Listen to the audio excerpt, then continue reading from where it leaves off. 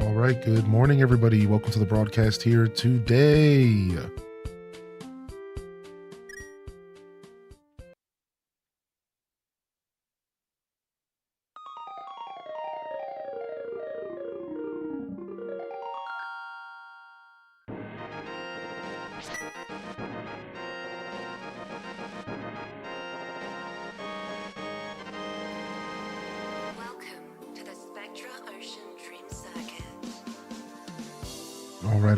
All right. We made it. Happy freaking Friday. Black Friday, the day after Thanksgiving. If Christmas wasn't officially starting in your heart, better catch up because it's starting now.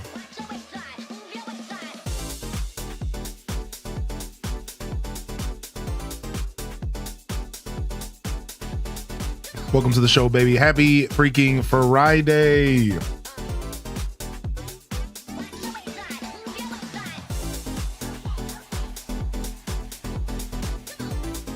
Hope y'all are feeling good today.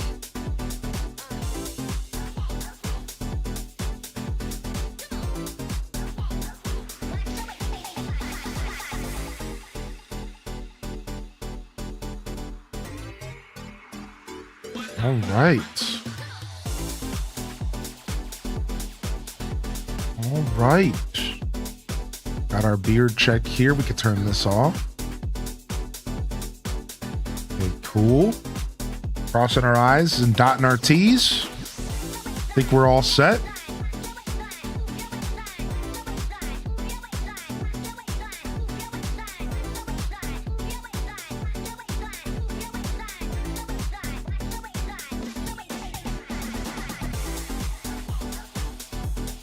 Got to bring some Friday heat, baby. A little bit more of a chill Friday, though, for a lot of us. Off of work for the holiday season. But there's plenty of holiday warriors out there. HDES salutes in the chat to those of you that are going out in the trenches today. Maybe you're already out there overseas, fam. Good morning.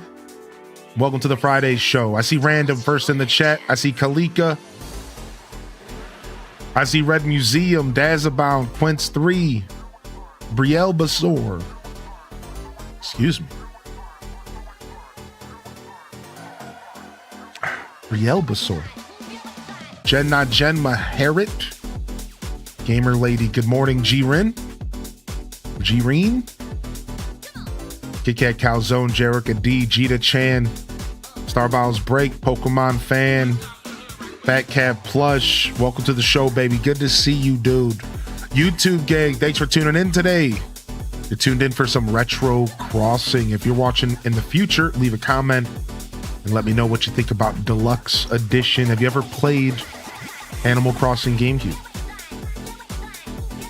If you're tuning in here live, thank you. Enjoy the Lurker Zone. And you can find my Twitch link in the description if you want to come over and say hello. If you're new out there, plenty of Animal Crossing content here from our neck of the woods, baby. Let's keep the beat rocking. Let's keep it rocking a bit here this morning, baby. What up, Kit Kat Calzone? I know y'all are sleepy heads, but let's keep it rocking anyways, baby. I see Ambi Sick in the house. I see Ponka in the house. Gil Wen. Caddy Nyor. Welcome to the show, baby. Kit Kat Calzone. I think that's a double hello. Fernelli's in the house. Hen House Gaming. Alley 2020. Welcome to the show, baby. Decayed Drifter.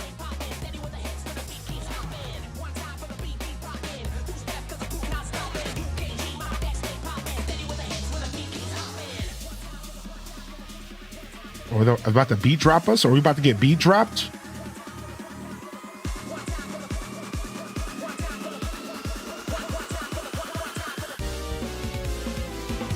Oh, I forgot about that beat drop. Dude, that's so funky, dude. That is so funky. Star Junk 95. Exclamation point song. Check them out, man. They're cool. They're cool. They're cool. Scuffed Eats was good yesterday. Exclamation point Scuffed. It was good. Check it out. Turned out great.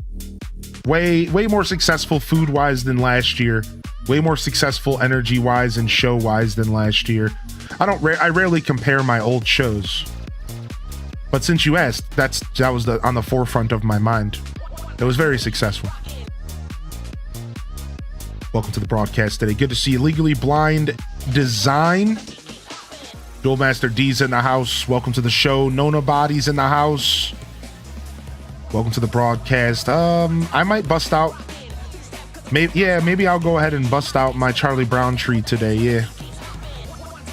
Yeah, good idea. We'll bust out the Charlie Brown tree this morning or this weekend. Chell Dog's in the house. Chell Dog, you made a comment yesterday. I wonder, did I get a chance to comment on this? Because you said something yesterday that I really wanted to say something about. Yes, every time you say Mac, I internally sing the song Return of the Mac. Dude, listen. Why is this song so fire? I didn't get a chance to comment on this yesterday. This is the jam, dude.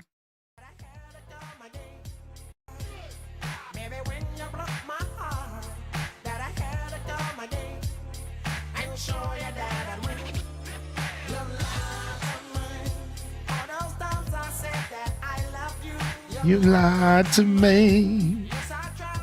Yes, I tried. Dude, this is the jam, dude.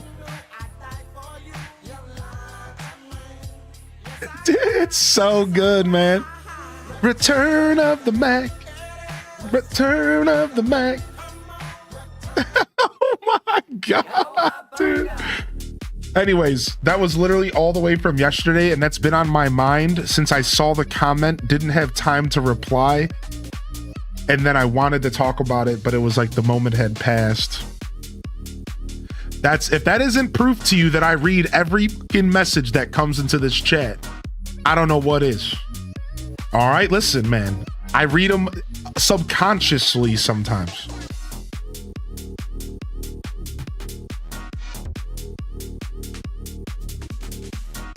Welcome in here, gamer lady. Good to see you, LPK.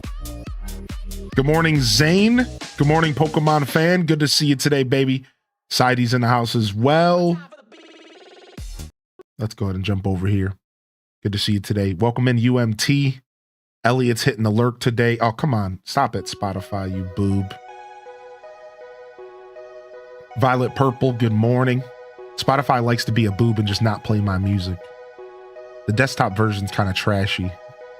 Maybe it needs to be updated. What's up, Nukios? Gamer Tally, welcome back in here. Cozy Gamer Tally, you were rocking yesterday. Can we get some love in the chat? You were rocking yesterday. Cheers. We need some H-Dash cheers. You were rocking yesterday, man. I really loved your energy in the chat. It was super cool. I really do hope you enjoyed the show. I could tell you were, and that's why I'm saying this. Good to see you, Kat. Yo, Kat, we showed off some of your food in the Discord, man. And I think you were the one who got a surprise Thanksgiving meal at work or something like that. We all thought that was pretty cool. Good to see you. We shared off everyone's Thanksgiving spreads yesterday, if you missed it. We were spreading out with some spreads. It was all delicious looking. Ponka's in the house. It's been the longest of weeks. Hopefully it gets a little bit smoother for you, Ponka. I'm not even looking forward to going outside to shovel. We got 3 inches of snow here in my world. 3 inches of snow. Good morning, Pixie Rose. I heard Michigan got like 20 inches. I heard there was somewhere in Michigan that got like 20 inches. I don't know if it's true, but that's what I heard. Yo, King of Arcadia. Ash370, Alto Girl. LPK, Legend, Myth. Is that a wild LPK in the chat? Lillian's in the house.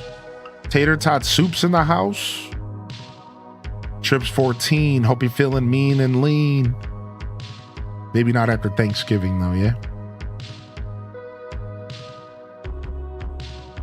I forgot to post mine. I was starving after work. What up, Beth Chu?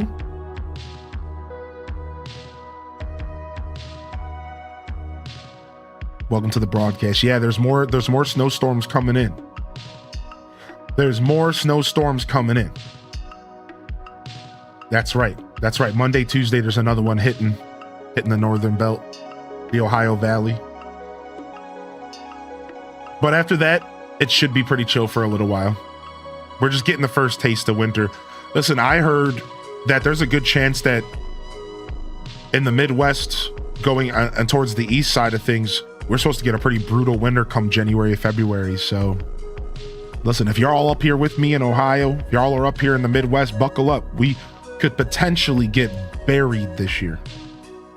I'm not trying to scare y'all, but this is just what I heard. I watch a weather channel on YouTube like pretty regularly, and he was talking about how this year's looking like some pretty fierce winter. So it could just be brutally cold with no snow. It could just be brutally cold with no snow, or like little snow, or it could be alongside a lot of snow. But yeah, Midwest and East, I think, might get smacked this year. We'll see. Again, we're talking January, February, fam. But why don't we come back to reality real quick? Because you're tuned into the Friday show, baby, and I'm your host, Highly in Descent. We're going to be descending into some Animal Crossing mornings. Some retro crossing today. We have some Animal Crossing Deluxe Edition on deck. Haven't had a chance to play in a couple weeks, maybe a month or two. We're going to dive back in. If you don't know what Deluxe Edition is, stick around and we'll give you the spiel here when we start the gameplay. For now, though, let's go ahead and chat and catch up. How was everyone's Thanksgivings? I know everyone couldn't be here yesterday, and that's okay. I hope that if you had something you could do other than be on the internet, that you were doing that. And if you were here on the internet with me, even for just a couple minutes, thank you. And welcome to the show. We had a wonderful Scuffed Eats yesterday. Probably one of the better episodes I've ever done, production and just fun-wise, energy-wise, conversation-wise. Definitely in the top 5. Food-wise, it was pretty good as well. Roasted off a turkey in a pretty basic way to kind of have some fun with how simple you could really take a turkey. And from there, we did all the classic American, really more, I more mean like Midwestern, like Ohio sides. And, despite still not quite wrangling the stuffing this year, everything else came out great. My green bean casserole could have been a little better, and we're going to try next year. And my stuffing, I realize my mistake now, and it could have been a little better, and we're going to try next year. Everything was edible this year, though. Everything was edible. Everything was delicious. It just, I know I still have yet to wrangle the freaking stuffing. It got me 2 years in a row. I will not be taking this lightly, and I will be doing homemade stuffing again next year. We are going to perfect the stuffing. Now I have a chip on my shoulder. Now it's a challenge, and we will be doing it again. So it was good, man. It was a good time. It turned out well. My Dunny said that he made fresh cranberry sauce with orange and what was it? Listen to this dude's menu. This dude, I'm telling you, I'm getting this dude on the show. Listen to this dude's Thanksgiving menu. This dude is a literal chef. He takes his trade. When I say chef, I just mean this guy knows culinary. He's all self-taught. He's a home cook, and he's so talented. Here was his menu for Thanksgiving. Here it was. Prosciutto baked brie baguette. So a baguette with prosciutto and baked brie. Roast turkey breast, green bean casserole, fresh cranberry sauce with cinnamon and orange, mashed potatoes, and pumpkin spice tiramisu. I'm like, what planet are you on, dude? So I told him I want to do fresh cranberry sauce. I realized I want to take that challenge on. I want to try that. So we're going to try that either next year or maybe even soon on the show. I want to try fresh cranberry sauce. After talking to y'all yesterday about it, I'm like, yeah, we need to try fresh cranberry sauce. We're going to try it. We're going to try it, dude. Yo, good morning, Dynamic. Good to see you, man. Hyline's gonna start making stuffing for a normal side to practice. Oh, I'm going in on the stuffing. But yes, welcome in, welcome in. We streamed for 9.5 hours yesterday and we cooked for 7 of them. Let me tell you, I ended that stream, still managed to do every single dish in the house, clean the kitchen, wipe the kitchen down. And at that point I was wiped. I crashed, chilled out for a little bit, lounged. I literally just didn't do anything. I just like sat around. I like played a little bit of games. Not even, I didn't even game. I like watched some YouTube videos, I think. I don't even know what I did. Went for seconds, but I wasn't in the mood for seconds. I just didn't feel like heating stuff up because I was so just tired of dishes. So I just chilled, man. I ended up going to bed. I went to bed pretty early.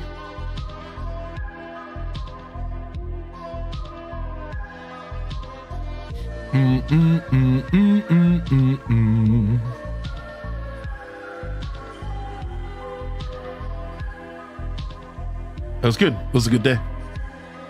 It was a good day. Good show. We're back today. We got a night stream tonight. We'll be back tonight here for Mario Kart World. 5 p.m. Mario Kart World. Don't miss it. Come on by. That's Eastern time. Here's my clock right here. You can convert it with Google though. Just convert it with Google. 5 p.m. It'll be, what's that? That's 11 Central European. That's 10 UK. And then, you know, I'm Eastern, so you're either 1, 2, or 3 hours behind me in the States.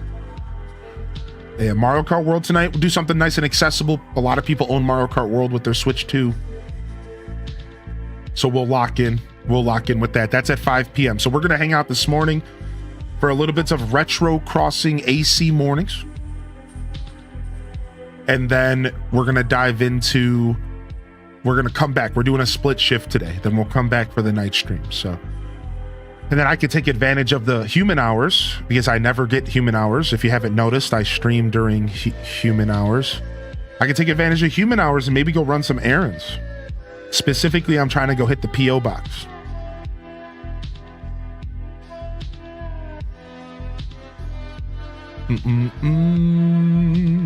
What's up? It's freaking Ace. Good to see you, Owly. What's up? Freaking wing beef juiciness. What up, Thornhill fangirl? What's a dunny? A dun dizzle. A dun riddly do. You don't know what a dunny do is? A dunny? I first heard the term dunny in hip hop. And it's a term for like a friend or a buddy or an acquaintance. It gets used in a lot of different, but it's always a representation of somebody you're pretty close with. I first heard the term in hip hop. I think it was Gangstar. Might have been MF Doom, actually. Yeah, I think it was Doom that I heard it from first. Years ago. We're talking 20 years ago. Dolore, good morning.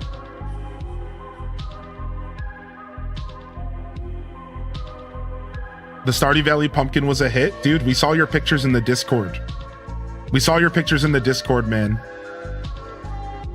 Some random but established comedian asked his followers on Threads for Thanksgiving dinner invitation, and my sister invited him, and he came. Wow, that's super cool. I invited people to dinner last night. Nobody took my offer up. Nobody wanted to drive up in the snow. I guess next year, chat. Who's gonna come up to my house for Thanksgiving next year? Maybe now, you know, I did invite y'all at 9 in the morning, which was maybe a little late. So I guess I'll have to send out invitations early next year, but who's coming out for Thanksgiving? Dude, y'all think I'm joking. Y'all think I'm not joking, man. I wanted to feed y'all yesterday, but I mean, I was only making Thanksgiving for one guy, so we would have had to split the plate in half. But there was plenty of turkey to go around. What up, Stormy Rivers? Good to see you, dude. Tangy was one of your starting villagers on New Leaf. Nice. Nice, man. That's super cool, Sidey. That's super cool. I'm glad you had a little bit of an extra special Thanksgiving, homie. Dude, I'm in Ohio. I'll be there. Let's go, man. Let's go. Thanksgiving at Holly and Descent's house. Come on, man. Let's make it happen, dude. What up? What up, Blackthorn? Good to see you. What up, Misa Mo-chan? I did get snow. I got 3 inches of snow. Yeah. I shared a video during the stream yesterday. We basically got like a mini blizzard. It was a blizzard, but like not as intense as like a midwinter one, you know?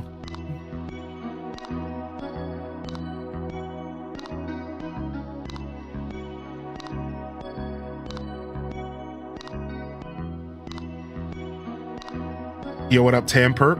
We saw your spreads in the Discord. Good to see the perpetrators tuning in this morning. Welcome to the show, baby. Daily check-ins. Big Fuzz, Coco Winning, Super Saiyan Turi, Fruit for Life, good morning, Variant Hex, Ryan Perp, An Off Day, Masquerade Waltz, Eli, Naturally Bree, Tokyo Chan, good morning, Leia, again, Dynamic Type, welcome to the show, Rachel Green Tea. If I missed that one, I might have. Plop the Bard, Titus, 35 stream streak, holy heck, I think that's the highest it could be right now, when it's not bugging out, right? Lynn Love, Testonomics, good morning, dude. From one Josh to another. Violet Purple, Mahogany Chica, thanks for the follows already today as well. We also had a subscription over on YouTube this morning. Thank you, YouTubers, for hitting that subscription button. I do hope you enjoy my show. It's the equivalent to following. It's a free way to support the show. Thank you for hitting that quote unquote follow on YouTube. Pritch Lax, thank you for 23. Good to see you, buddy.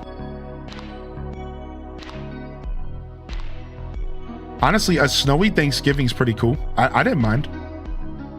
I didn't have anywhere to go, so it was cool. It does. I do feel bad for those that travel, though, you know? That's the thing. Like, I always like a white Christmas, but people travel on Christmas, so it's like a give and take. As long as it snows around Christmas, I'm okay. And as long as it snows around my birthday, I like that. And then if it snows around Thanksgiving, that's cool too. It doesn't have to be on the exact day though, you know?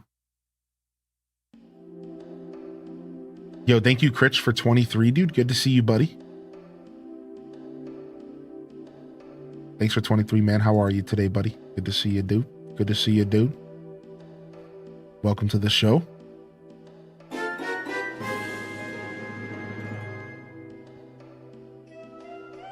Stormy coming in with the 8-month primer. Got to get out of Florida for the white Christmas. True. I don't know if things keep going in the direction they have been. I'm sure global warming will take care of you. We'll get some snow in Florida eventually. Give it another 10. Give it another 10 years.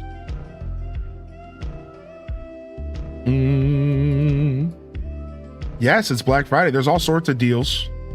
I watched Spawn Wave for some deal drops about gaming this morning.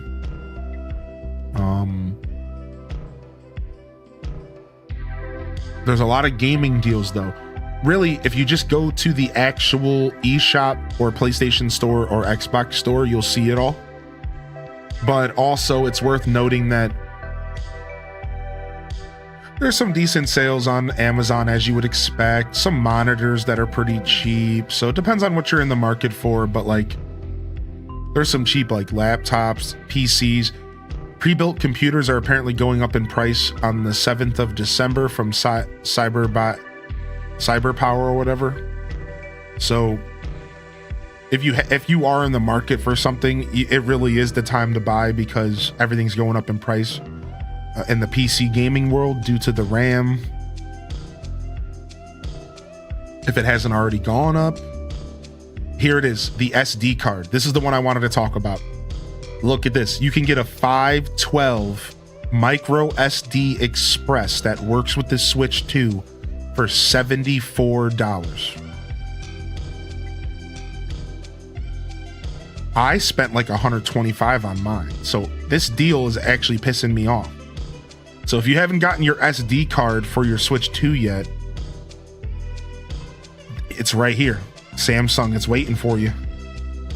Get yourself an SD card. And you can get the 256 for really cheap. 512. The terabyte's still over $100. I'm not a big Black Friday shopper, but I might go take a look at some games.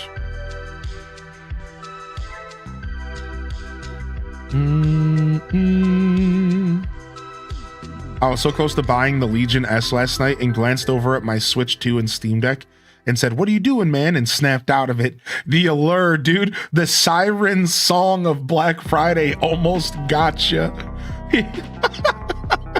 You were in a trance, dude. You were getting Dracula'd. Oh my lord. Yo, Admiral Akmir, good to see you, dude. Welcome to the show. They made a mistake making Tamagotchi Life available on the normal Switch. Nah, I see why you say that, which is real funny, but it seems like Nintendo's just really confident in their battle plan.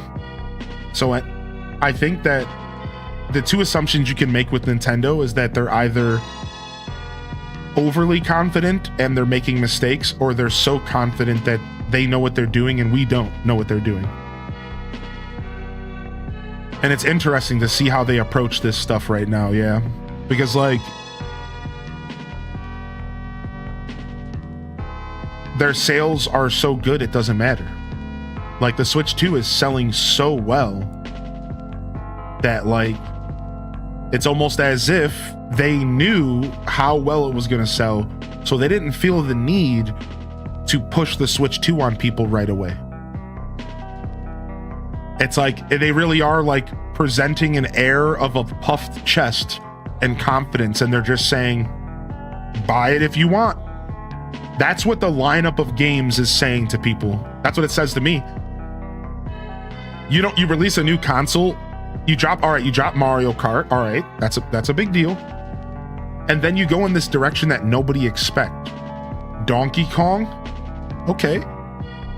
Kirby Air Riders, okay. Hyrule Warriors, okay. Metroid Prime 4, okay. Like, it's a strange lineup. In fact, I even watched an interview with Reggie, and Reggie was straight up like, he said the same thing. Reggie was like, I saw the lineup for the Switch 2 and I did say to myself, the guy who worked for Nintendo, he was like, sure. Like, even Reggie himself was like, oh, okay. Like, I don't work there anymore, but like, strange lineup for a brand new console. Like, even Reggie looked at the release lineup for the Switch 2 and said, okay. So it's really strange. Like, Nintendo is in a weird place where they're just seemingly so confident in what they're doing that they didn't feel the need to smash us with a super big lineup for the Switch 2. And I think we're waiting until next year. I think next year is going to actually be the release year of the Switch 2. Does that make sense? I think next year is the release year, quote unquote, of the Switch 2. And we are going to see a lot, like, we're going to see more stuff announced, more bangers get revealed, and we're going to start seeing why the Switch 2 is going to be what we want, or why we bought it in the first place.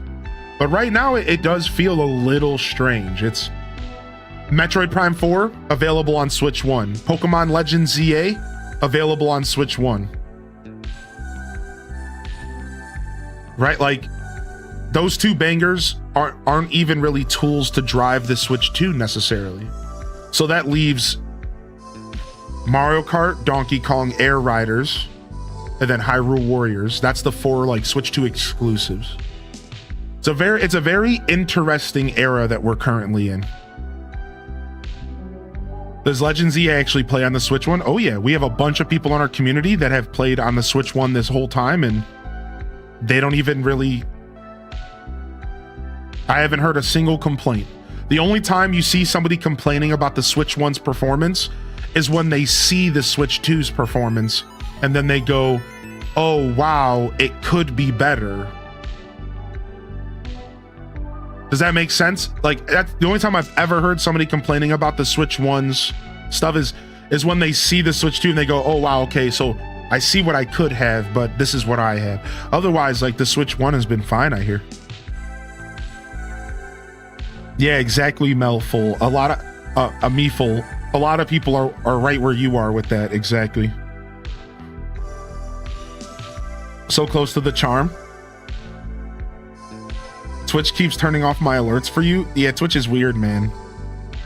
Good to see you, though, Dad Baby. Welcome in here. Nintendo's in their we're untouchable phase again. Yeah, which sucks because every time in history that Nintendo's went in their we're untouchable phase, they've always dropped the ball. So, like, as a Nintendo fan, it's a little scary to see Nintendo overly confident right now. Like, the hope is that it doesn't affect the quality of the games and stuff. I guess we're gonna have to wait and see.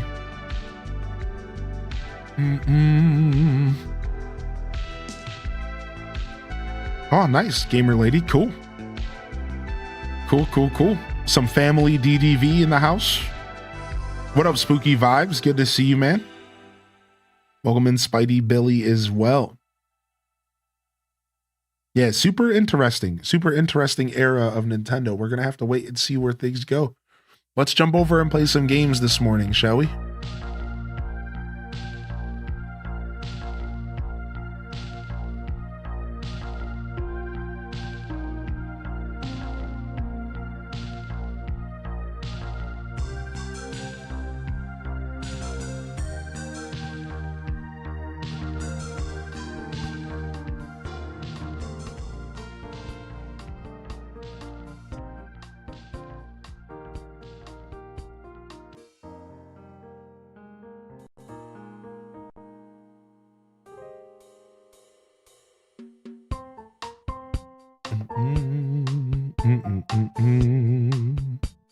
Are you intentionally muted? Yeah, sorry. I had to try to clear my throat real quick and clear my nostrils, and then I started talking and forgot I was muted.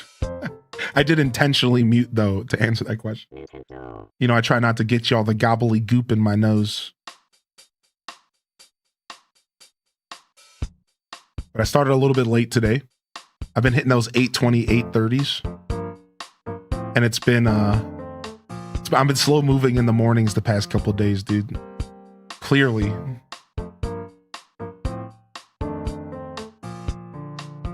Slow moving in the mornings, kind of couple days.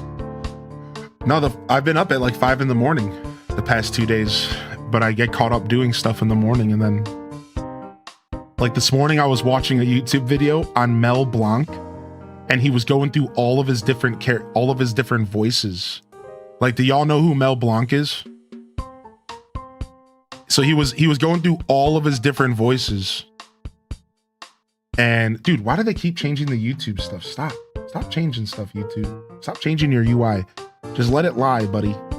Just let it lie.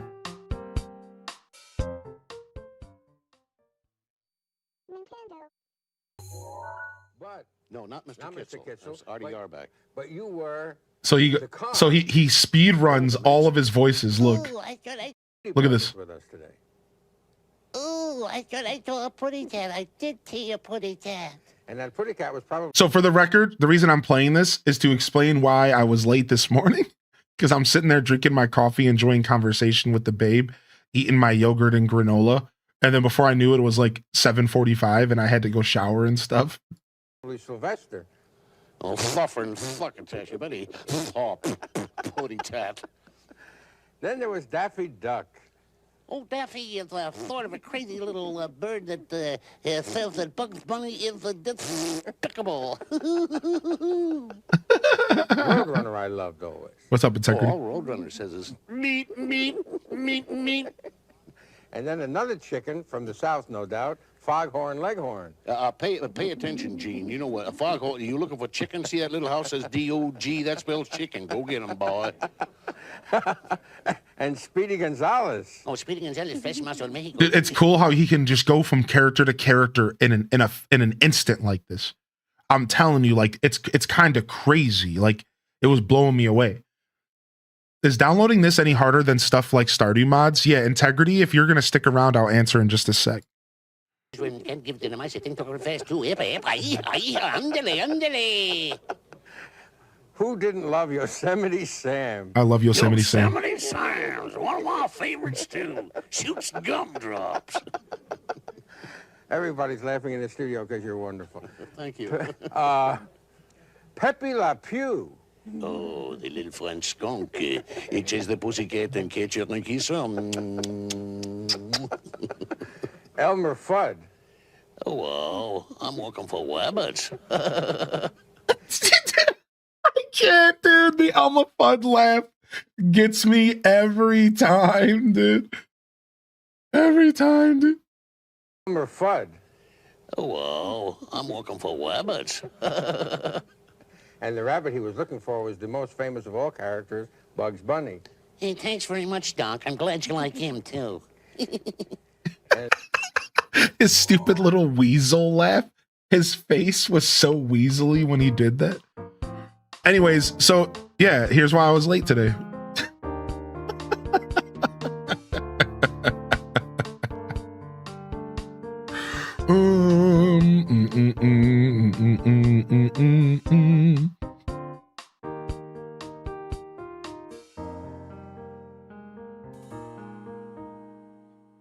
Guys have this hidden talent where they can get ready for anything in 5 minutes from bed to car. No, I'm the opposite.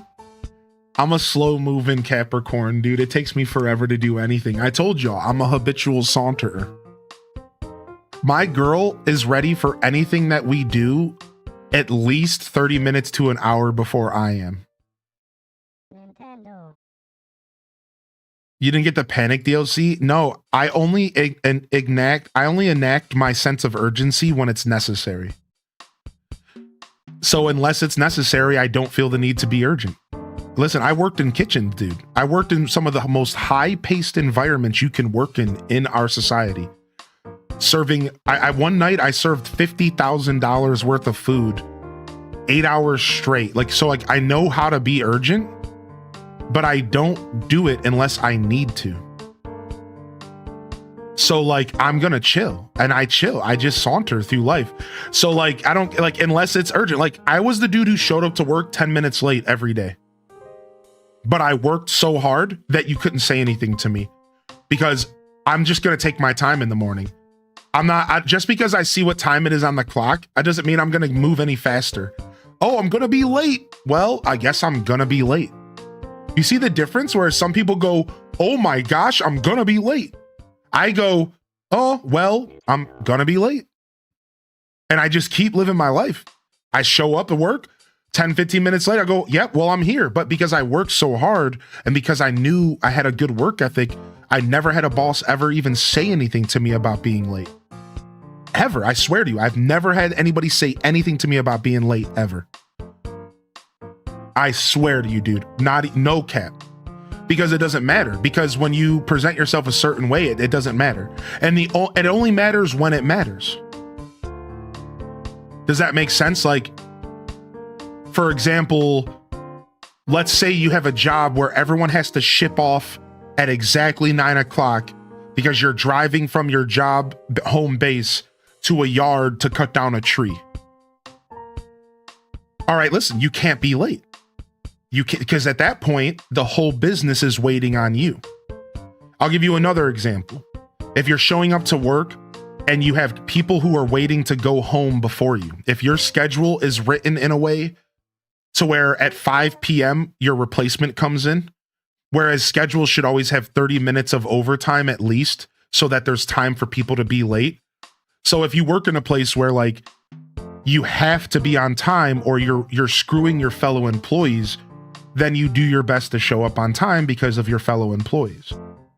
But a good managed place will have layover time so that you can show up 10 minutes late and you can still do your job and that person can still go home.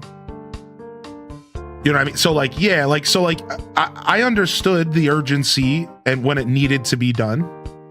But like a lot of jobs I worked, if I was if there wasn't any reason for me to be there on time, like whatever, I'll do my best. And if I'm a little late, I'm a little late. Like, you know, don't stress out. Yeah, right. Well, okay. Oh my gosh, Cozy. I had a job where if you were 1 minute late, you were considered 15 minutes late and had to fill out an explanation form. I quit shortly after. I would have quit as well. I would have. I would have quit as well. My job is a can't be late due to that cross shift. We have 30 to 60 minutes of OT, but if we show up 30 minutes early to do our cross shift meeting to find out what happened during the opposite shift. Right, exactly. So like, I identify that there are certain jobs and stuff out there, and I've been in them, where like you didn't have the option of showing up 10 minutes late. And in those situations in life, then I would figure out a way to make it to where I wasn't late, you know? So I guess what I'm saying is that despite my saunterer attitude, I've always been one to step up when I have to. So I do have that get out of bed to car in 5 minutes mentality. I do have it ingrained in me. I do have that DLC, but I also got the DLC of the I don't give up DLC, where I just don't give up. So I unfortunately got both DLCs. You might have missed that one. Maybe you know, you didn't end up picking that DLC up, but it was a free one that I got. My parents, you know, dropped it off on me when I was like maybe 11, and I just don't give. I was the bartender rolling up 10 minutes late with a snack and a drink, but I was very good at my job. Yeah, exactly. So like, I worked in a lot of fields where your skill at what you were doing was more important than anything else. No, and you have to understand, you guys get how there's different jobs like that? Like, there are jobs where you are a body in an office and being late is a problem for the corporate heads. And then there are jobs where your skill that you bring to the table matters a lot. So you can get away with being a chode and showing up late, and it doesn't matter because your skill is the most important thing. And you have some wiggle room to kind of like flex your wings a little bit, because if you're really talented at what you do, or if you bring something to the table that's like, okay, wow, this person knows what they're doing, we don't want to lose this person, then you can kind of throw your weight around just like a little bit, not in a disrespectful way, but like in a logical way, right? Oh, you know, I'm a couple minutes late. It didn't really matter because the other bartender was still there for another 2 hours. Okay, sure. Well, then I'm just a little late. You know what I mean? So like, it's interesting, but there's a lot of different styles of professional worlds out there. And like, some of them do work, like the most of the ones I've worked in, my work ethic was enough to carry me through my faults. You know what I mean? So they weren't too overly corporate. They weren't too, you know, like overly like overmanaged. A lot of the stuff I worked was very like low key, and I could just like get away with it.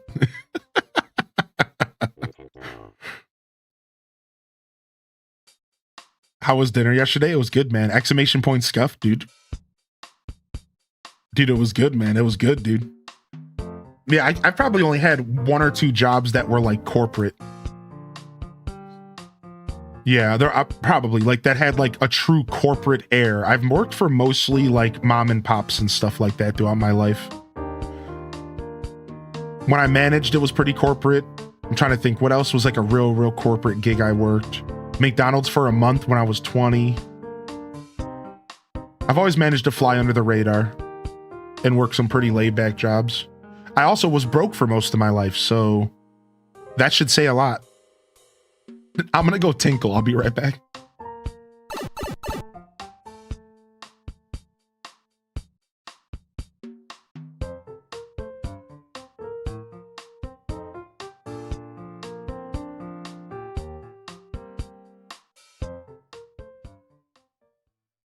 Nintendo.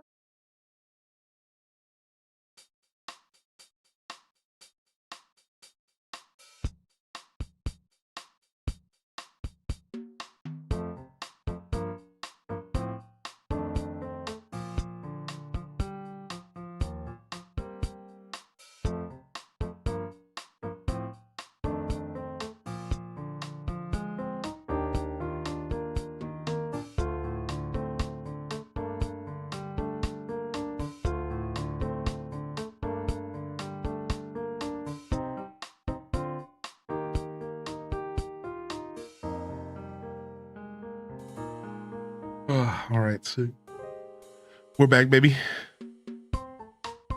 Yeah, Thanksgiving was so good. I live and stay away from my fam and friends. Sense of familiarity and normalcy with the holiday felt so nice. Thankful for this community. Oh, I got some wonderful comments on yesterday's episode of Scuffed. So I appreciate you taking the time to share that with me. It was a pretty cool day overall.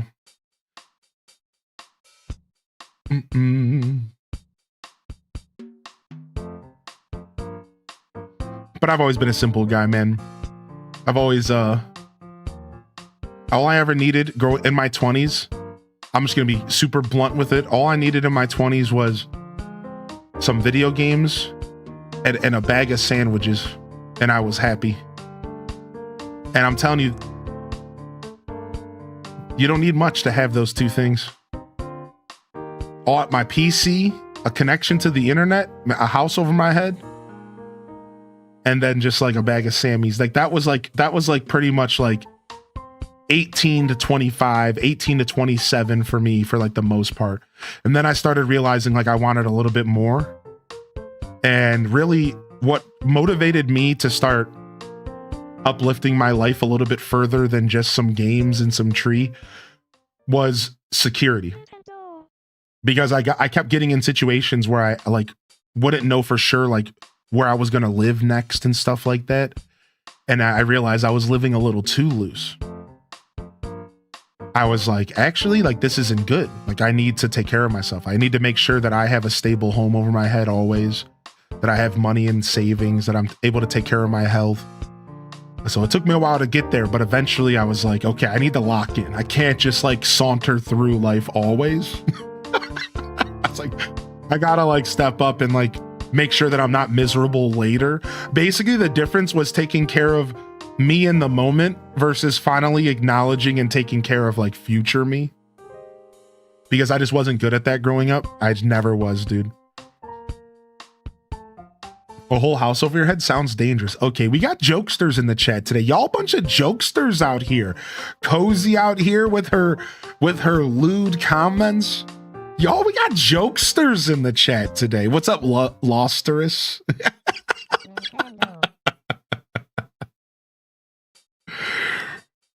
Oh my gosh. I'm up at 4 in the truck at 5, on site at 6, do my cross shift meeting at 6:30, safety meeting. There's so many services here. Being late makes your company look bad. Yeah, right, dude. And I think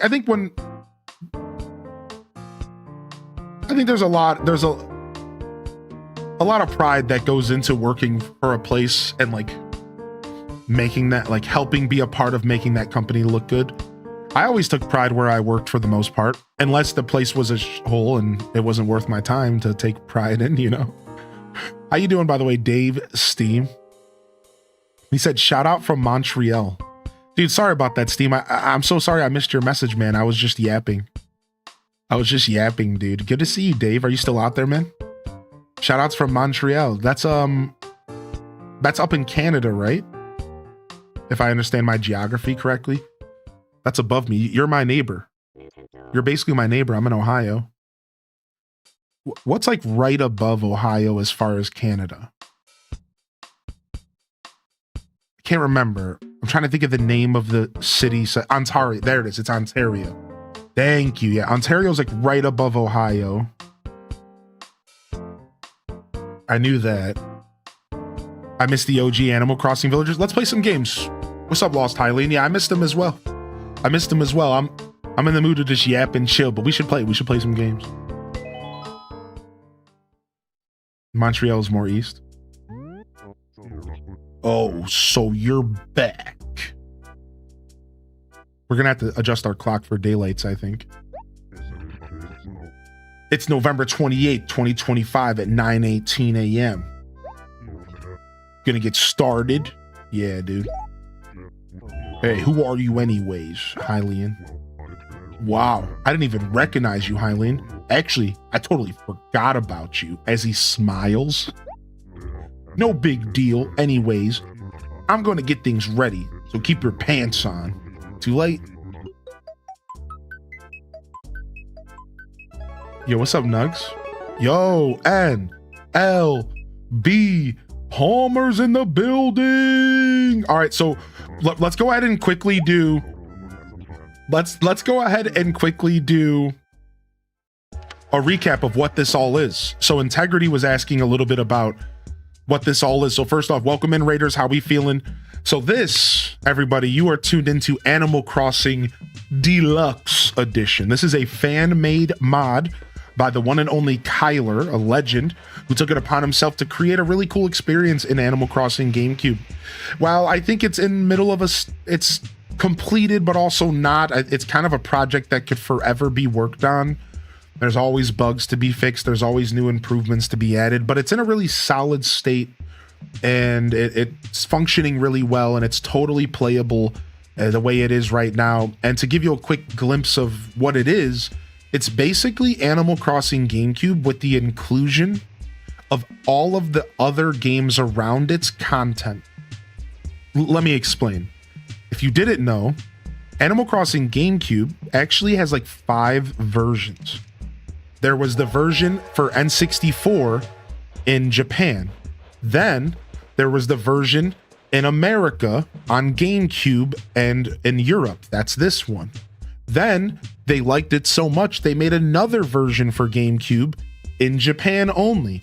Then there was a Chinese version on the Chinese IQ, it was called, as well. There's like 4 or 5 versions of this game, and all of them have like subtly different content. While it's the same game, there's a bit of different content for each of these versions of this same experience. And this mod developer, this fan game developer, Kyler, took all of those differences and put them into one game. So there's clothing from all 4 or 5 versions. There's furniture from all 4 or 5 versions. There's villagers from all 4 or 5 versions, all in one definitive edition. And that's what I call this. This, my friends, is Animal Crossing Population Growing, the definitive edition. And it's really, really cool. There's even some content from Wild World and future Animal Crossing titles that he managed to get. Some of their wallpapers and floorings and clothing and stuff was also planned and or is already implemented as well. So it's a really cool experience. But the thing I want to make clear is during this whole process, the developer never messed up the true experience. It's still super true to the core values of the game. It never lost its charm. The core mechanics are not changed. The charm is still there, and it's really well put together. Now that that's out of the way, Integrity asked, is this as easy as loading up a Stardew mod? Yeah, basically. Now, all the information on how to play this is in a link in the chat right there, right under your last message, Integrity. And you join the Discord for the Animal Crossing modding, and then you'll find a section in the Discord for this game. And from there, all you have to do is download the Dolphin emulator. You have to get a copy of Animal Crossing GameCube, but it does have to be a specific copy because there's different versions out there. Once you get the specific type of file and the Dolphin emulator installed, which is all free, well, the Dolphin emulator is. From there, you just have to go to the Discord and you have to run this patcher. You take the copy of the game and you patch it with all of this content, and then you load it up just like normal, just like you're loading up the regular game. So if you're acquainted with emulation, this is really easy to set up. If you've never emulated before, it's maybe a little bit on the tougher side. Now, fun fact, I released a video on how to help you set this up. It's an unreleased YouTube video. It's unlisted, which means you do have to reach out to me in private and I'll send it to you. But you'll also find it under the subscriber section of our Discord. And I can link it in the chat right now as well. I forgot that I actually had access to it right here. So I have a subscribers lounge and I threw it in there. So this link right here will give you a quick guide on how to set up ACGC Deluxe if you need help setting it up. So again, it's an unlisted YouTube video because it's just for all of you. It's not something that I was doing for the public. So. And yeah, there you go. Welcome to Animal Crossing Deluxe Edition. Now we have an established save file that we've been working on for quite a while.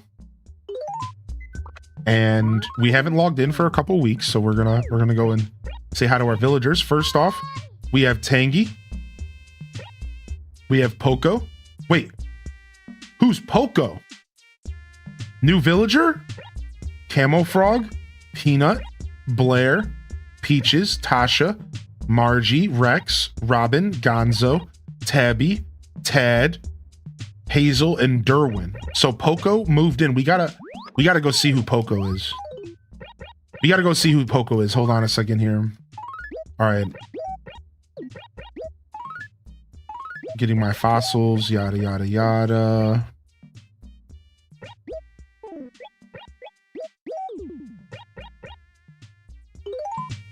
Wait, is this for the sale that I missed? Yeah, we can get rid of this. Poco's a jock cub. Poco's a jock cub, huh? Why'd you make it private? Well, I just made it an unlisted video because it wasn't meant to be a regular video.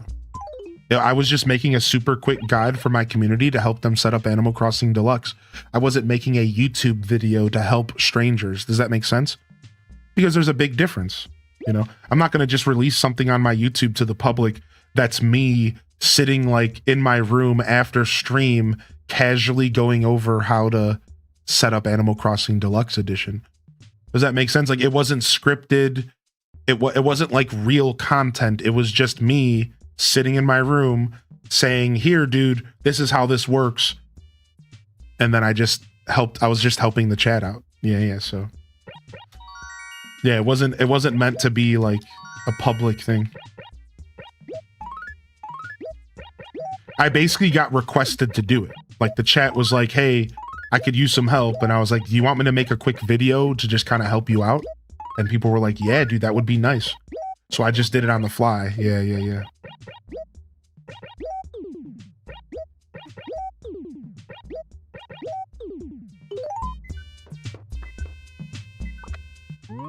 I struggled hard to set up Deluxe, and I struggle bus every time I update, so I'm going to utilize that.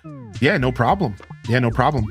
It's been in the subscribers lounge for a little while, and I've had that video available for like a couple since we got into Deluxe Edition. So I'm really sorry that you didn't know it existed, and that's kind of why you were probably asking why you made it public or why it was private. Yeah, dude, I didn't think about the fact that maybe others were looking for that help and didn't know that I had a little tip video out there, dude. Yeah, that makes me sad that you struggled, man. That's okay. Hey, man, listen, Turi, you and anybody else can always reach out to me in the Tech Talk and Help channel. And I'll always help y'all out no matter what I'm doing, what time it is. Just reach out to me, man, please. That goes to anybody. If you guys need help with something, that's why we have our Discord. I'll gladly help.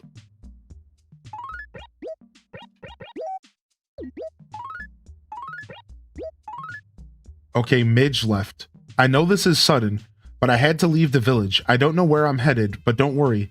I'll get by somehow. Thanks for all you've done for me. Farewell. Why are they always so over dramatic when they leave? They're always so over dramatic when they leave. I have to go. I don't know where I'm going, but I'm going. It's like, calm down. All right, let's go save these letters. Now, did I miss something in the chat here about a birthday? So are we putting birthday love in the chat for Oz? Yeah, I am taking tomorrow off. Can we get some birthday love in the chat for Oz, dude? What's up, man? Happy birthday. I'm so technically challenged, it's ridiculous. Oh, dude, that's so fine. Yeah. Listen, man. Here, dude, this is it. Super Saiyan Turi.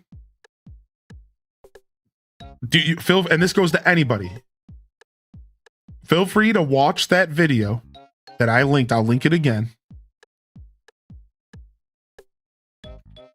And then feel free to watch this little tip guide on setting up Deluxe Edition in your free time, and watch it and then tell me if it's worthy of being a public YouTube video. And you can leave a comment on the video if you want. You don't even have to tell me in chat. Like, you can leave a comment and say, make this public. And if enough people say that, then I'll go ahead and make it a public video. Yeah, because maybe it should have been public. Maybe I shouldn't be so afraid of my casual on-the-fly content. I'm like not a bad speaker and stuff. Like, not everything I do needs to be scripted, you know?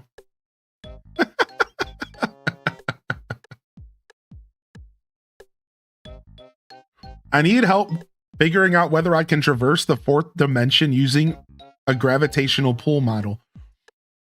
Well, probably not, because our understanding of the fourth dimension and multiple dimensions around us really has a lot to do with the time-space conversation, and really, you know, our most recent understanding of time and space is like how it's bent and kind of curved and almost potentially represents or resembles like a wormhole, which is like something that has been talked about over years and years in science.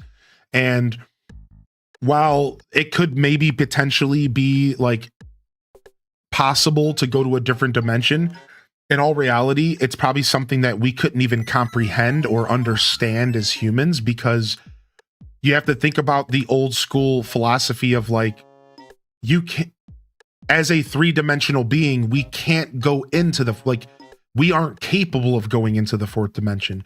It's like asking somebody in Flatland to come to 3D. Like, it doesn't really work that way because they're stuck in Flatland. They're stuck in 2D. So like, they can't even comprehend 3D. They can't comprehend that there's an up and a down, not just a left and a right. So I unfortunately don't think I can help you traverse to the fourth dimension. And I don't think the gravitational pull model is as relevant as it once was, because we have a better understanding of time and space, not only through extensive research, which currently it's all about dark matter and dark energy and all the stuff that fills the void in space. And we're currently looking for the graviton, or a gravity molecule. We can't find it. We haven't found it, but we're convinced it's probably out there. And if we can figure out if there's a molecule for gravity, then we could probably start having conversations about breaking through the time-space continuum, if more so. But I think our current understanding of science is like, we don't know if we even have the mental capabilities of stepping out of our current dimension, because we don't think that's how dimensional travel would work. But we really don't know, because humans aren't that far and that advanced.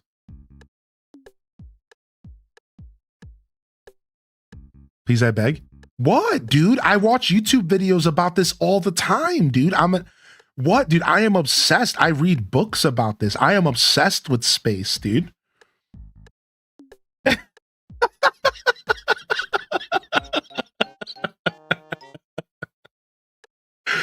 What? I got asked the question. I just wanted to answer, man. I just wanted to answer, dude. What, man? What, dude? What's up, Meg? Yo, listen, Meg, if you stuck around after that, you probably belong here. So good morning and welcome to the show today. How are you, man?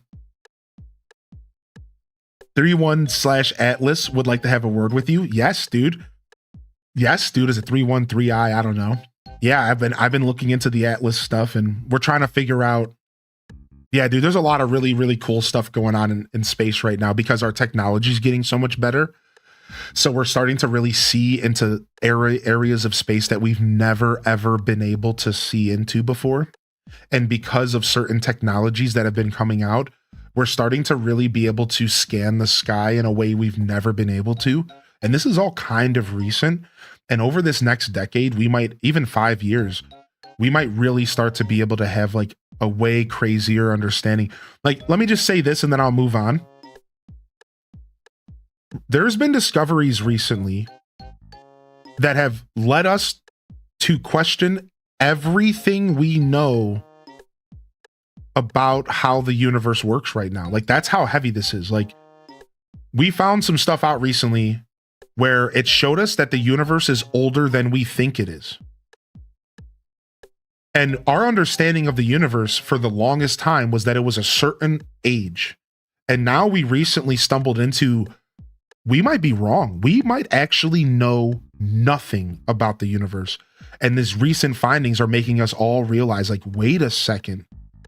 If this information is correct, and if we can confirm it, our model of the universe and how old it is and like how it all functions might have literally just got thrown in the garbage can over the past like 5 years. Like, we are like hitting like a monumental breakthrough of like, wait, we have no idea how this works. But like, we still need more testing and more data and stuff to really start to throw away, you know, years of our older scientific understanding. So it's really crazy. Like, we're actually on the forefront of some really interesting stuff right now. And I think over the next couple of years, you might hear about it in the public. It's just not quite public because not everyone cares, you know? Yo, what up, Jordan Afternoon? But anyways, Animal Crossing. And this is the Friday show.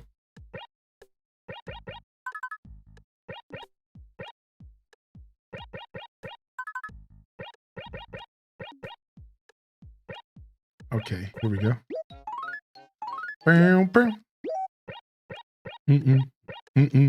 Operation Derail success.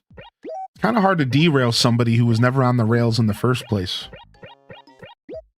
But thank you for attempting to take any kind of ownership of anything I do during my stream.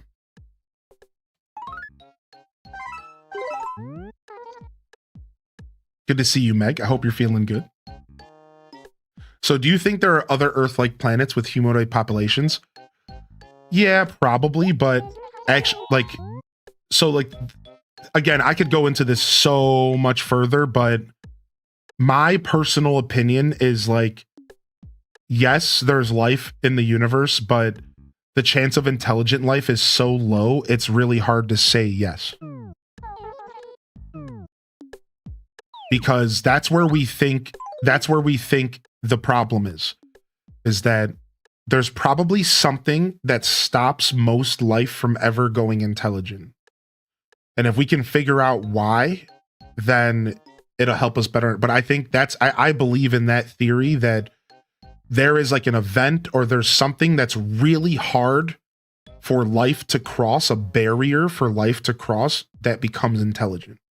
It's a really hard barrier to cross, and we might actually be a very phenomenon species. Like, our ability to go into intelligence the way that we understand it might actually be as rare as it sounds, which is unfortunate to feel that way, because then like you start to, oh, so we're special, and it's like, no, it's not that. There's probably been multiple attempts in the universe for life to form and create and do things. And the problem is the universe is so old, we don't know, like, life could show up and get extinguished in just a couple 100 million years, a couple 100 billion years. So if that's happening, then it's hard for us to say. It's like, if life is just showing up and then dissolving over time, then what's causing that dissolve? And then if that's not happening, then what's stopping life from going intelligent? So there must be some kind of event that occurred on Earth that made it to where we were able to be created. And that event that occurred, that scientific event, that soup of molecules and stuff, and the perfect storm might be the biggest thing stopping other life from showing up. But what I'm trying to say is that I do believe that there is life on other planets, but it's probably just like moss. It's probably just like moss. Like there is probably life on other planets right now, but it's probably like literally just like moss. It's like some weird goop that's just like swimming around in like some goofy chemical water, and like it's not like life as we are hoping. It's not like aliens talking to us. It's just like just life.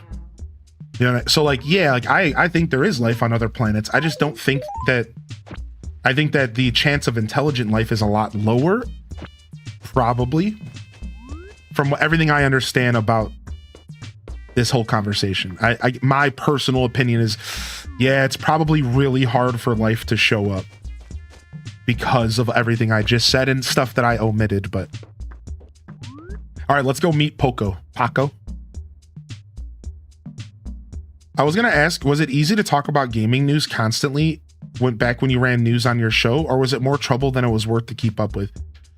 It was super easy to talk about gaming news. It was just a lot of work to, dang it, did she not give you my greeting? Dang it, she might not have greeted me. We might not be best friends anymore. It's been 7 weeks, you know. What have you been doing all this time? Hey, do you want something or what? Are there a lot of different kinds of fishes in Hyrule River? How many different kinds of do you think there are, Hylian? A million? A bazillion? 10? It's been bothering me for so long, I can't even sleep. Maybe that's an exaggeration.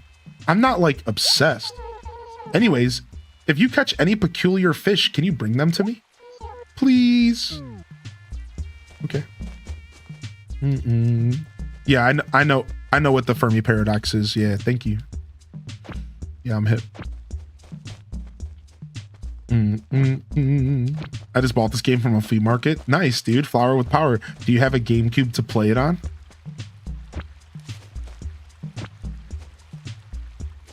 ACGC does something to my brain chemistry every time. Yeah, this game is perfect. Nice, you'll be playing it on a Wii. As a science person, I agree with what you said. I need to say that, going back to Lurk. Oh, thank you, Beth Chu. Appreciate you jumping in and saying that. It's cool to hear from another scientist in the chat, you know, self-proclaimed scientist here. Yeah, no, I for real spend a lot of time talking about, like, thinking about this stuff and like critically thinking about the universe and then doing research on current studies. Now, obviously I'm not as intelligent as, like, I'm not like educated in a lot of the sciences, and like, so for me it's a lot of like homebrew and just, I keep myself in a very humble level. Like I absorb knowledge so that I know what I don't know. So it's not like I think that watching a YouTube video is teaching me the understanding. That's not what it's doing.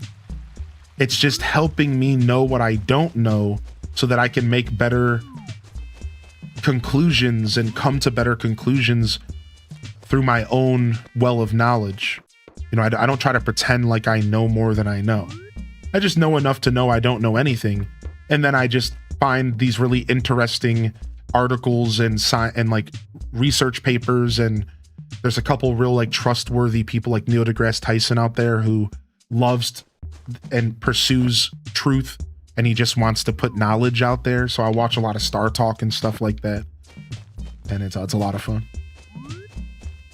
Do you think it's hard to read new scholarship because it's paywalled by academic publishers? I'm not sure. I'm not sure how to answer that, to be honest. Yeah, no comment. Yo, Blood Raven. I was doom scrolling the internet last night and found a video of a game store in Orlando, Florida called Hyrule Kingdom. Is there something you're not telling us? No, but that's a super sick name for a game store. I'm actually mad jealous of that. That's super sick. Yeah, no, Matcha May, gaming news stuff was great, but oh, there's my greeting. Thank you, Tangy. But the actual the production side of it was really hard. The production side of gaming news was really hard to do live. That's actually why gaming news stopped. Was because it was hard for me to plan out 6, sometimes 7 streams every week, while also planning a 30-minute news segment, while also setting up the production of it and finding images and sources and putting all this stuff on the screen and overlays, and while also trying to run my Monday morning show. At the time I was doing Saturday morning so it was a lot for a live broadcaster. It was a lot for a live broadcaster. And that's really where I decided to step back from Blather's broadcast, because I realized there was a better way to go about it. I realized that, in all honesty, I could probably be doing YouTube videos for these news, and the YouTube videos would be a lot less work because it would be a video that I'm editing from start to finish instead of it being doing it live and then going back and editing it. There's a lot less stuff going on. It's a lot simpler. So really, I've just pulled away from doing gaming news because I'm looking to kind of reiterate on it and to grow with it and to kind of do it in a better way. But the truth is that when you stream 6 days a week, you just don't have as much time. It just depends, you know? Like at the time I had to make a decision. It was, do I give myself this extra day of work every week? I was maybe spending 5-6 hours at most setting up Blather's broadcast, and it was hard, man. Some weeks Sunday hits, I hadn't done much setup, and I was like, all right. So I'd sit there for 6 hours after stream on Sunday, and I end up giving myself like a 12, 14, 15 hour day just to show up on Monday for like a single 30-minute segment. And it was just like, yeah, dude. So it had nothing to do with, like, it was fun. It was a blast. It was an absolute blast. But it more had to do with the production, not the gaming news itself. Because I naturally keep up with news because that's what I do. Like, I'm just always in the gaming news space, and I kind of have an understanding of it, and I keep up with a lot of it. So that part was easy. Oh my gosh. Poco.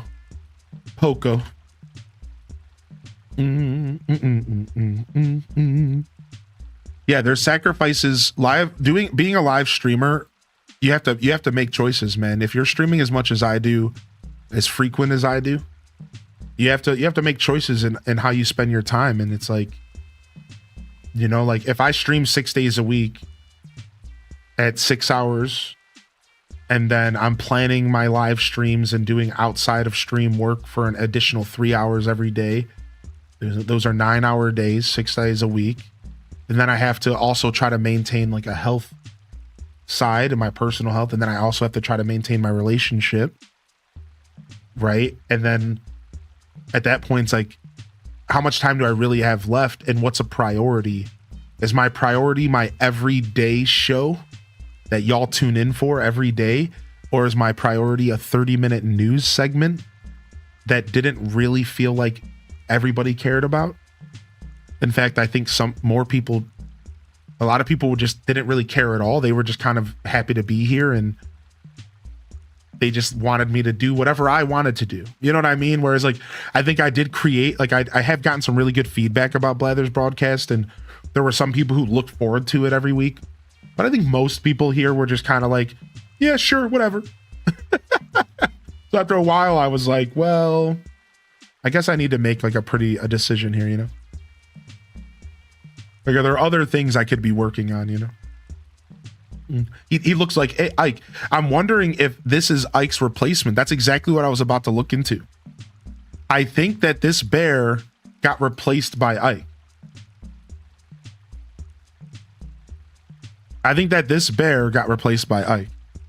Where's Poco? Okay, so here's Poco. He was only in this game. He was only in Debutsu no Mari Plus. So, and then here comes Ike, who only shows, oh no, Ike was also in Debutsu no Maru Plus. Wait, they were both in the same game, look. They were like little brother, it was like older brother, little brother.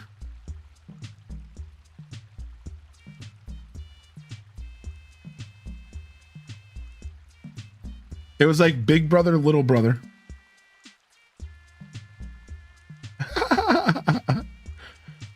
His catchphrase is just 2 lines. What is this catchphrase, dude? What is that supposed to mean? Wait, here it is. Look at this. According to Ike's e-reader. Ike is his father.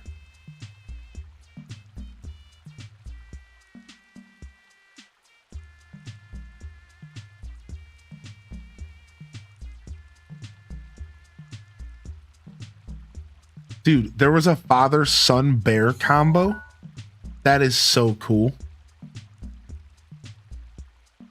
That is so cool. I didn't know that, dude. What the heck? Finding out what you want to talk about while streaming seems like a huge challenge. It can be. Talking comes natural to me, so it's not something I have to think about too hard. But you just have to keep in mind that what I was trying to do with Blather's broadcast was a lot more structured than just conversation. Right? Like, for those that don't know what I'm talking about here, I'll pull up a quick example because all those videos are unlisted right now, but like, you know, it wasn't just like, yo, let's show up and chat today, right? It was like, because like I did that after a while I did the like, let's just show up and chat vibe. But in all reality, what I was attempting to do was my first attempt at doing something like gaming, like an actual gaming news YouTuber, and like really adding value to people's lives. So like, welcome to Blather's Broadcast, your weekly source of gaming news, focusing on, but not limited to, Nintendo. Fam, it feels good to be back. I missed y'all last week. The holiday season has put me in a tizzy, and I wasn't able to make it last week for gaming news, but the truth is there wasn't really a lot going on. Like, I wasn't interacting with chat or anything. Y'all remember? Like, we would, for those 30 minutes, we would tell everyone in the chat, like, yo, we're not interacting with chat. We're here to deliver some news. So yeah, you got to realize, like, this wasn't like normal content, you know, like it wasn't like I was just showing up and saying, all right, everyone, let's talk about some gaming news. Cause I do that like every day. This was like a presentation where I was trying to like be a newscast. I was trying something I had never done before as a creator. And I wanted to see what it felt like for future reference. It was actually all just like a massive experiment, because I wanted to try this so I could see what I thought about it and felt about it, so that I could maybe bring it into the future into something I do full time. But that's why I experimented, because doing it for about 6 months to a year made me realize that this was something I was going to have to either do or not. There was no half step in this. There was no half step in this. Like, if half stepping this felt bad. When I didn't take it serious, when I showed up for certain weeks and I didn't really have good things to talk about, or if I wasn't in the mood, I didn't like that feeling. So I realized that it had to either be the best thing I was doing, or it had to be like something I just wasn't doing. I didn't want it to be just like generic. I didn't want it to feel passionless. So as soon as I started feeling myself getting burnt out of doing it, I was like, yeah, we have to move on. But yeah, I just want to make it clear. Like, I agree with you. I think some people struggle with conversation topics on Twitch, but don't think of Blather's broadcast as conversation topics. That was like a whole thing. If you're struggling with like finding things to talk about as a streamer, you should just be writing stuff down throughout the week. Any chance you get when you're off stream, oh, you know what? That's interesting. Just write it down. And then when you're streaming, you just have a reference sheet up right there on your monitor, a little sticky note, and it just gives you a couple little quick prompts. And when you don't have anything to talk about while you're live, you just talk about that. That's been the secret sauce since 2019, since I've been streaming for 6 years.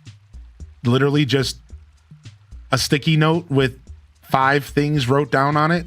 This is what I feel like talking about today. I'm just gonna, you know what I mean? Stuff, maybe I watched a video that night that made me think about something. Maybe you know what I mean? Yeah. So like, I think as far as conversation during stream, I think a lot of it can be circumvented by just doing a little bit of prep work, you know? Yeah, you just got to write stuff down, man. You can't expect, you realize that every single creator's brain goes blank at some point during their show. Every single creator's brain just goes blank sometimes, and you're just sitting here like, what am I doing?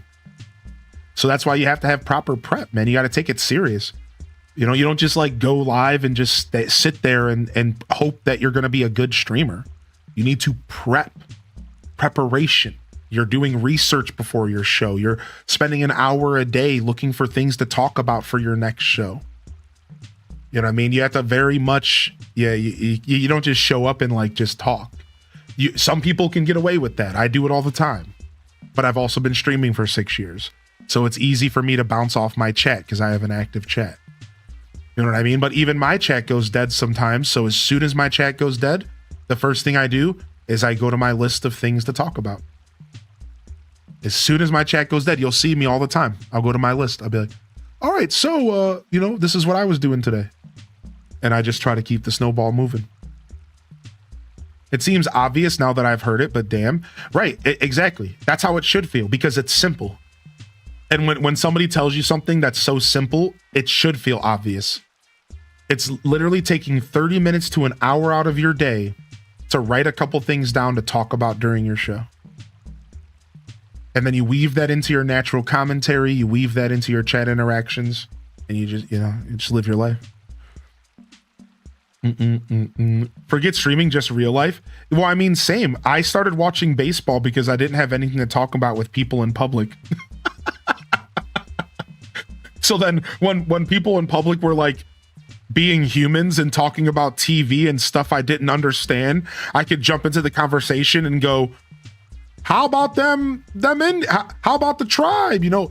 How about that baseball game last night? I sure know that, because I wasn't watching TV. I wasn't listening to music.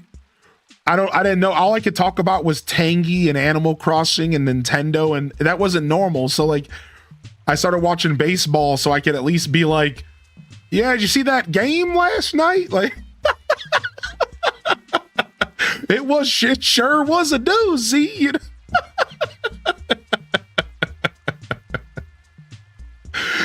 Oh my Lord. Anyways. I'm just catching up on chat really quick. Hold on. Yo, what's up, big doggo? Welcome to the show today. All right, here we go. This one's for OZ and anybody else out there that needs a little bit of birthday love.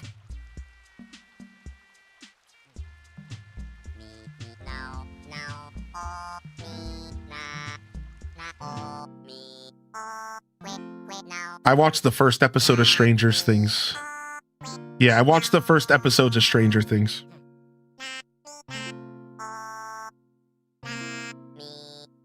Sup, dudes? I found out Ike was a kid in the original Animal Crossing. How about them jeans? How about the Knicks, huh? Yeah, exactly. Exactly. Wait, that's not normal? Yo, happy birthday, Oz. Anybody out there who needs it? Anybody out there who's celebrating? All right, I swear we're actually going to play the game at some point today, by the way. Yo, we already hit our 20 like goal on YouTube. Should we make a new goal of 30? We are killing our 20 like goal every day, man. Thank you, everybody. Good morning.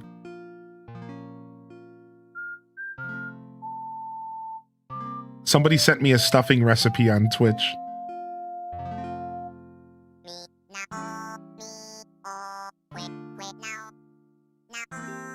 I'm holding off till all the episodes are out. Me, my, man. Yeah, I got 3 inches of snow, man. Ow! What's up, Ron? I live in a small town and part of Stranger Things was filmed 10 minutes away from my house. Vecna. Are you cursed? Is Vecna in your backyard? We got 20. I heard Michigan got hit, dude. Me, Matt, Mo. Yeah. Thanks for asking, Matcha May. I'm glad I can impart some knowledge on you, Matcha May, about the gaming news stuff. Yeah. I think you can always reach out to me if you ever want to talk theory about that and how that works. I don't always take the time to talk about some of my stream philosophies, but just in a mood to yap a little bit this morning. I'm not terribly coherent right now. Anytime I'm tired, I yap. I've said this to y'all before. The more mentally tired I am, the more I default into a state of just yapping about stuff. I don't know why.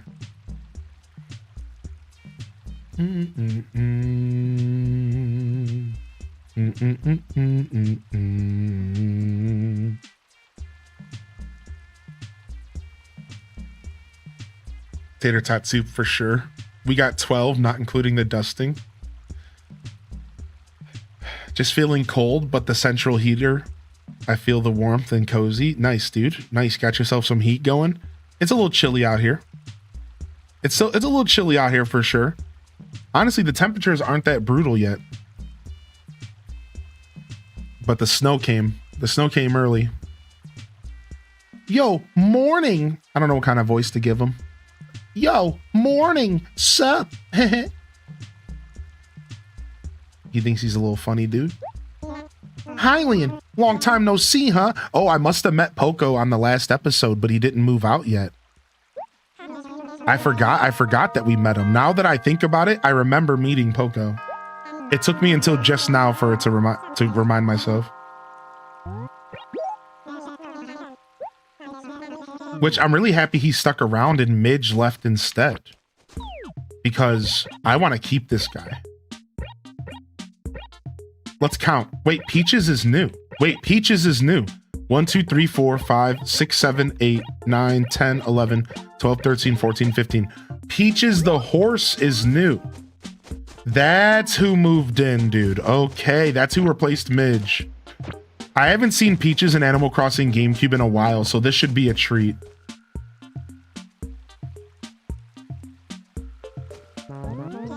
Hey, it's now officially 10 a.m. Yo, can I do a job for you, dude? No. Hey, the paint on your roof looked really crummy, so I went ahead and painted it for you. Amazing. No problem. I can't wait until you see I painted your roof bright green. That's the only color I had. Oh, well. It's Peach's birthday. Just hanging. Say, Hylian, about the way I talk, do you like it? No one else in this village ever says, so it makes me feel all weird saying it all the time. Can you do me a favor and can you maybe think of something that sounds better? Nah, man, you're fine. You sound like a cat. Really? Now that you mention it, I guess isn't so bad after all. All right, then. I guess I'll keep saying it for now. All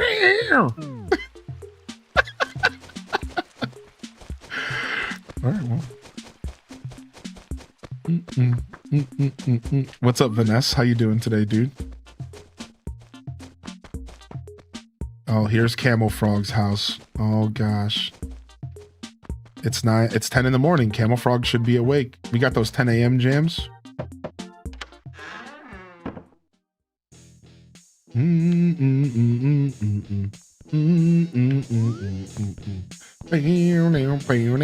This is how this dude lives.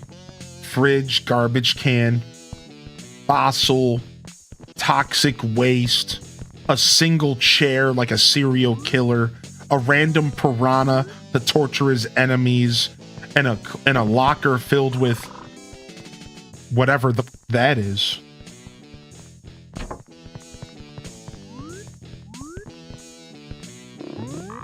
Hey, you, Hylian. What could be so important that you neglect your sworn duty to come and say hello to me? So then, why are you here? Sir, what's going on? Hey, Hylian, are you a diligent letter writer? I never write, dude. Who writes letters, man? You don't, huh?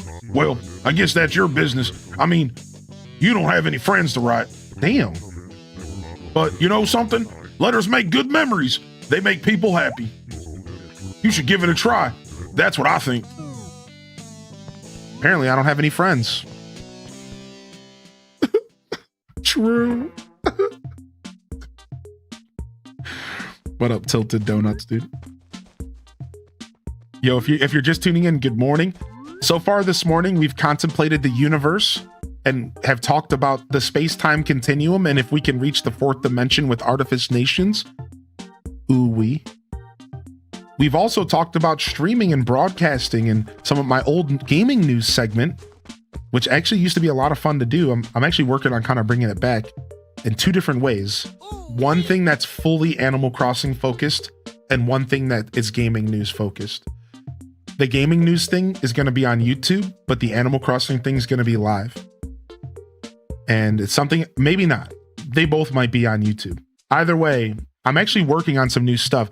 I haven't talked a lot about it because I'm trying to keep it under wraps. But the truth is I'm actually working on some new gaming news stuff / Animal Crossing stuff right now. So stay tuned for that because it should be pretty cool once I figure it all out. I wish they were mean in New Horizons. Strawberry Fairy, listen. You say you wish they were mean in New Horizons. You say this. And I understand why you say it. But I want you to know that what you have is good. It's the good life. It's the good life. Because when a villager lays into you and calls you a fat idiot, maybe after the third or fourth time, you really start to question why you're even playing the game. So just be careful what you wish for, man, because I have had some villagers really hit me pretty hard, man. I just woke up in the morning and I've had villagers really lay into me. Camel Frog just told me that I don't have any friends. I'm just saying, he was trying to hurt me. He was trying to hurt me, all right?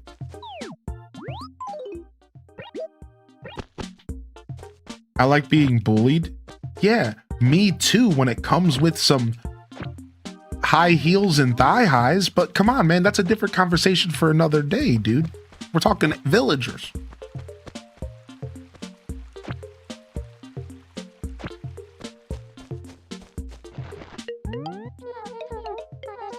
Great morning to you. I was just thinking that it was about time you showed up at my door.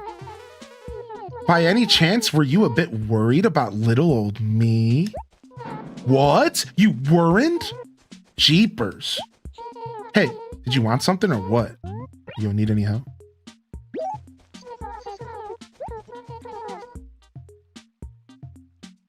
To be blunt, I'm totally bored out of my skull. If I had a ball to kick around, I'm sure I'd feel a smidgen better, you know? All right, we have to find her a ball and we need to catch a fish for Tangy, right? Didn't Tangy ask for a fish indirectly? I think she did. I played this as a kid and I always made their catchphrase a comeback to them because they made me so mad. That's so funny. Into debauchery this morning, I see. I'm not sure what that means, but we're as wholesome as we always are. Come on now. What's up, Aurora Sunrising? Good day to you. Well, aren't we a busy little bee buzzing to and fro? Commendable behavior. Tell me, how can Officer Copper be of assistance? Any going-ons? You ask about going-ons. If I recall correctly, today is the day that Crazy Red's Furniture Emporium has set up shop. I sure wish I could go take a look at it. I sense that there might be more to Red than just craziness. Wait. Is he really here? Wait, Red's here? Dude, nice. What a day to log in. Listen, I'm not gonna lie to you. This is really throwing me off. Because listen, dude, in Random 18, you might understand this. In my experience, if you go weeks without playing Animal Crossing, the game falls into stasis.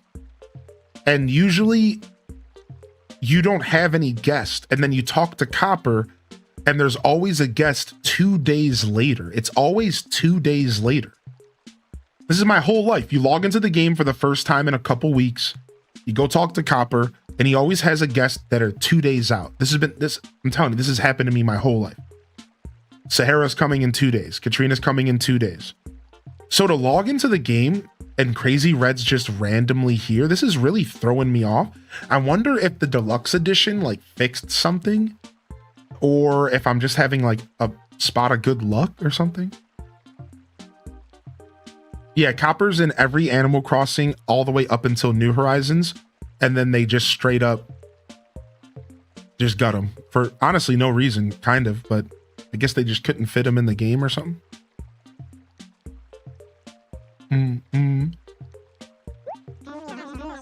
Tell me, how can Officer Copper be of assistance?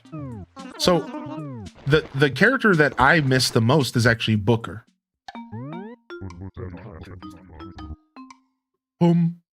See, we don't have any lost items. Please don't be too mad at me. Sorry.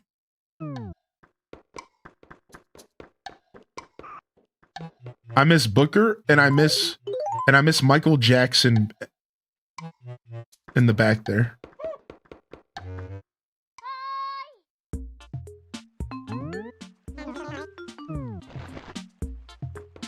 I didn't get you mean Franklin the turkey on Animal Crossing New Horizons again this year? You might not have been far enough into your save file. Franklin won't show up unless you have resident services completely built, I'm pretty sure. Yeah, unfortunately.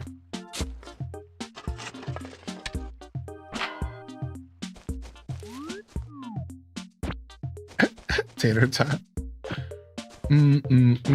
Yeah, you have to have resident services fully built, I think. Booker's so anxious and relatable. I miss him. Yeah, me too. I don't know. I don't think this coconut tree is ever gonna grow, huh? We have an accidental stunted coconut tree. I'm just gonna leave it. I did all the turkey stuff on AC&H yesterday, so I get the fancy dining room table and chair. It's worth it. It's worth it. I did it all yesterday on stream as well. Just made Thanksgiving leftover pie and it looks so good. I was wondering, I almost showed up today to do more scuffed eats because I was thinking, should we do a special on what we can do with what can we do with all this turkey? I thought about it this morning. I'm like, man, I guess if I would have planned better, I should have planned a double feature and then we should have did, okay, now we have leftovers. What can we do with all this food? And we could make like a pie or something. Like, I don't know, like what do you do with a bunch of turkey? Do you make like a good sandwich, like a panini? Like, I don't know. I really don't know. Like, I've never really thought about the possibilities of like what do you do with a bunch of turkey meat that's already cooked? There's probably a bunch of really cool stuff you could do.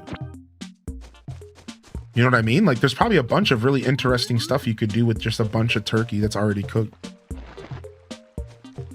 Yeah, stews, pot pies, casseroles. See, I thought about it. I'm like, dude, that actually would be such a fun little segment to do.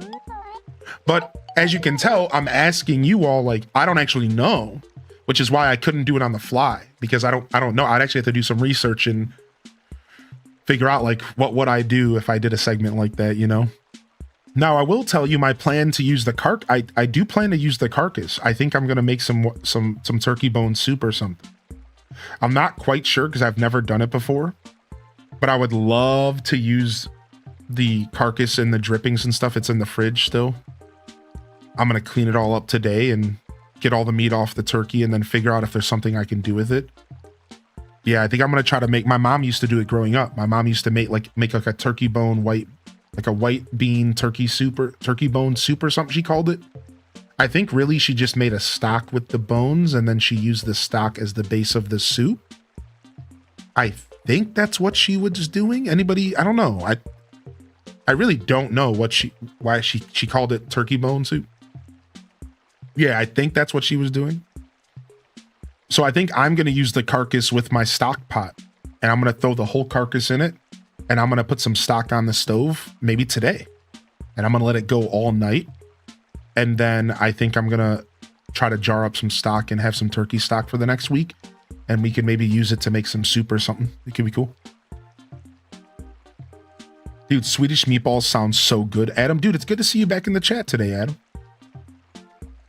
You can basically do anything with chicken you can do with turkey. And it would still taste pretty... Yeah, that makes sense. I was probably overthinking. That sounds about right, yeah. Make a stock and freeze it. Grind it up for meatballs. So like grinding up a cooked meat to see, I was wondering, I was like, I should make a turkey meatloaf. But I was like, but normally meatloaf is made with meat that's not cooked. So like, would that work? How would that work? Like this morning I had that thought in the shower. I was like, what if I made like a meatloaf with my turkey meat? And I'm like, well, it's already cooked. So like, how is that even a thing you can do? Like, am I too late if I already passed up that line? I'm not sure. I haven't like actually put some research into it. I haven't thought about it. So it needs to be really wet.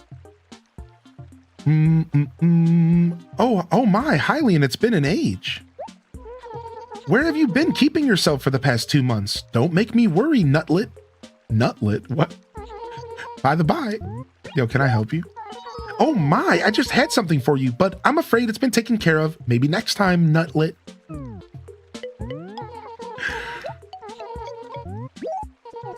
It's been quite busy. I've been quite busy cleaning my room today. I found something I don't need anymore, but I can't bear to throw the poor thing away. It's a red vase. Would you care to take it off my hands? Sure, I'll take it.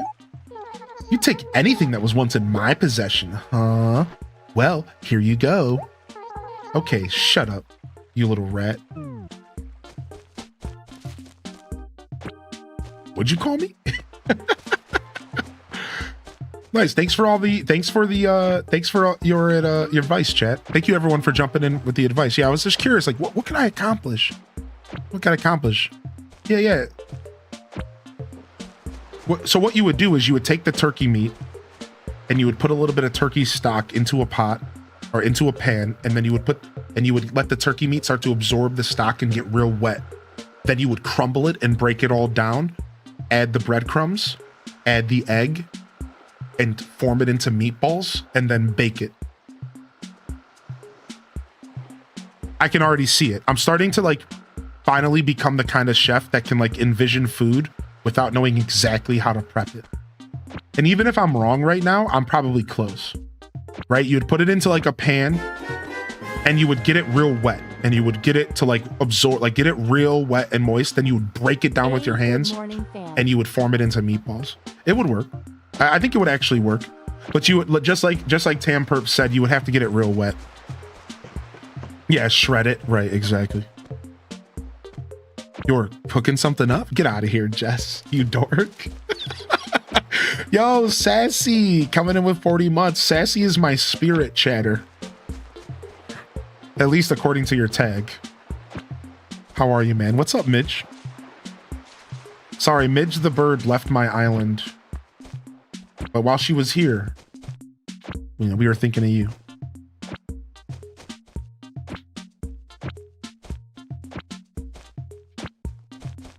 Okay, Robin's usually a B word in this game. Let's see how she's doing. Yeah, man, how you been? Adam, it's good to see you, man. I saw you in the chat as well, or in the Discord the other day. It's good to see you, man. What's up, Safi Lee? White chicken chili, but turkey instead. White turkey chili. That sounds good. Ooh. White turkey chili might be you might have just hit the nail on the head on what I want to make. White turkey chili. And again, we could make the stock first. Right? That could be good. That could be tasty. We can make the stock first. And yeah, just like Sister Honey said, I'm gonna freeze it.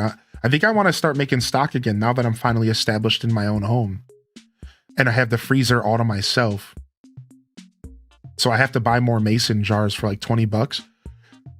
I think mason jars are still the best play. How do y'all freeze your stock and stuff? I had mason jars, but I bought these mason jars that had a straight ledge. So I read online that if the mason jar has that classic curve, it has a better chance of cracking in the fridge. So you have to get mason jars with like a straight edge so that it doesn't like compress or freeze. So like I was using mason jars, but it felt like overcomplicated. It felt like, is there a better way to store liquid in the freezer? Like there's gotta be like a good system that doesn't involve like mason jars. Like, I don't know. I just feel like mason jars are too much, dude. They're very spacious. Like I had them stacked in my old fridge in the freezer, and they take up so much space. You know what I mean? It's like, dude, I want to go differently this time. I don't want to do mason jars again. I really don't, because I feel like it was way too much space. Like there's gotta be a better way that I can freeze this stuff without having tons of glass jars in my freezer. I don't think it's the way I want to go about it. Now, maybe I'm just overthinking, but hold it, loudmouth. Why are you so noisy this morning? Hey, hang on. You're Hylian, right? You haven't been too pleasant to me lately, have you? Yeah, you're one to talk. Well, I don't suppose I mind all that much. Yeah, exactly. What's new? Hey, isn't this new nail polish of mine just the most fabulous color? Are you painting the tips of your wings? What? Your talons? Do birds have nails on their talons? I don't really like it. I'm gonna snub her. I'm snubbing her, chat. Chat? We're snubbing. Oh, really? But I thought it was lovely. Maybe I've just got bad taste.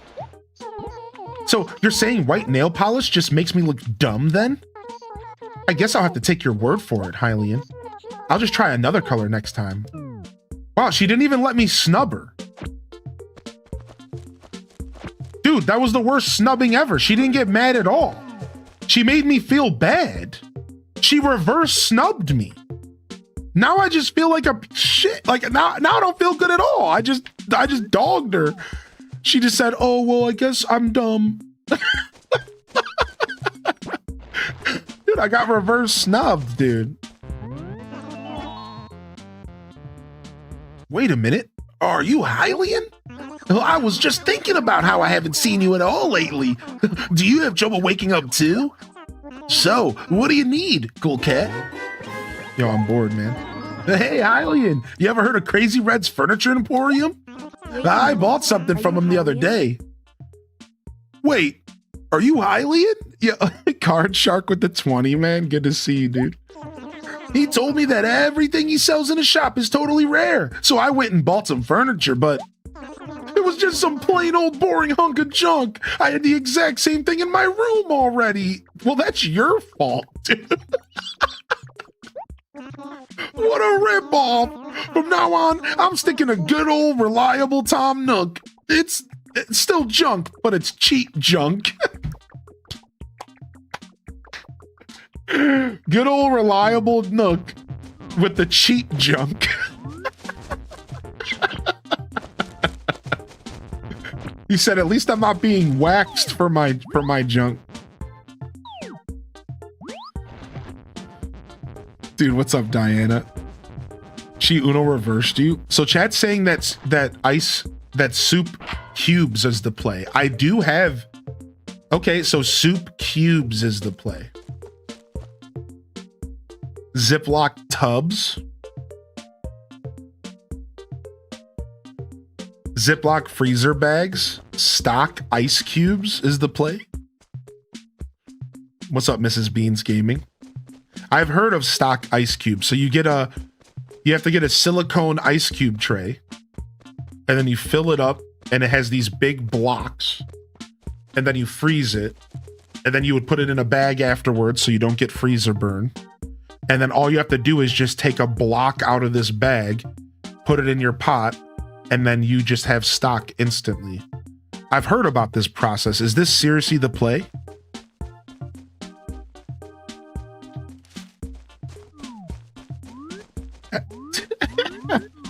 H does bands in the chat. We need to clean up these mods in this chat.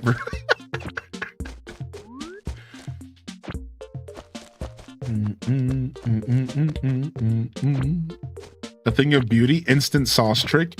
Yeah, I think I've heard about that process. I didn't look into it because I guess it felt complicated, but it's really not, is it?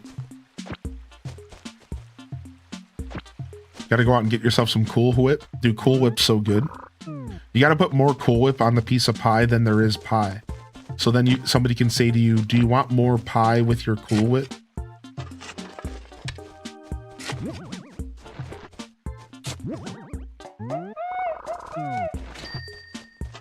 That's what I do. Finally, somebody who gets it. Do do do do do do do do do do do do. Bum, bum, bum, bum, bum. If I can see my pie slice under the Cool Whip, there's not enough. I love it. I love it so much. Dun, dun, dun, dun, dun, dun, dun, dun.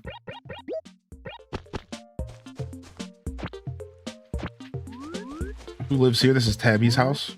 Is Tabby home? Oh, thank you, Tater Tot, for the gifted, homie.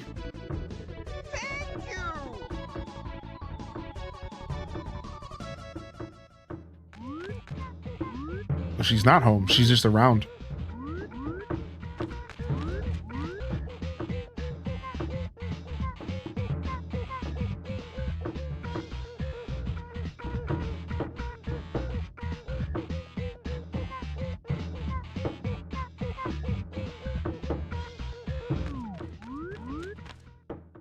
Having pie now, that's my exact thought. Integrity, dude. What's up, Gamer Pro? Good morning. Must be watching a streamer on that TV. Pretty much, yeah.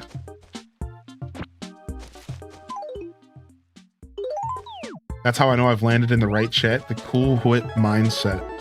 Speaking of landing in the chat, Raiders! Hello, Rachel Green Tea. Where's freaking Tabby? Oh, here she is. Huh? Who's that? Could it be Hylian? It is. I totally made the right decision to get up early. It's been 7 weeks, you know. What have you been doing all this time? Well, she's using Tangy's Reor, dude. It's spreading. The cats are spreading.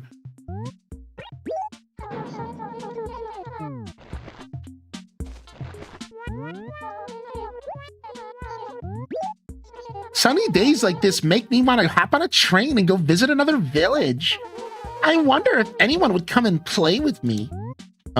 Consider it done. Oh, really? You know, now's not really the best time for me to be going on a trip. But it was really great of you to offer. Yeah, well. Sometimes you gotta call their bluff, you know?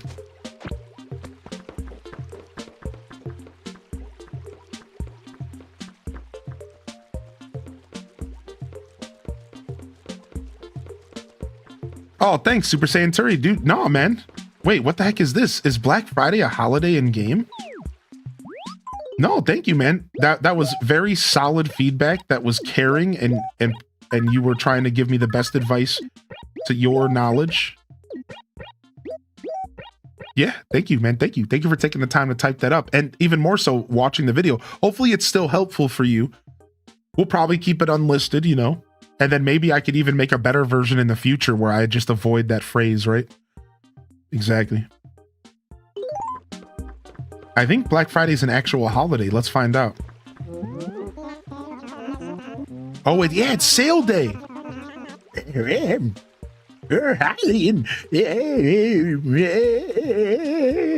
Did you know today's sale day? This is the day to get out there and support our local economy. It also marks the beginning of the festive season. Huzzah! But remember, the festive season is all about giving. That's why I want to give you this present, Sprout. It's a market model. This is the first thing I think of on sale day. After sales, of course. I bet you can't wait to rip through that wrapping paper.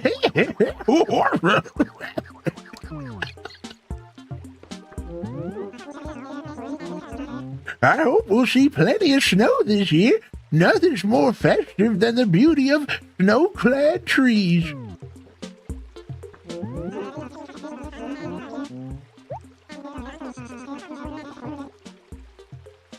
And a good reason too. It's shop time. I hope you get out there and get gifts for your friends.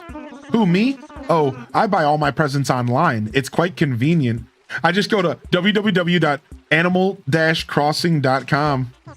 It's terrific. I can get everything I need without ever having to leave my shell. Dude, what? All right, let's go see if that website exists.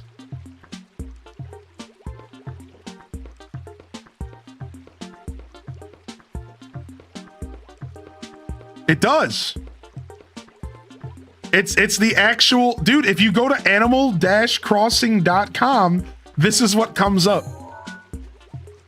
The official Animal Crossing Nintendo website. Like, you know how you can buy a domain and it switches domains? Animal-crossing.com is connected to this domain.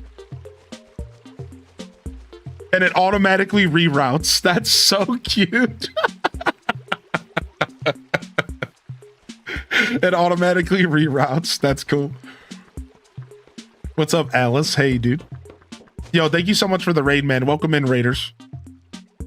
Welcome in, Raiders. Good to see you, dude. Yo, appreciate you, man. How was co-working and studying today? Hope y'all had a good time. If you're joining the raid, welcome in. Jump in the chat. Let me know you're out there. I'd love to hear from you.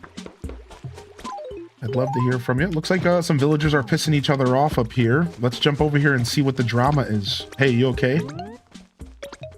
Oh, why? What did I ever do to deserve this? Can't you just leave me alone? I need some time to myself. Okay. Well, we're not getting any tea from her. What about you, dude? What's up, Margie?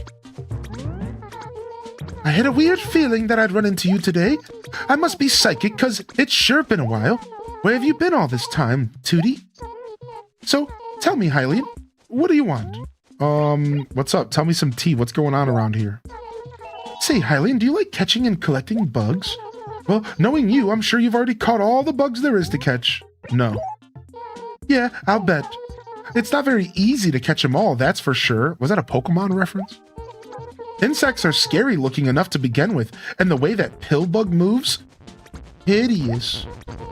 Oh, just thinking about it sends shivers up my spine. What is going on around me right now? I don't think I'll ever be able to catch even a tiny pillbug. They're too hideous. Now Derwin's pissed and Sally's depressed? Derwin, dude, are you okay? I'm so angry, and you talking to me is like dangling a red scarf in front of a bull. Yeah. This is just a Reddit mod. Derwin's just a Reddit mod. Stay away from me, unless you want me to charge into you and poke you right in the nose. Oh, he's okay now. Hey, it's you. What's up? Yeah. So what do you need me for? Yeah. Yo, what's up? Entertain me. Yeah. I really wish Hyrule maybe had a heated pool or something. I definitely think it would improve everyone's quality of life a little bit. Not that it matters what I think. Yeah.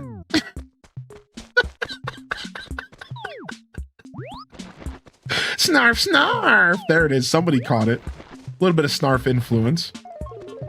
Ooh, hey. Whoa, she didn't like that outfit, I guess. Sally is just going through it today. Sally is literally just going through it.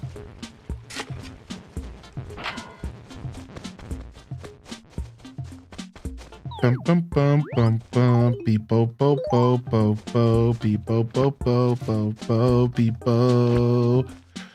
Well, we haven't found the ball yet. However, we still need to catch that fish. I think Tangy wanted one as well. We enjoyed Thanksgiving.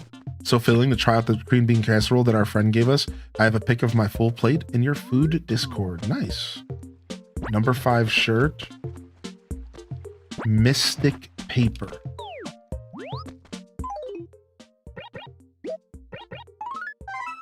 Whoa, bro. Bro, yeah, this game getting cleaned up and added to the Switch was mentioned in the chat earlier. And boy, would that be an amazing thing. It was productive. I appreciate the stream. I got once of my text done. Next time I'll note it. It's been a busy week. Oh, nice, dude. I'm glad that Rachel was able to provide a space for you to get your work done and to co-work alongside them. And I appreciate hearing how the stream went, man. That's super cool.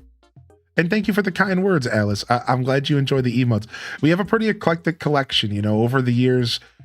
we slowly managed to diversify our emote collection and put some really fun stuff in there. I think my new favorite emote is probably Peepo Run.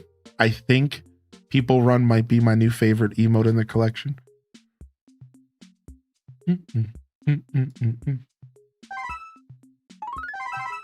Yo, enjoy that lurker roar. Yeah, HDES Run is probably my favorite in the collection.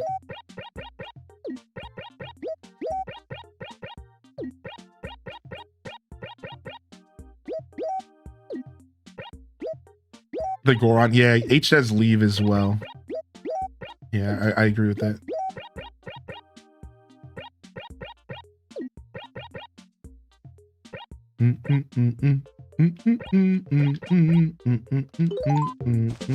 All right, let's go drop off this market model at home and then try to catch a fish for Tangy here while we look for this ball.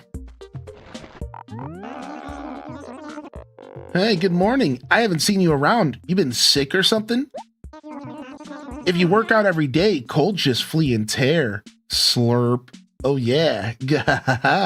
Dude, Ted is just Peepo Juice.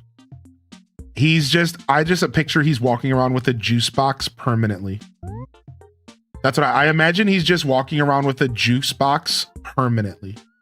That's my that's like my take on his like catchphrase. And he's just always sipping out of his juice box, no matter what.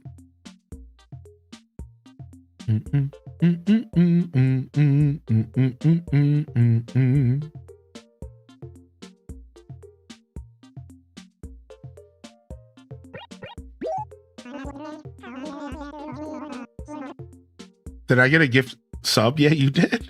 Yeah, you did. Enjoy the emotes. I was wondering, how many times a week do you clean your room?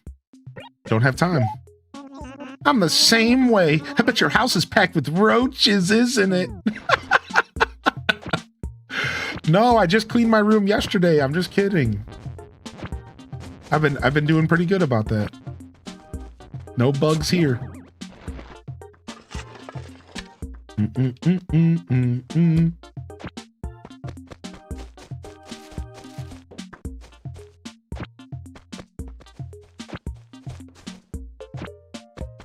Trying to get all these weeds. There's so many of them. Ooh, nice.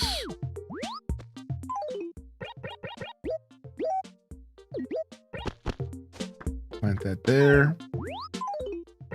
Let's go drop this off real quick. Yo, what's up, Cindy? Hey.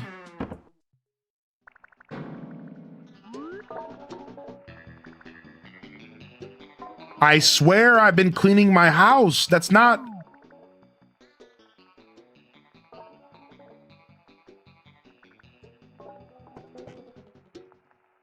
I...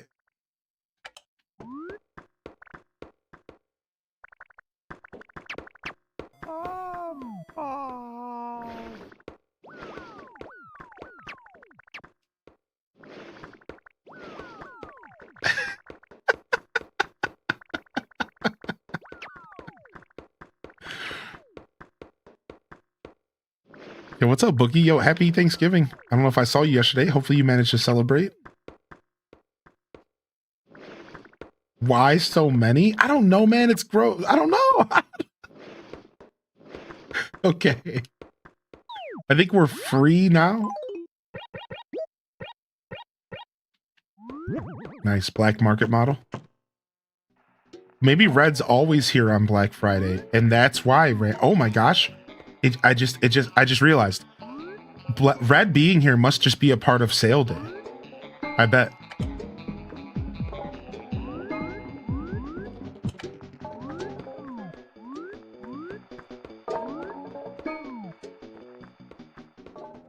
Are we good? Are we clean up here? We're clean. No, I hate accidentally picking stuff up. Be-do. All right, I don't think I've done anything with the upstairs yet. I have not. So we have to decide what we're gonna do with our upstairs. We have yet to take that plunge because we've kind of just been going with the flow here. I'm 150 subs away from getting my second rainbow box, and they're a part of HGG. Oh, wow. As long as you're taking care of yourself, Cinderella. As long as you're taking care of yourself first, man. But your generosity is always appreciated, dude. Illegal lotteries are no longer tolerated. Violators will now be fined a total of 1 million bells. Thank you.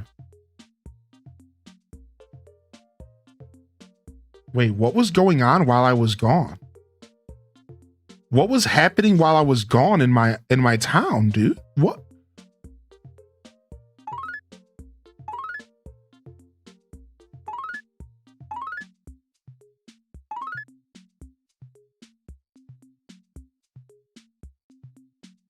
I overheard Pete thinking about Pelly again. Doesn't he know that Phyllis gal is crazy about him? Guy's denser than a sack of turnips.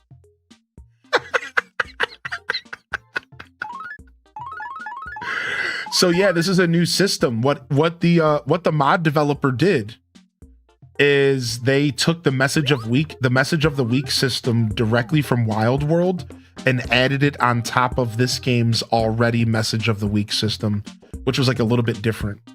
So some of the messages, like the one you just saw, the one that was about the lottery was actually from Wild World specifically, I believe. And they brought it into this game. Is this the game with the ground storage? It is. It is.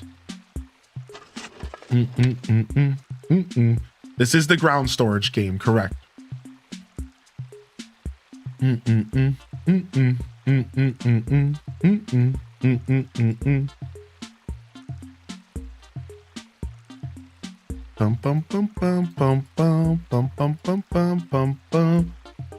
Ground storage game is here.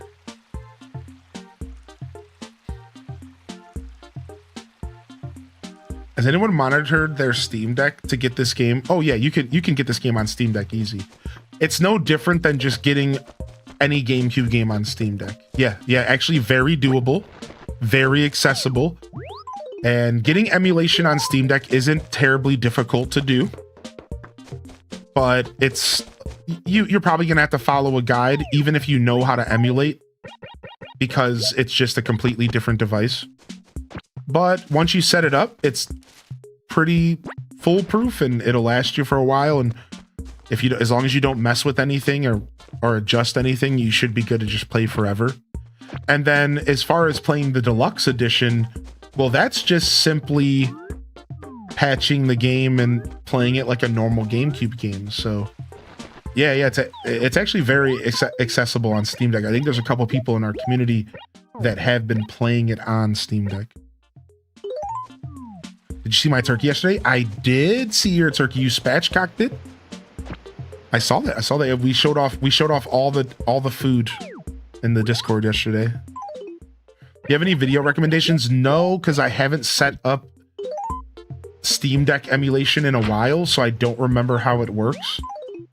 No, I'd have to look it up for you and send you some information in the future. Yeah, it's been a while. I've done it once in the past, but it's been a while. It's not something I've done in a while. Didn't Kyler say that just playing the game you had a very small chance at an Easter egg? I think so. And they never told me what it was because I kind of I didn't want to know. Yeah. I don't think we ever figured out what it was.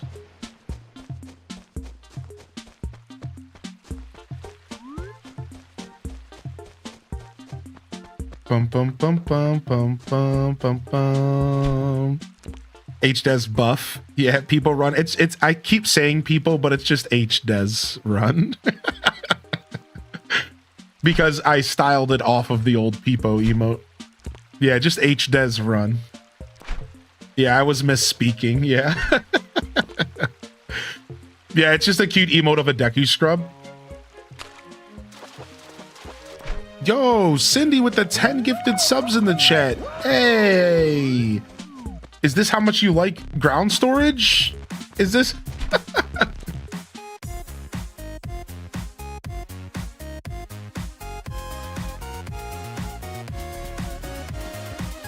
Hey, thank you. Thank you so much. I appreciate you. I respect you. I did not expect that. Thank you very much. I'm happy you're out there meeting other members of HDG. I'm happy you found some other places on Twitch to call home. And you're always welcome to pop in here any chance you get. Thanks for coming to say hello today. And thank you for the love. Thank you. Thank you very much. You didn't have to do that, man.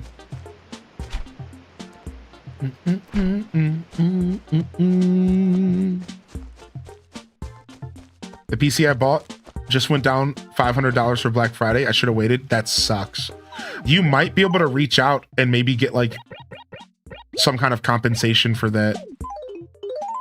I've heard that works sometimes. Like, hey, look, I don't even have it at my house yet. I just purchased this. Is there any way that you could give me like this deal? Right now, if it's not delivered, you could maybe just try to refund it and reorder it. I really don't know how that works. Yeah, for real, dude. Because that sucks. Like when I bought my mattress, it went on sale for $200 less right after I bought it. So I reached out to him. I haven't heard back yet, but I haven't checked my email. But I reached out because I was like, wait a second. Like I bought the mattress and a day later it goes on sale $200. Like, come on, dude. Come on. Like, there's got to be something we can work out here. Love watching the VOD yesterday. Maddie, send you. I saw your message, by the way. I'll reply to you later. I'll reply to you later, but just know that I appreciate you. Dude, Scuffed Eats was fun. You like the new setup? We're still getting there, you know? We're still getting there. We're still getting there, and we have a lot of growth, but I told y'all that I wasn't going to let perfectionism, which is something I struggle with, to be the reason why Scuffed Eats was being delayed. So just like in the past, when I pulled the trigger and we had a goofy show to start with, I'm just gonna go with it. So that we just had our second episode since season 3 started, and while I do have a couple improvements over time that I will pursue, I think that we have a pretty good setup so far. I think things are fun. It's a very fun setup for sure.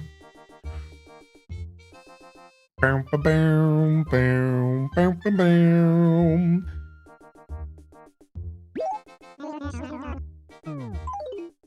Do.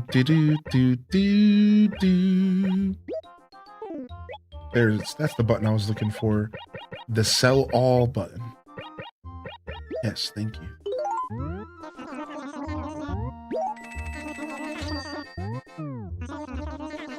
Tom Nook in a suit.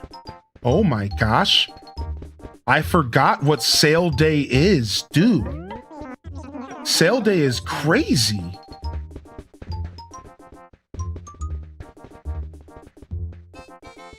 All right, I'm buying this for my catalog.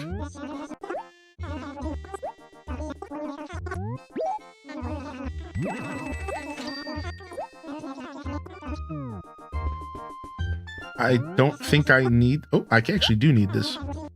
Sorry, I got a call. You're okay. No worries. We expressed our gratitude. That's all. Yo, thank you, Amusing Ashley, for the kind words. It's good to see you here today, Amusing Ashley. Good luck with your work from home vibes today.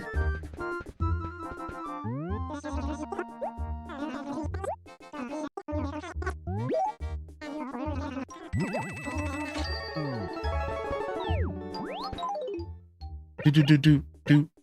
Bum ba bum bum bum bum bum ba bum bum ba bum.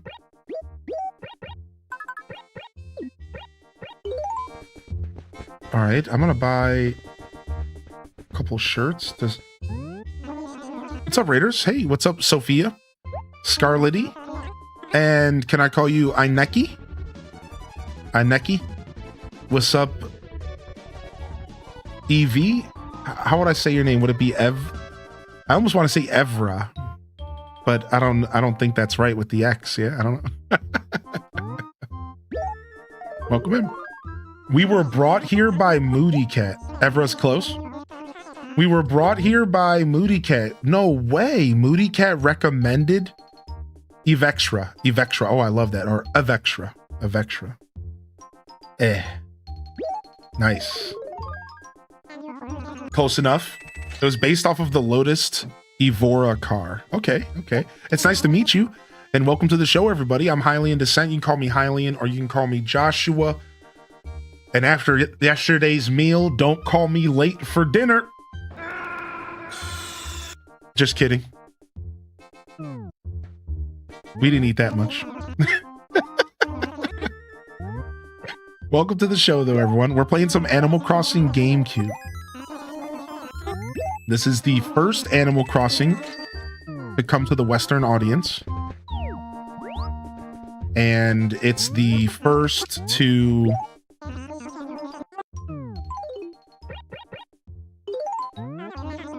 the first that was in English for the Western audience. And it's technically the first game in the franchise, basically. And it's a lot of fun.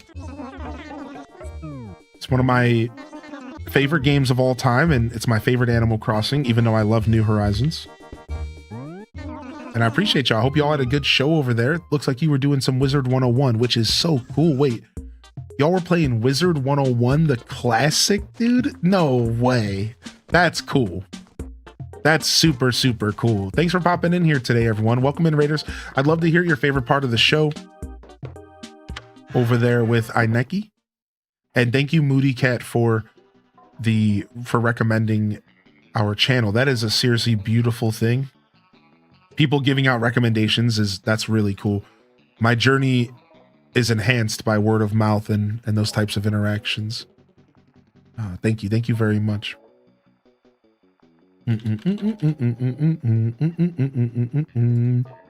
Yeah, if you're looking for a place to enjoy Animal Crossing content, if you're looking for just a general vibe here, we have a pretty awesome community, but I'm mostly known for Stardew Valley, Animal Crossing, Story of Seasons, that kind of stuff. And then, of course, Nintendo, the Zeldas, the Kirbys, the Pokemons.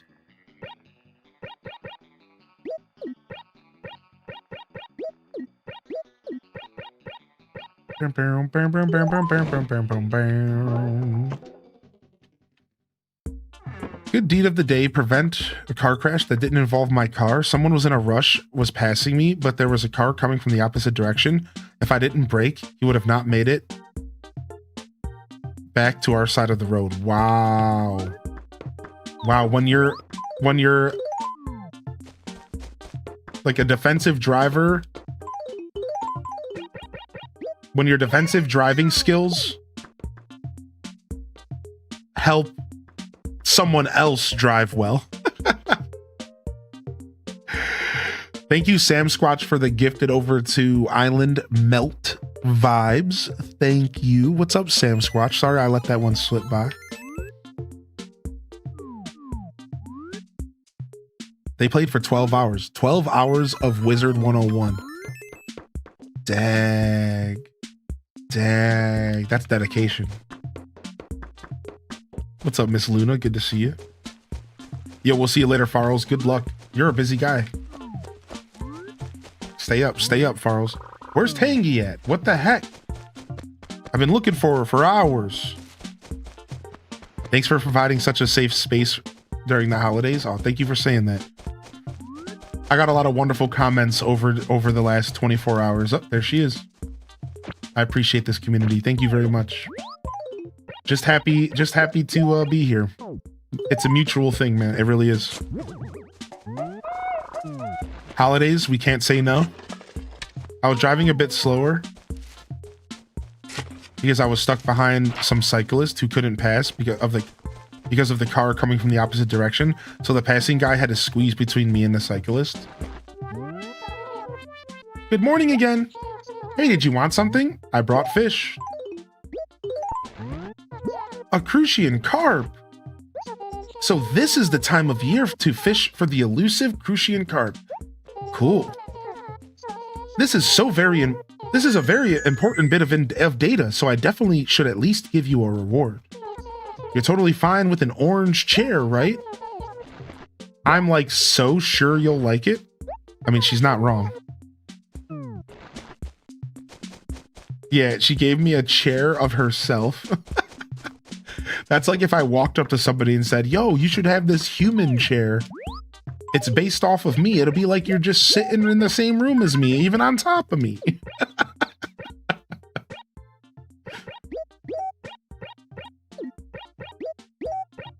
It's my birthday today. Oh, we did a little bit of birthday celebrations this morning. Happy birthday, Miss Luna, to you and anybody else out there. Sick. Dude, do you have any plans for your birthday? Are you going to go Black Friday shopping for your birthday? I don't know if that's a good way to spend a birthday, but maybe for some people it is, if you like shopping enough.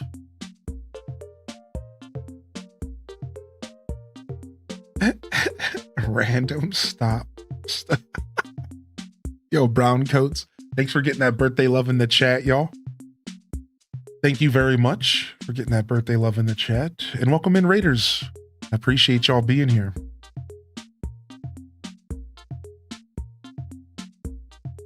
There's Moody Cat. I was looking for, you know what, Moody Cat? We're going to give you 30 on the house for being so cool. It's the least I can do, all right? Seriously, thank you so much for recommending my show. I can't express my gratitude enough. Thank you. Take 30 on the house. We like to throw a little VIP badge out there every once in a while. Nothing too intense.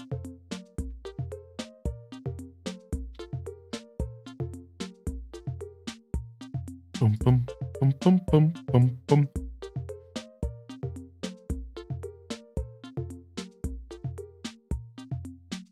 And that does mean that a couple people have overstayed.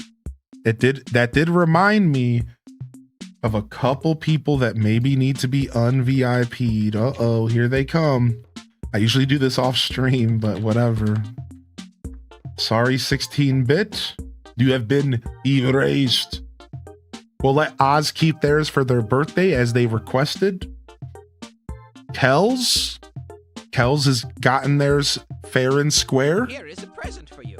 Via the VIP roulette.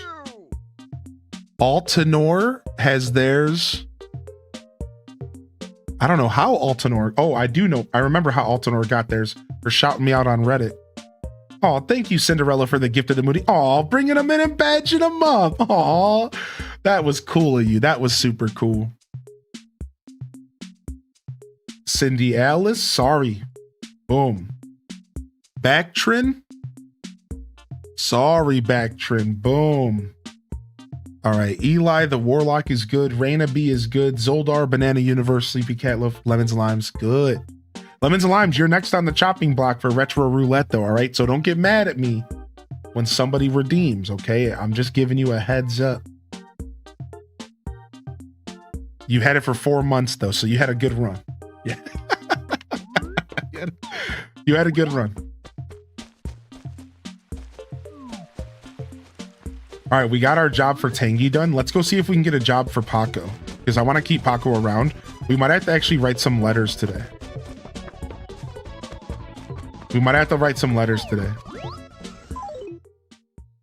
All right, this is going to the museum. Let me get some more paper. Oh, let's go buy some of these random bags from Tom Nook. I forget how this works. How does this work on sale day? It's a grab bag. Dude, you can buy these grab bags. This is so cool. I forgot about this holiday. This is so cool. Open up. Wow, I got a pinwheel, an exotic rug, and a bonsai. Wow, this is sick.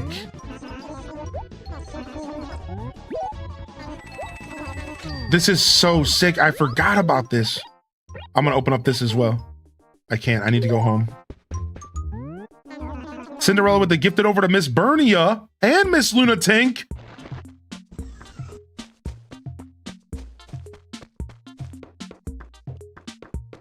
I'm so used to the velvet couch and the silk robes. You wouldn't have taken them away from me, would you? Stop. Stop trying to talk your way out of losing it, all right? Stop.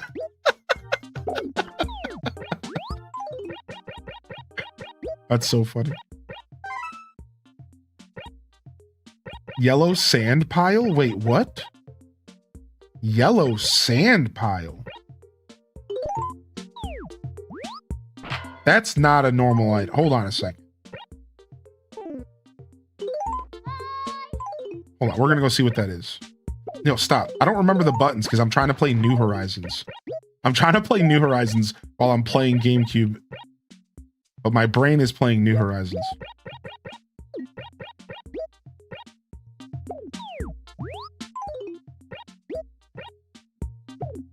Dang it. Yo, Coach Parker? What up, man? What up, dude? Put me in, Coach. Taco Exagmixmas Taco EXOG. Happy holidays. Happy holidays. Thank you, Coach. Good to see you, bud.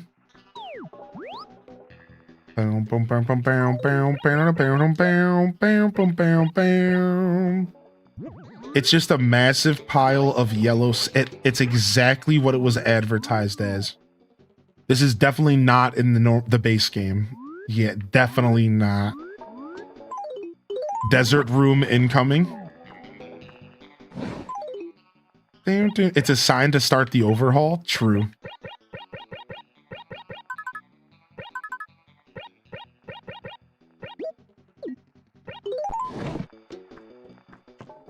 Thank you, Coach. Thank you, Coach.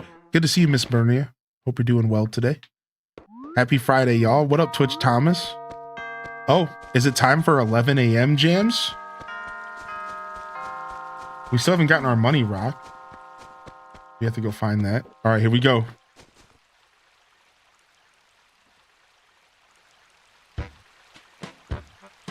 Oh, yeah, it's a nice farty song. This is what... Oh, thank you, Cindy. Cindy said, I have to remind people why I have a rainbow box here. What's up, Mac? How you doing today?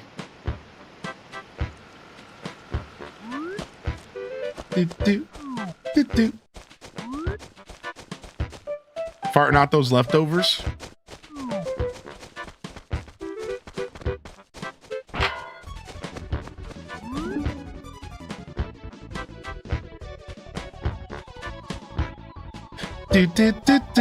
Do. Yeah, Twitch is being slow with gifties. That happened to me too. I noticed that actually. Their processing system is slower for some reason. I've noticed that. Thank you for the gifted sub to Twitch, Thomas. And thank you for the gifted sub over to Max. At some point, I'm supposed to start ignoring these, but not yet. Yo, Arquette, welcome to the show. Scarlet, Sofer. Yo, Sofer's in the chat today. Good morning. How was everyone's Thanksgiving? Listen, if you did not get a chance to pop in yesterday because of holidays, or if I missed you, because when I'm in Scuffed Eats mode, I do miss more chat. I encourage you to jump in and say hello. I'd love to chat with you this morning just for a little bit. That's kind of why I was in a chatting mindset today. I wanted today to kind of be a traditional Friday show where we are kind of just yapping and connecting a little bit, because I knew some people couldn't be here yesterday. So figure we play some AC, some retro AC, and just yap a little bit today. It's been a fun show so far. I was talking yesterday about the time I gifted 353 subs in one day. It was the battle, right? It was the battle with Arnaut.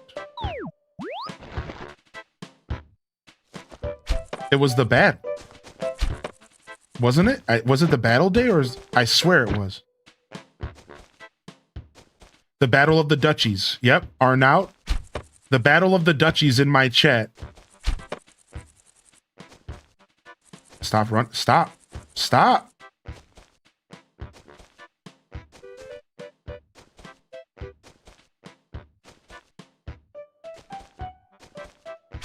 No, he jumped at me. That wasn't supposed to happen that way. Stop it. There.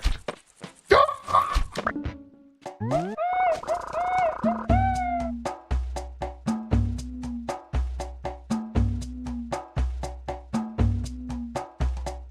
We had you on the big screen while decorating the tree after lunch. That's so cool. Thank you for including me into your family festivities. That's pretty rad. That's pretty special to me, dude. That's pretty cool, man. Got to spend the day with my mom yesterday and see my little brother and his girlfriend. Learned they're moving in together. Aw. Aw, that's cool. That's sweet. As an older sibling, I get that. Enjoy your gifted sub, Mac, for sure. Welcome back for another excellent month. Enjoy the emotes. We got a pretty decent collection. We're still getting it, you know.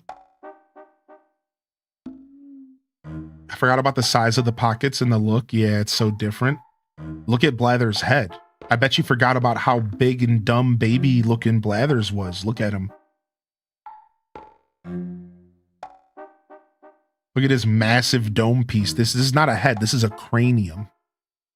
This isn't a cranium. This is a super dome. He hadn't quite grown into his body yet. Ooh. What time is it? I am so very sleepy.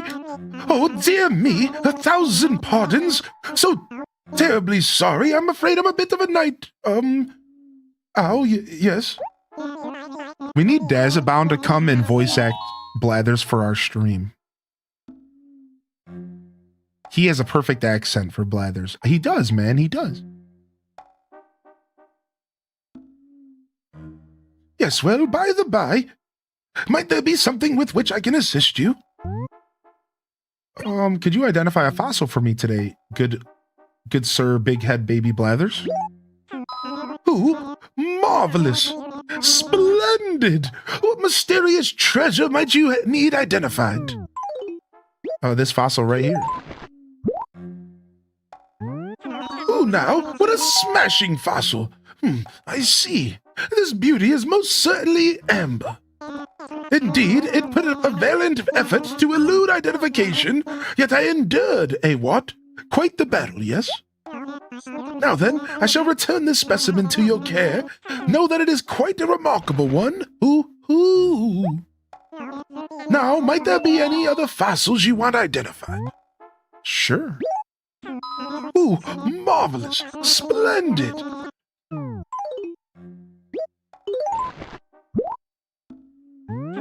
Ooh, now, what a smashing fossil! I see. This beauty is most certainly an apatotail. Indeed, it put up a valiant effort to elude identification. I have to put groceries away. Enjoy your alert. Thanks again. Can we get a little bit of love in the chat for the support coming in here, man? Thank you so much. Thank you so much. Thank you so much to everybody. Cinderella included. Thank you, man. Thank you so much. Good morning, Belle. What's up? What's up? You ate the yummy food? You watched the Macy's Day Parade?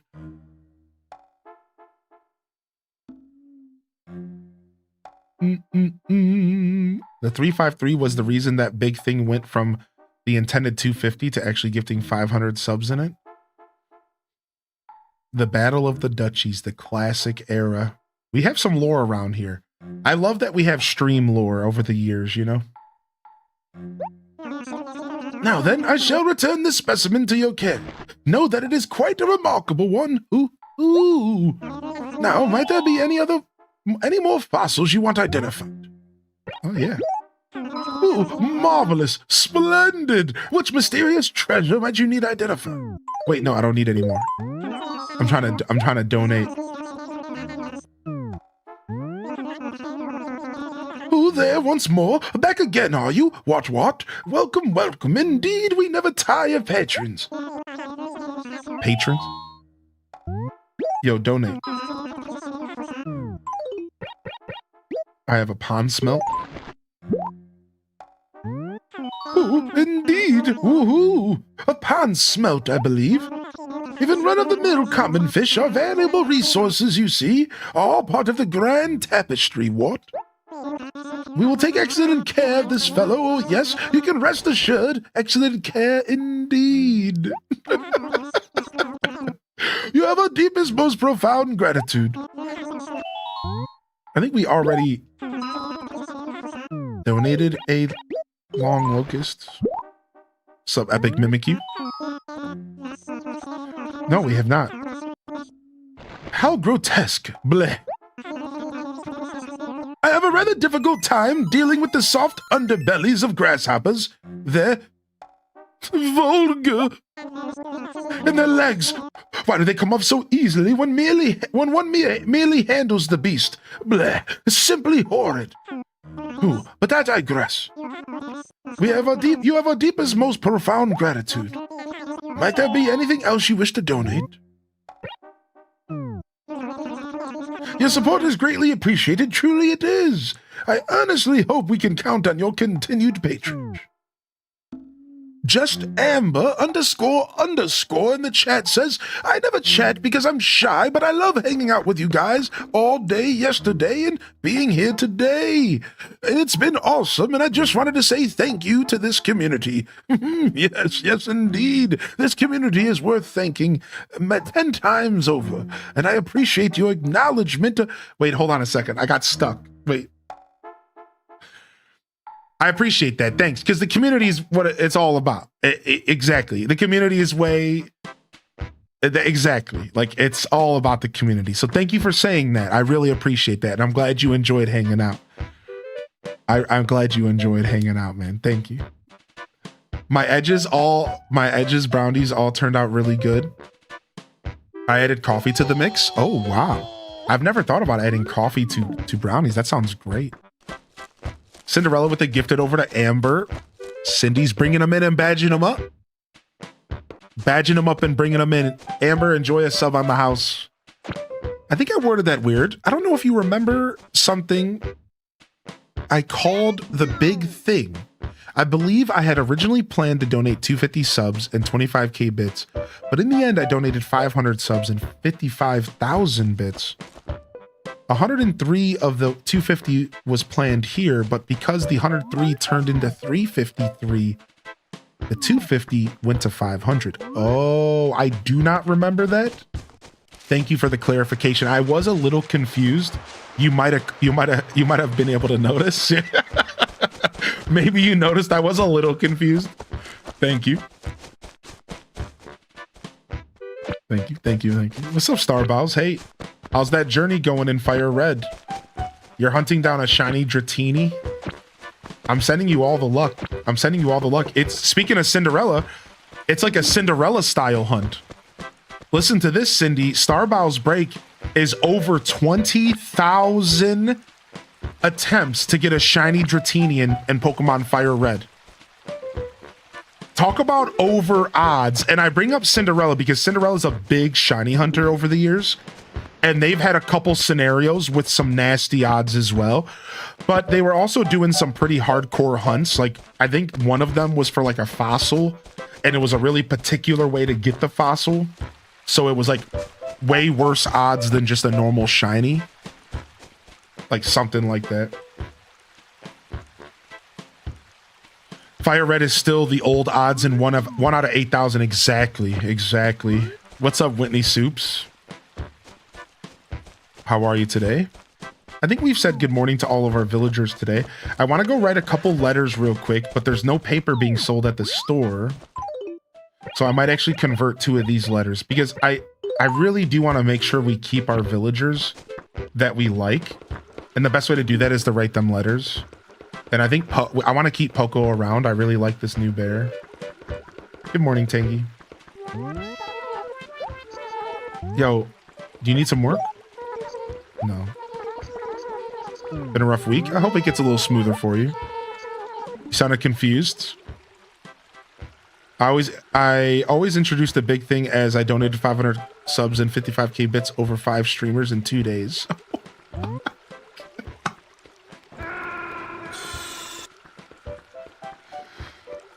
Your generosity knows no limits, no bounds. I came from far away to sell you a carpet. You give me money, I give you a carpet. This is a very special carpet. You like it? You want this carpet? Tangy, are you okay? Sure, I'll buy it. You fell for it. You thought I was Sahara, didn't you? I'll take your 3,000 bells now. This RoboFloor is as good as anything Sahara sells. Actually, the RoboFloor is fire. I will take that. Thank you. And now that we have real storage in this game, I can just store it and use it whenever I want. Deluxe Edition changed how I play Animal Crossing.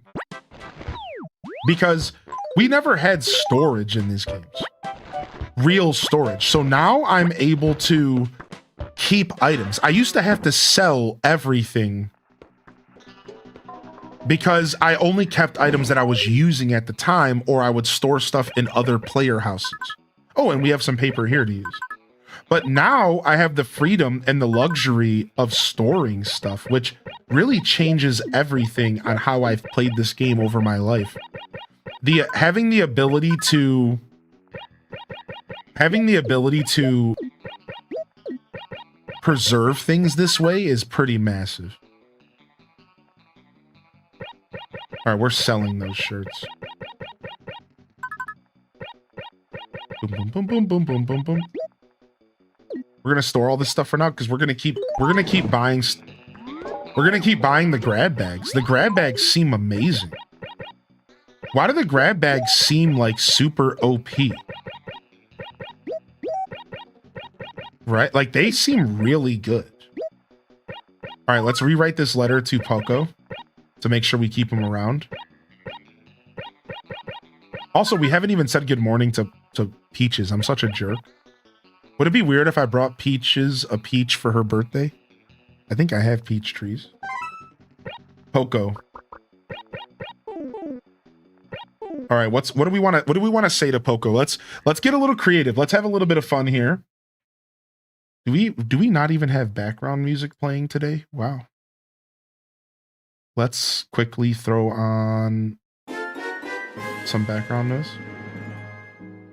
All right. I hope everyone is having a great time off this weekend. Yo! I'm going back to YouTube working now. H-Day love, H-Day grow, H-Day wave, H-Day shug, H-Day gritty, H-Day bongo tap, H-Day gyroid, H-Day lurk, H-Day bongo tap, H-Day gyroid, H-D SIP, H-D SIP, H-Day bongo tap, H-Day I didn't think of that. tap, H-Day dumper. Oh, you know, exactly. Yo, what's up, Toter Tot Salad Bug? You had me until the dumper. Thanks for 51. Happy Thanksgiving. Happy holidays, everyone. All right, are we going with this one? I talked to your dad the other... Oh, I can't skip lines. That's the only thing I can do. The other day. And you are in big trouble. You really need to rethink, which you really need to think. I'm trying to remember, you gotta be simple in this game. Think about your life choices. It seems like your past is catching up.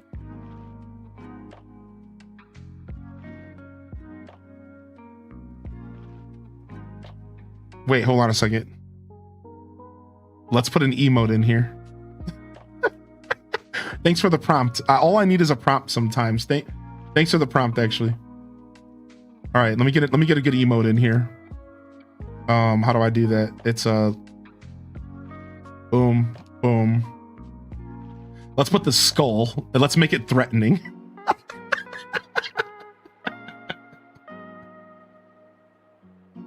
Oh, I have another line to type. I didn't realize. Hold on. We're going to actually just take this line up here. We're going to back this up. And we're going to actually... Hold on a second. We're going to just space this out. Because this is a much better line to end on. We're back this up. And then we're going to space this out. Then we need to go over here. And we need to back this up. And we need to send this down here. There we go. It seems like your past is catching up. Skull. Love Hylian. Do you think he'll understand? Maybe. So like really we watched videos about this. Really the difference between a villager understanding and not is like proper punctuation and like it really comes down to like proper punctuation and keywords. So if I wrote things clean enough, understanding might just be, so like really when a villager understands, they either reply and pretend like they knew what they were talking about, or they reply and say, I have no idea what you were talking about. Right? So like, yeah, I think with a letter with this structure, there's a chance that he will know what I was talking about. There is. But you know, they don't actually read the letters, but they look for key words and then they just reply with something that's usually not relevant. I agree with that, Toter Tot. I would love to see those characters. And hey, at this point in time, we can all have a little bit of hope that maybe that is going to be the case. Because remember, we don't know everything from the update yet. Keep that in mind. So I'm not trying to gas everyone up, but we are still in the hopium phase. We can hope. We don't know everything about the update yet. And we are still very much in that phase of, we could straight up be surprised come January 15th on what they're adding to the game. Now, it's probably pretty far-fetched that they're adding Pete and Pelly and they haven't showed us yet, sadly, but I'm just throwing that out there. I think we could still talk theories and have some fun with predictions on what they could add to the game. We can have some fun with this, man, because it's not all written in stone yet.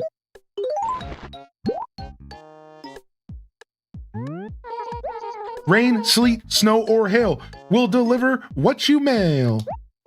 Thank you.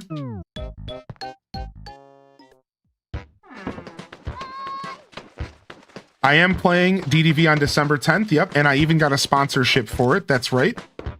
We will be here December 10th. We will be here December 10th checking out the update. And we might even play before then as well. All right, here we go. We got our letter from Crazy Red. He'll be here at 6 p.m. tonight. He's not here yet, which I knew that. All right, and before we go back to go do some more sales and stuff, I actually have a super random surprise for everyone today.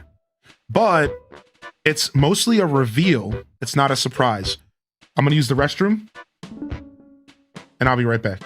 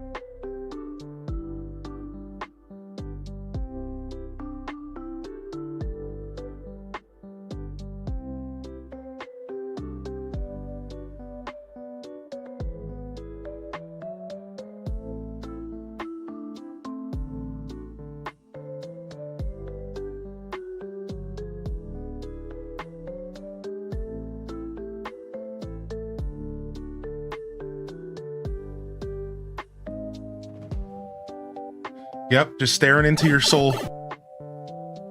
All right. So let's go see what's going on here. So now I've had some stuff laying around my house for a while now. And I've been kind of like biding my time and not even sure what I'm going to do with it yet. And I'm still not fully sure what we're going to be doing with this, which is why I said it's a little bit more of a reveal. But here in this box in front of me, I was sent a really interesting gift. All right. And I think I have permission to do whatever I want with this gift. All right, but I'll have to reach out and make sure that that's the case. But I want to show you all something here. So I was sent a completely unopened box of e-reader cards from Japan for Animal Crossing GameCube.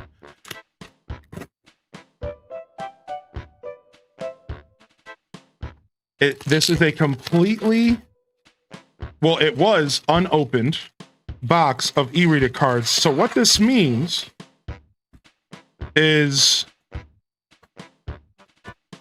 for those that don't know, I should give some lore. E-readers were the OG amiibo cards. You want to think of e-readers as amiibo cards. And they had all sorts of super interesting functionality. They were the OG amiibo cards. All right, so take a look at this super dope box. I know it's green screening, so let's go over to the other scene real quick. Are y'all down? Let's go to the other scene super quick. And I will pull up the non-green screen. So I need to turn off some images and stuff. Give me just a second. Boop, boop, boop, boop, boop. And I need to pull up the non-green screen here. Bum, bum, bum, bum. All right. And this is it. Look, take a look.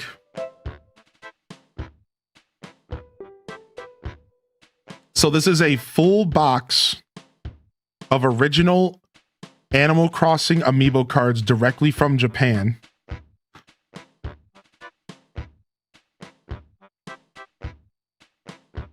But they were called e-reader cards. And if I open up the box, take a look at this. You can't tell me that. Do we have any rippers out in the chat? We don't have HDES packs anymore, but are there any rippers out in the chat? Because take a look at this. You might Craigasm. Take a look.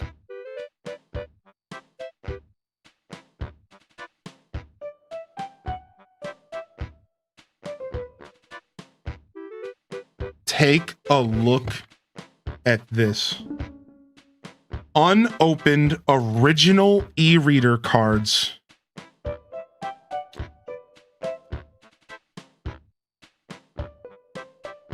Look at this. So they were like the original amiibo cards. You could scan them into Animal Crossing. There were some. So let me give you a quick history lesson. So e-reader cards were the original amiibo cards, and they had a lot of different functionality. Give you one example. You could scan an e-reader card into your Game Boy Advance to play like the original Zelda for Nintendo. You could also use e-reader cards to scan villagers into Animal Crossing GameCube. When I say, again, the original amiibo cards, I mean what I am saying. All right, and there's a lot of functionality. It's really old school. And we're gonna go ahead and we're gonna rip a pack. Now, I don't exactly know what I'm doing with these cards yet, and I was waiting for like an opportune moment to bust these out, and I was even thinking about saving them for January 15th. All right, let's see who we got. All right, first up, Is this Louise? First up, Louise the elephant. Next, Coco. Yo, sick, dude. Okay. Next up, Filbert. Wow, we are hitting right now. We are hitting right now. Midge.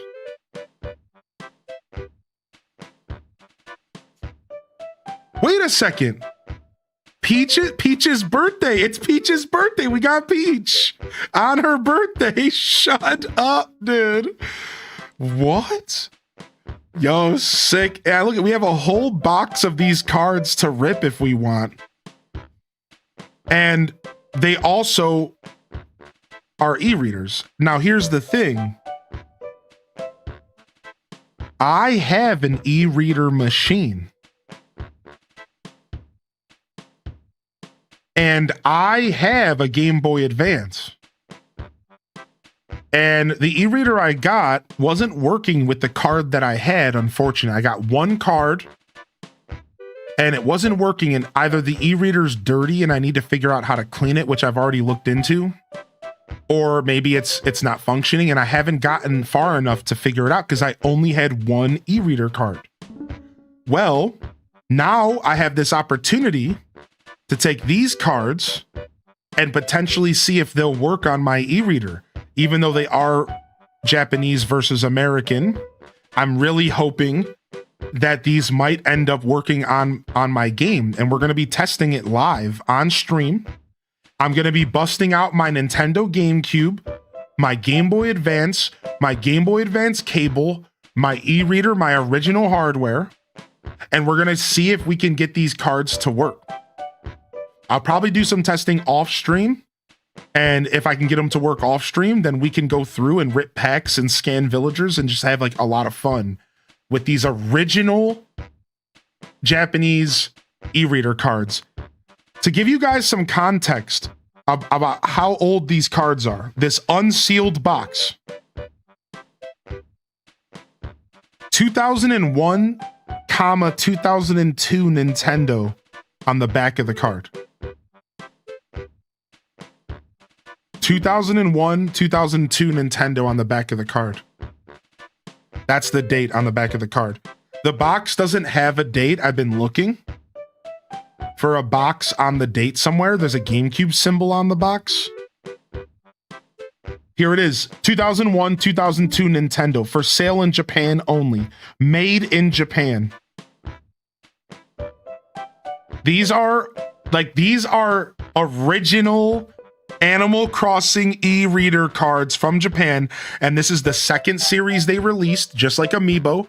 This is series number 2, and there's different series. Let's rip another one. Let's have some fun. Let's rip another one, shall we? Let's rip one more for those that are hanging out today.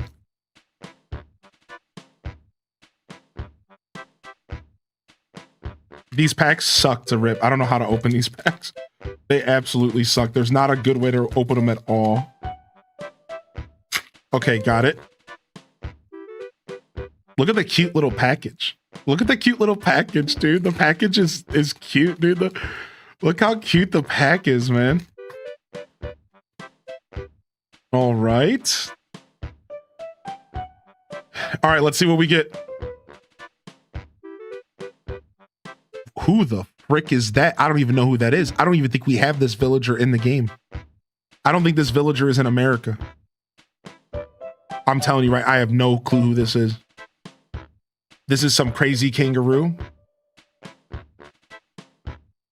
So if somebody wants to look it up, it's number 114 of the e-reader series. If you type into Google e-reader Animal Crossing series 114, it might come up. Yeah, it looks like Carrie in a costume. All right, you ready? Oh, is that Jay? Is that his name? He's the Blue Jay? Is that his name? Jay, I think? I think so. I think that's his name, right? Jay the cutie. Okay.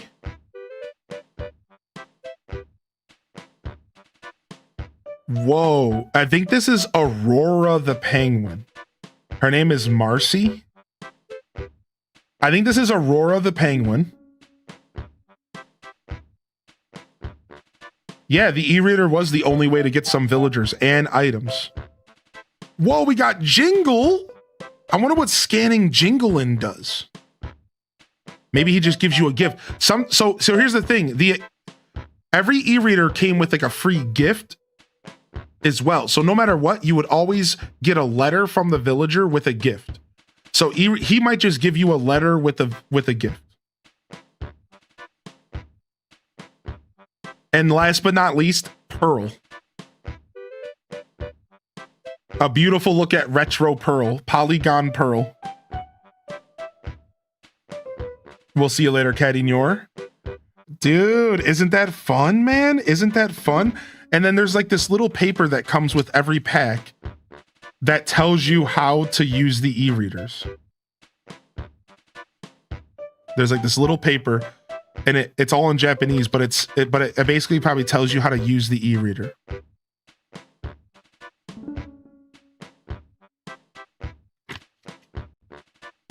And every pack comes with one of those.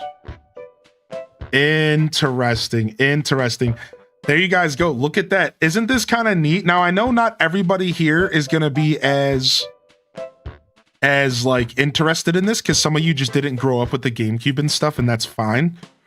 But I was hoping that there would be some of y'all here for Retro Crossing this morning that would really appreciate this. And I've been really waiting for a chance to bust this out for y'all. And I wasn't sure what I wanted to do. Now, after I talked to the person who sent it to me, we might do some giveaways. We might do that classic thing on Twitch and YouTube called breaks, where I rip the pack, but I give it away.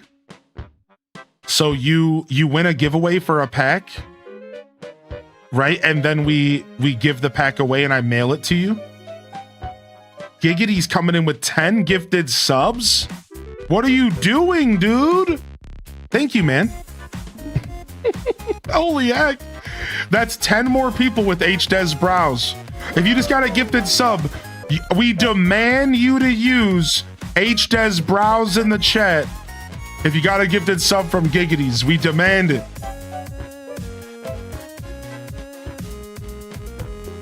So I'm thinking, I don't exactly know what I'm doing with these packs. I'm just going to have some fun.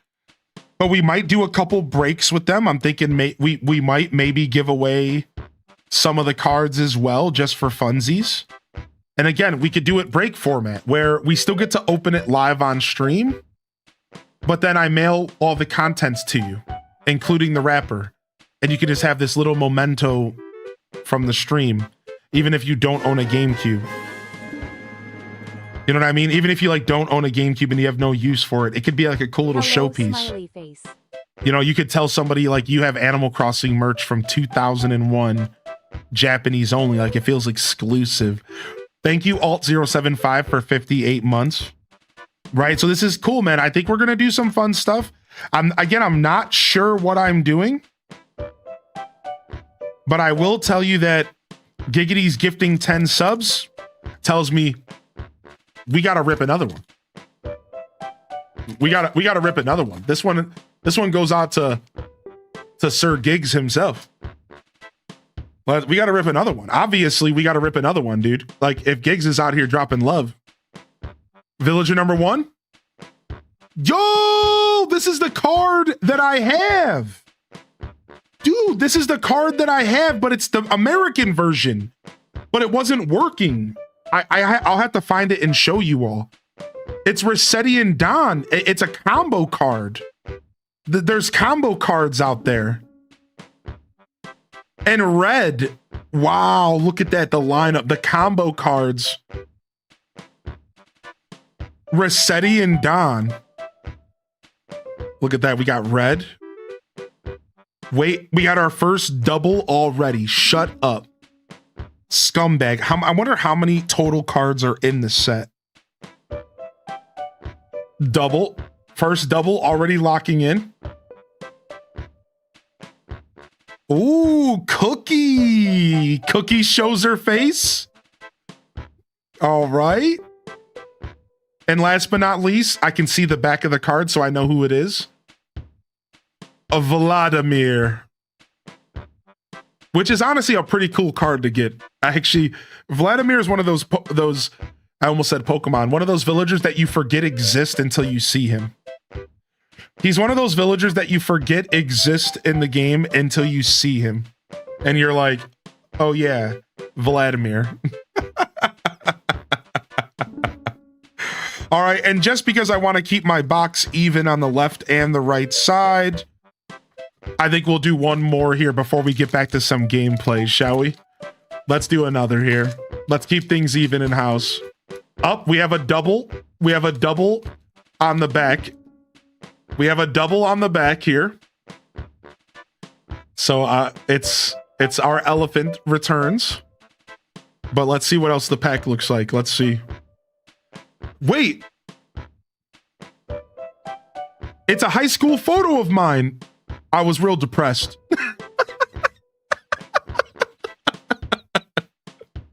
Wait a second. It's a villager. Rachie? Olive. Oh, dude. Olive is so cute. Look. Aw. Oh. Okay. Derwin. He's in my village, dude. I'm Darwin. Durr. Aw, I believe this is not Sydney. I think Sydney's the purple one. So this is Yuka. Yuka. And then we have a double. Our second elephant, Ellie, coming back again. Sorry, Louise. Our double there. Yeah, man, I thought y'all might enjoy this. I just want to shout out. So this was actually a gift from the babe. I just want to shout out the babe. They were super, super chill. It was super cool. They saw the opportunity to snag this up. I don't think they paid terribly a lot for it, which is why we ripped it open in front of you. And you know what I mean? Like, not that I am a collector. I would have ripped it open regardless. But like, yeah, it's not like they paid an arm and a leg or anything for it. I'm pretty sure they just saw an opportunity for a pretty good deal. It's not like these are really sought after outside of collectors in the first place. And maybe this series is just overproduced or something. I'm not sure. I don't think it was like a crazy expensive thing. It was more of just a super cool snag. And it's been sitting in my house for weeks, months. Just sitting in a box in my house, and I've been kind of waiting for an opportunity to like sit down with y'all and show it off and talk about it. And I was also trying to figure out like what exactly am I going to do with it. And well, the obvious answer is rip some packs on stream with y'all. Right? That's the obvious answer. Rip some packs on stream. And then from there, maybe figure out if we want to, like I said, maybe do some fun giveaways or something. So I can tell you right now, I think what's going to happen with these for anybody who's interested is we will likely give away some of these right here on stream on January 15th during the 24-hour stream. That's the one thing I'm almost sure of, which is what I was saving it for in the first place.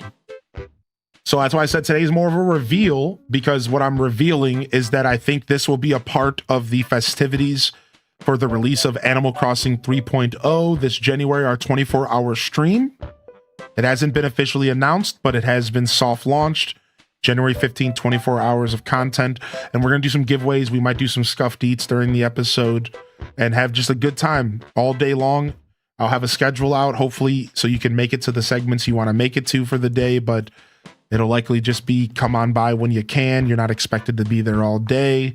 And I think we'll be doing some giveaways. And I think that it might be a good opportunity to maybe do a couple giveaways. Like I said, maybe we'll do the break We'll do break style maybe, where I get to still rip it on stream for the fun of it, but then you get to keep the pack, whatever the contents are. Or we could just give away the unopened packs as well. Like whatever. I'll figure out the logistics. I still have plenty of time before I have to think that hard about it. But yeah, I thought this would be a fun little thing for us to do here. Excuse me while I turn everything back on. I haven't quite figured out a way. I haven't quite set up a way to make this not look so messy. So just give me a second, dude. Just give me a second. This is all new and I haven't taken the time to set this up yet. All right, sick. All right, let's jump back over and let's get back to some ACGC. Exactly. I'll probably let the winners choose. Exactly. Like that'll probably be the best way. Is you'll win the giveaway and then I'll ask you, and I've done this in the past, do you want me to rip your pack now or not? If you say no, we'll mail you the pack. If you say yes, we'll rip it. We'll give you the wrapping paper as well as all the contents in a quick letter. And the reason that this giveaway is super chill is because I don't have to pay anything for shipping, because I can fit a packet of Amiibo cards in an envelope and I can mail the envelope in regular mail. So that's actually what makes these types of giveaways so fun for me, because they don't involve packages. It's simply just envelope, your information, it's mailed. No matter where you live, no matter where in the world, we can just ship it to you, because it's so much simpler when it's over regular mail, right? So that I'm actually excited to do these giveaways because it's not going to take a lot of extra out of stream work. You know, packages and stuff can be a lot, especially for a guy who doesn't drive right now, unfortunately. So yeah, you just pay for the stamp and you move on. Exactly. Thanks for Scuffed Eats stream. I hope everything came out all right. It did, yeah. Exclamation point Scuffed. Here, we'll go ahead and we'll pull up the results for you, the finale on stream here real quick. Did many other games use the e-reader? The e-reader wasn't used by a ton of games, unfortunately, but it was used a bunch for the Game Boy Advance. For, like I said, you could actually scan an e-reader card that had games on it, and you could play a game on your Game Boy Advance. It was really interesting technology. So here it is. Without further ado, I present to you Scuffed Eats Thanksgiving. And there it is. Look at this. Everything here. Mashed potatoes, deviled eggs, homemade stuffing, French onion straw casserole with green beans.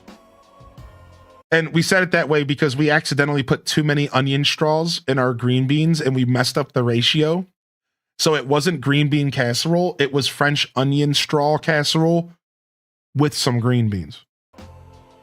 Candied yams, whole turkey, and we have some classic Ocean Spray cranberry sauce, all drenched in homemade gravy from scratch.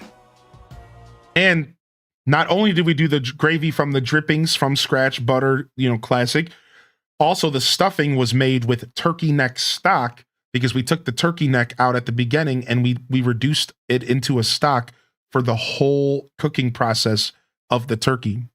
And we took that stock and we used it to make the stuffing, which turned out so good flavor-wise. We did the gravy right. That's the one thing we did for sure right. The stuffing was made with a turkey neck stock made directly there it from is. the turkey. I didn't think I said it. Everything here is jam-packed with flavor. Everything here, we've been tasting the whole day. Jam-packed with flavor, dude. Look at that. Because we were tasting as we went. Look at that. And then dude. if you go watch the VOD after this, I actually taste every dish and I give it an individual grade, because I like to do grades for my show. And then we talk about the whole dish and how it came together. So there's a little bit more after that. But yeah, there it is. There's my Scuffed Eats Thanksgiving. A very scuffed Thanksgiving. Turned out real good this year.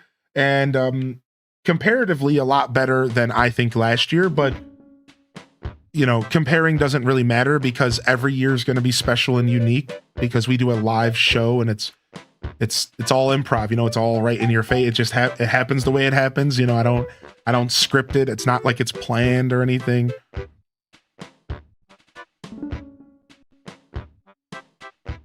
So not jealous about all the food you made yesterday, or I'm just lying and I'm jealous. What's up, Stray Heart?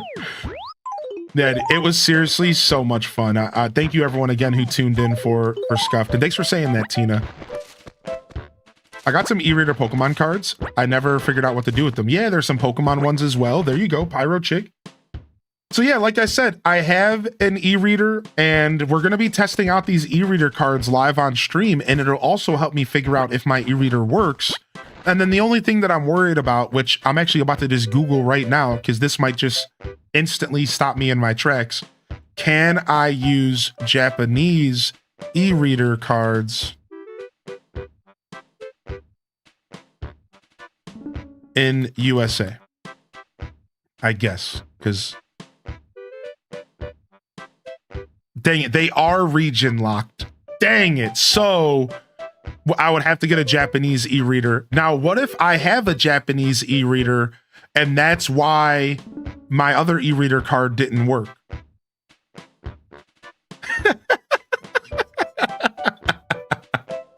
But stay tuned though, because there's actually a hack here, and this is something I've been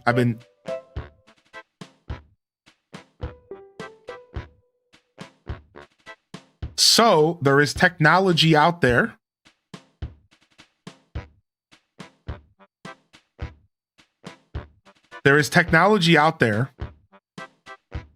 where you can use an e-reader with an emulator.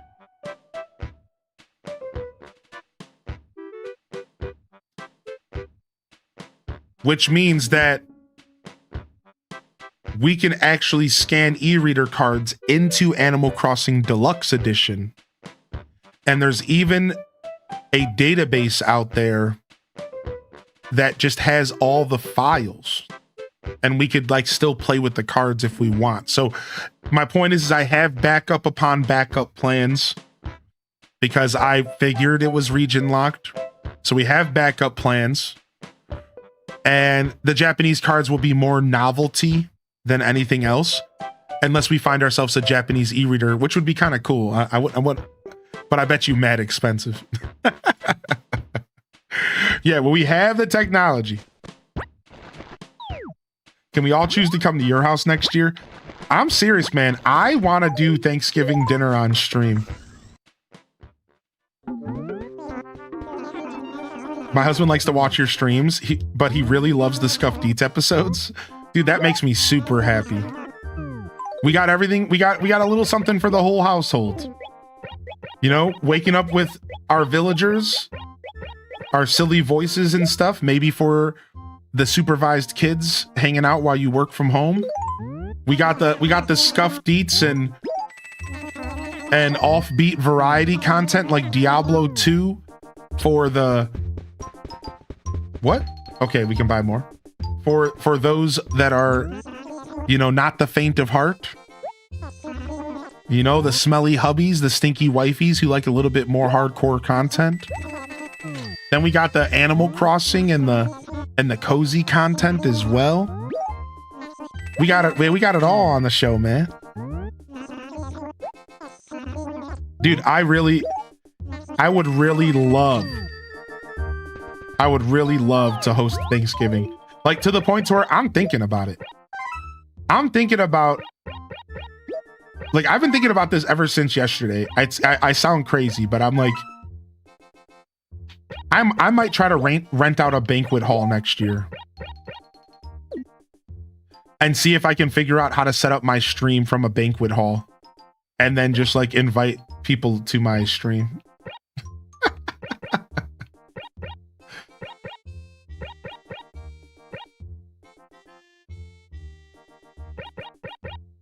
It's really not that expensive to rent out a hall for a couple hours. Bum, bum, bum.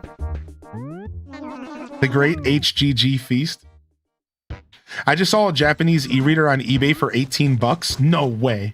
Really? So then the question from there would be, would I be able to use a Japanese e-reader with an American copy of Animal Crossing GameCube? That's the second question. Because would there be a region lock problem because of that? And then if so, that means that I need to get myself a copy of Japanese Animal Crossing. I'll do my own research over time, but you know, it's fun to think about. You could sell tickets to help with the cost. True, I guess if I'm not cooking for just one guy, it could get a little expensive for sure.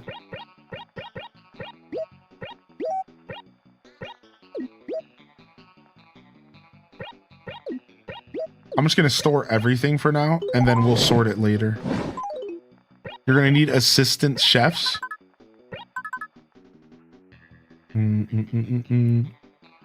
This is close to me, but somehow 6.5 hours from me. Yeah. Just the eggs for deviled eggs. Are you saying because of egg prices? Is that what you're saying? Have the mods come over to prep.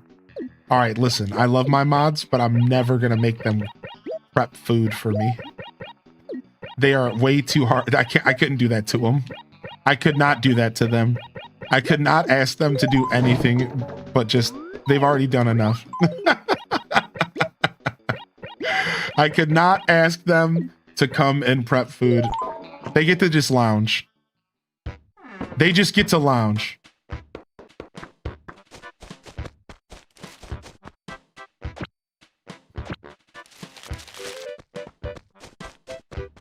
Bum bum bum bum bum bum bum bum bum bum.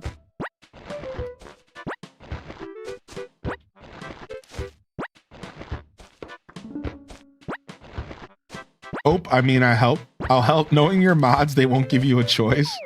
I mean, true. Cozy.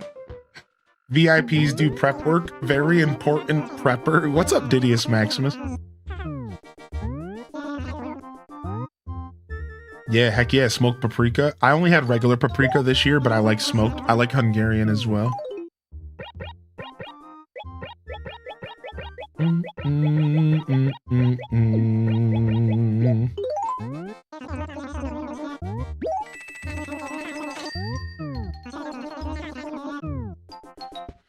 Yeah, there's like paprika, Hungarian paprika, smoked paprika. There's like 5 different versions that I know of, I swear. And I guess if they label it specifically smoked, it's just smokier. I guess.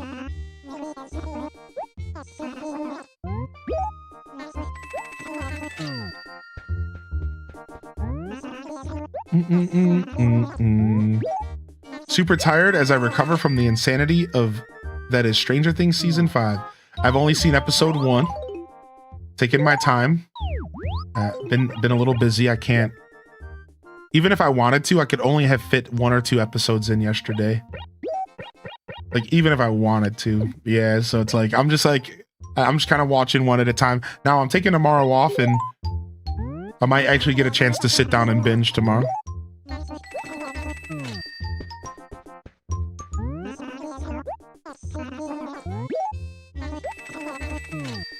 Boom, boom, boom, boom, boom. We binged everything from like 6 p.m. till 1 in the morning. That's so funny. Me and my partner, we don't ever do that. We're both the kind of people that love being up in the morning and hate staying up past our bedtime. So I that's funny that you say that, because like I think the latest that my partner and I have stayed up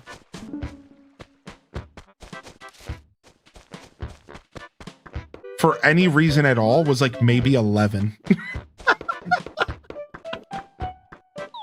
Like barring some situation that I'm not remembering, like 11 p.m. was like a late night for us. We were just like, okay, we're done. We're tanked. Yeah, like maybe there's something I'm not remembering, but like, nah, we're just not those types of people. We don't stay up late ever.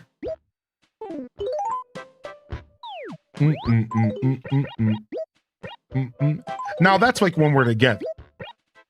I have late nights here on my own every once in a while, especially on my days off. I'll stay up on my days off all the time, but I'm also a degenerate. And if I'm really into a game if I'm like really into a game, I will just sit there and play that game with no regards for tomorrow me, with no regards to anything I have to do the next day. I will just sit there and game. I didn't save much leftovers from yesterday since we leave for a week on vacation after my work shift today, but I got ham and sweet potato casserole for lunch. Nice. I assume the lady wakes up early when you are together to make you breakfast in bed. We both share breakfast duties. Breakfast duties. But I relish in the opportunity to cook for them, so. But no, we are get out of bed types of people. So there is no breakfast in bed in our house. We get out of bed and start doing stuff. We're doers in the morning. We'll lounge in bed for like a little while, and then it's like we're up and at 'em. We're up and at 'em, dude. We're up. We're doing stuff. Again, because like we're just early birds, you know. I can't speak fully for them, obviously, but I know I can, you know, just because that's their business. But I'm an early bird. Like even on my days off, chat, like when I go on vacation and stuff, all right, when I go like out on vacation and take some days off, y'all realize that I'm up every day at like 7 in the morning. Like my days off, I'm up sometimes like earlier than my stream days. Yeah, like that, like that's the kind of life that I'd be living out there.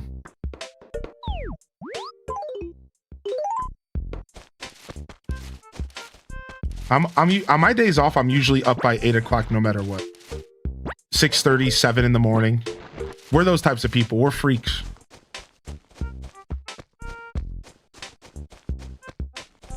Freaky morning people. Your day off streams amuse me to no end for that. Yeah, I'm just like up anyways. What's up, Frank? Good morning. And we'll occasionally sleep in, you know.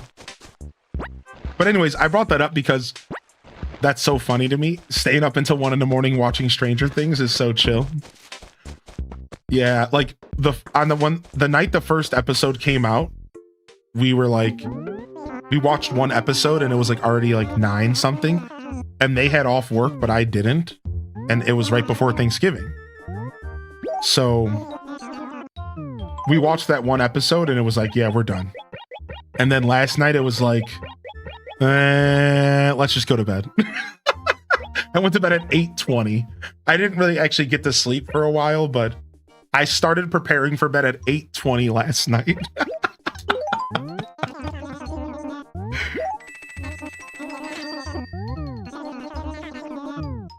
In my household, making a hearty breakfast is my responsibility, and that's fair, you know. Every household's gonna handle things differently. I'd like to say that it's my responsibility, but that's by like choice, as is for you, I imagine. So I don't think about it like a responsibility because I just like cooking. I just enjoy cooking, you know. Dun, dun, dun, dun, dun, dun, dun, dun, dun, dun. I learned mornings were simply the best time when I stream full time. Well, I mean, for what you were doing, but truthfully, the reason mornings were a good time for you when you were streaming was because of the community that I had already established as morning.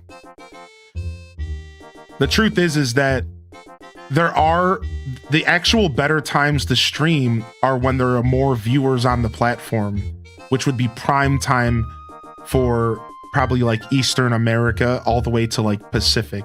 And then if you're specifically trying to tap into the UK audience, then prime time for you would be 6 between 8 p.m. But fun fact, mornings are actually the least viewership on the platform and will provide you the least exposure on the platform. But mornings also have less competition for big streamers, but I don't compete with big streamers. So that doesn't matter. And you wouldn't have either. Because they're just in a completely different league. So in all reality, mornings really were only the vibe in that era for you because, I mean, look at man, Hyrule Gaming Group was established at 6 in the morning, which is like literally in the middle of UK mornings still, right? And like Aussies as well, right? I streamed at 6 in the morning, which was bedtime and nighttime for Australians. So yeah, like to be clear, like everybody's stream journey is going to be different, and I wouldn't put mornings on a pedestal. That's what I'm trying to say. Like, I wouldn't put mornings on a pedestal as a creator. That's not quite how that works. In fact, I would encourage most up and coming creators to stream during times where more people are using the platform, because then you have more of a chance to see and get exposure. But again, you know, you go off of what works specifically for your journey and what works for your stream. Everybody's journey is going to be different, you know?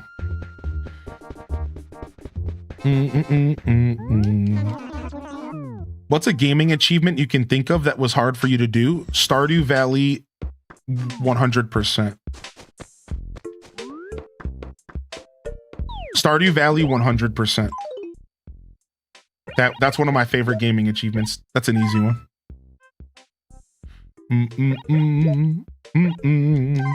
Stream when? Well, we were talking about, to give you context, so Slippery Slope here used to create content, and they commented that morning streams felt like the best time for them to create content. And I was reminiscing and like, yeah, that makes sense because you built your community alongside mine. I found my success in the morning, and anybody around me who follows a similar path to mine is going to find success. I'm not trying to put myself on any kind of pedestal or anything. Don't get me wrong. I'm literally just speaking facts. You know, if you are a part of the Hyrule Gaming network and you streamed similar content or in and around my broadcast time, you're naturally going to be recommended, because that's how the Twitch recommendation system works. It's like once they see viewers cross-pollinate, then they recommend more and more cross-pollination. If they see you as a creator watch this streamer, then they start to see intermingling, and then they recommend. And it's like a ripple effect. It's like, okay, well, this guy's playing Animal Crossing, this guy's playing Animal Crossing. Both of these people have a couple viewers that cross-pollinate. Let's recommend more.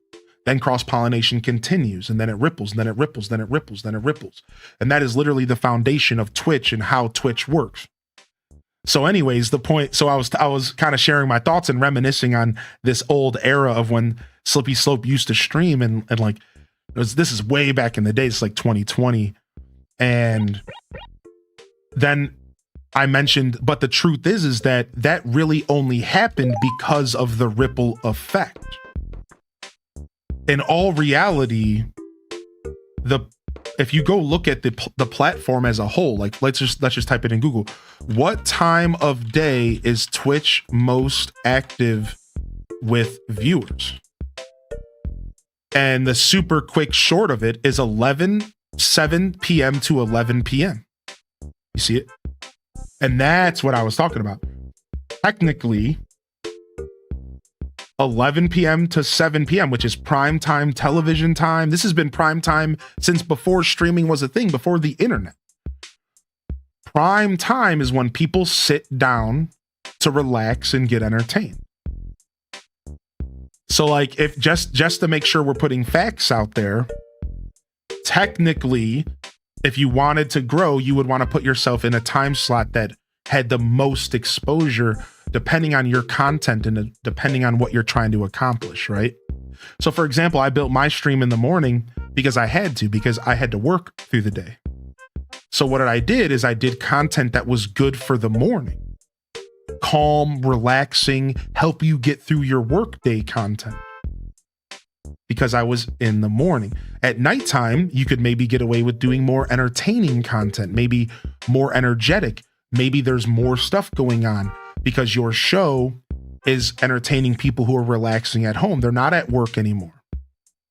right? That's why my night streams over the years were games that were maybe a little bit more focused for a group of people that want to come and hang out with me. Yeah, you'll notice that's why I do most of my multiplayer content at nighttime, because at nighttime is when people want to come and game with me. At nighttime is when people want to watch, games with stories and they can pay attention to your stream, because during the day, people can't pay attention to me. A lot of y'all are here probably hanging out on your second monitor, right? Now, today's a bad example because of the holiday, but how many of you in the chat with the show of emotes watch my show as a side alongside work, gaming, something? So you're not fully paying attention to my show. At that point, it's background noise. So I wouldn't want to do content that requires your attention during the day when I'm just background noise. Does that make sense? If the majority of people watching me during the day are using me as background noise, then why would I do content that requires a ton of your attention? Whereas at nighttime, you maybe would lean into doing content that requires more chat engagement, that try to encourage people to really pay attention to everything you're doing and saying on the screen, or gaming with you, multiplayer content. You see what I mean? So I was able to make the morning time slot work because of my style of content. But in all reality, mornings aren't the most ideal time if you're looking to grow, because it depends on the kind of content you're doing. But if you want to talk from just a general thing, your local time between 4 p.m. and 11 p.m. is when you catch the most viewers online. This is circa 2025. I'm looking at a graph right now. The peak viewership is 4 p.m. to 11, your local time. So ideally, you would be in front of more people and you would grow at a more rapid rate if you were to consider that time slot, right? So that's what we're kind of yapping about, and that's what we were talking about. So, you don't just want to choose your time slot and just say, this is the one that seems to make more sense. I saw another streamer do it. It should work for me. Well, not exactly. And again, to go back to Slope, I don't want to call Slope out, but one of the reasons why Slope's stream back in the day worked in the morning was likely because of the style of content he was doing. He was doing Animal Crossing alongside me, who had done Animal Crossing and already built an established audience for this game. He has a nice calming voice. He was doing coworker content. So it worked really well during that era for him, because that's what it was, coworker content, right? It was in the morning, it was calm, it was relaxing, right? He would do Breath of the Wild as well. Calm, relaxing, it was chill, bingo, Breath of the Wild, stuff like that. So yeah, it's like for the mornings worked for you, but it might not work for everyone, I get chicken breast and I thinned it by cutting it in half. How long do you want to cook it per side? Well, what about the thickness though? So technically what you're trying to do, you might want to put some plastic wrap over it, and you might want to beat it with a hammer real quick. Or you might want to take a fork and cut a bunch of individual holes in it. Like take a fork and just kind of jab it a bunch. Because what this does is it loosens up the proteins, and it kind of separates the proteins a bit, and it makes it faster and easier to cook. So consider that, because just because you cut it in, now if you cut it horizontally, then you're doing it right.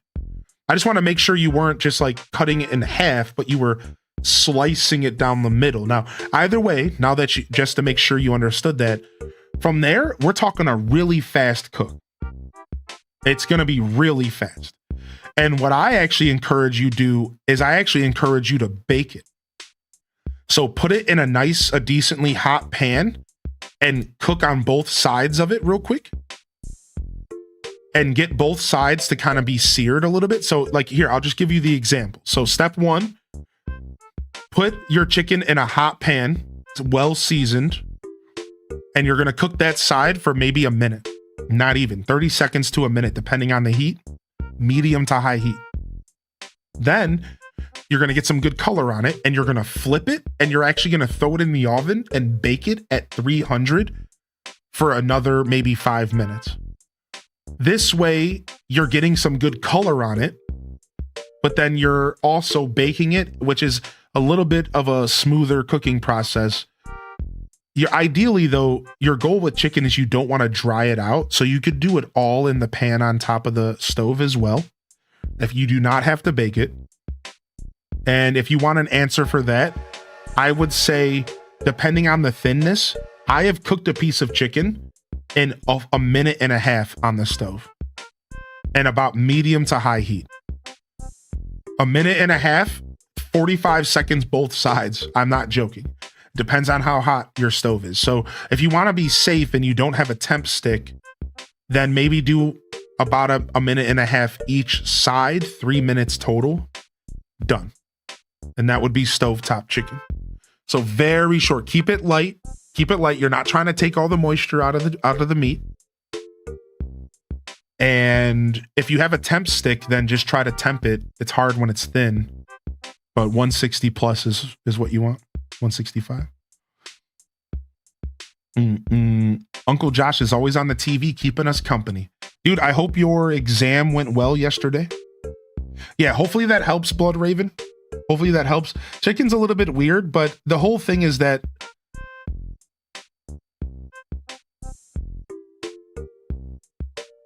here, hold on a second.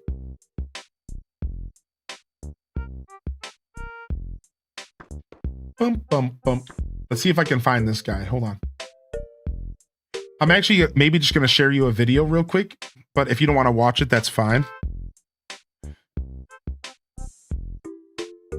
So this guy right here does a really good job explaining how to cook chicken. It's also one of the easiest to mess up. It can be dry, bland, it can have a weird woody texture sometimes, or maybe you just make it the same way over and over and it gets boring.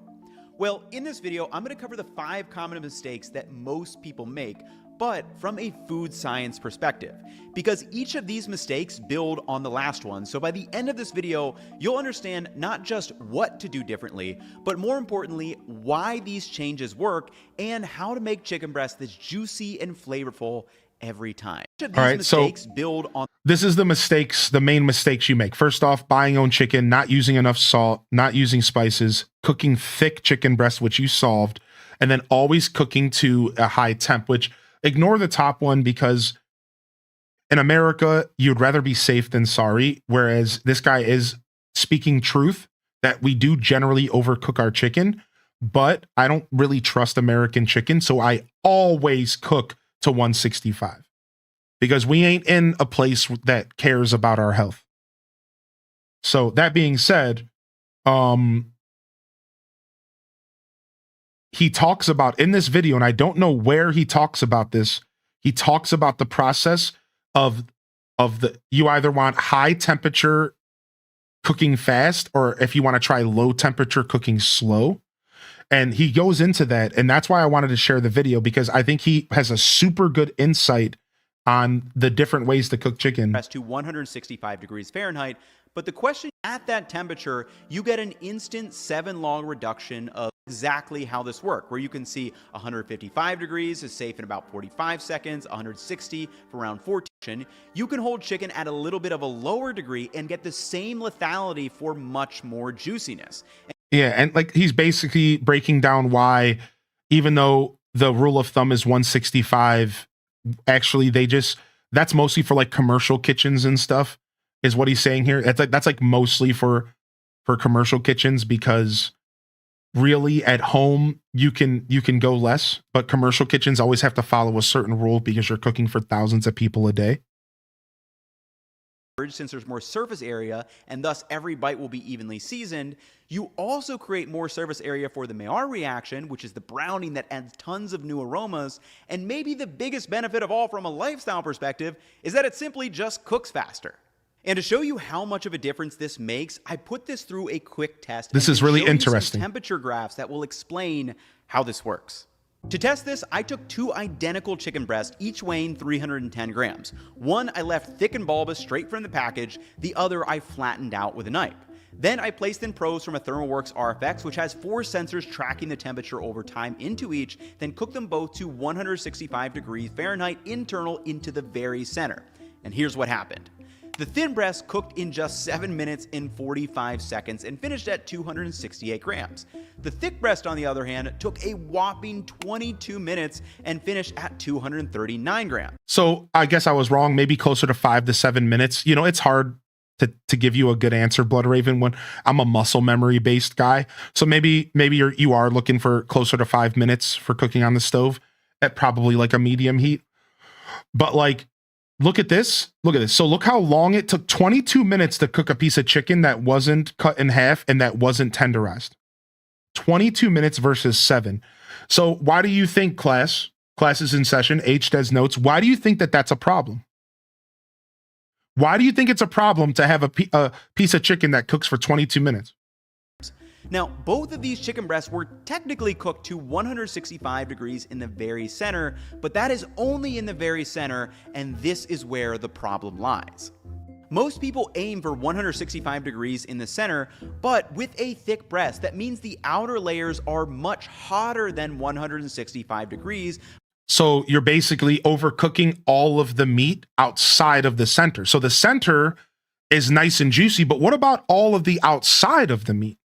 And this is why cook time matters, because so now you're probably asking, well, then what about people who like bake chicken? Like if I'm cooking chicken in an oven at low and slow, right? Does anybody cook low and slow in the house? I love a good low and slow baked chicken. I grew up eating baked chicken. You're asking, well, then is low and slow bad? No. Because again, what matters is the thinness, because you're still low and slow is fine if that's what you want to do. And he talks about that in this video. And that's why I wanted to share it, because there is different schools of thought on if you're going to be doing low and slow or if you're going to cook on the stove. By the time that center finally gets there. And you can see this in the temperature data. The sensors clearly show this separation because they are measuring outside the very center. And as a chicken breast cooks, the proteins tighten up, squeezing out that free water, which then evaporates. And the hotter the meat gets, the drier it becomes over time. And simply thinning out the breast shows that those sensors reach 165 degrees, all at roughly the same time. And I know this kind of seems simple, but really from a food science perspective, this is probably one of the most game-changing things that you can do at home, and it instantly will help you make better chicken. Also, as another bonus, you can thin out a breast before you freeze them, which helps them thaw fast. That's cool. Yeah, thinning before freezing is cool. Yeah, I haven't seen the video in a while, so I don't know exactly, but I swear at one point in this video, he does talk about baking versus cooking on top of the stove. And hopefully you can find it if you do watch the video. And he actually addresses the idea of like the bake versus the stovetop. But really, all you need to pull away from this is understanding that if you're going to do low and slow in the oven, you just need to make sure it's thin. One of the issues that people run into when they try to cook chicken breast on stainless steel is that it tends to stick. But this can be solved if you've ever wondered why chicken tastes better in a restaurant or from a takeout place than at home. It could be the spices, but the underlying issue that you should check on first is how much salt you're using. And this is why, man, I tell y'all, if you think you're using too much salt, use more. That's the rule of thumb. If you are salting your chicken and you're thinking to yourself, man, am I putting too much salt on this? The answer is no, and then you should put another handful as well. Yeah, the answer is no, and you should probably add even more. Because like we can't stress enough how important it is to fully season your meat.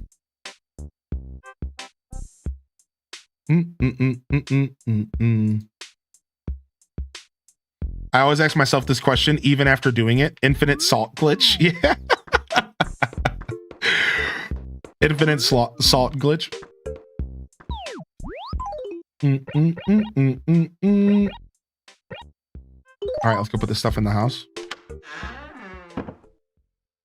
Salt. Homer Simpson voice. Anyways, I know that was a random side note, but I just felt like watching that video because I think that dude's really cool and I wanted to share some knowledge with y'all. Yeah, I've watched a couple of his videos. He's the one who did the video on eggs that I talked about on stream, where he did the science on if buying expensive eggs actually makes better quality eggs. And I told y'all the answer was no. And some people didn't even believe it. They were like, no way. Like, no. In fact, there's not really any, he broke it down like on the molecule level. And like, it's like, there's not enough of a difference when it comes to nutrition to justify expensive eggs for just a nutritional reason.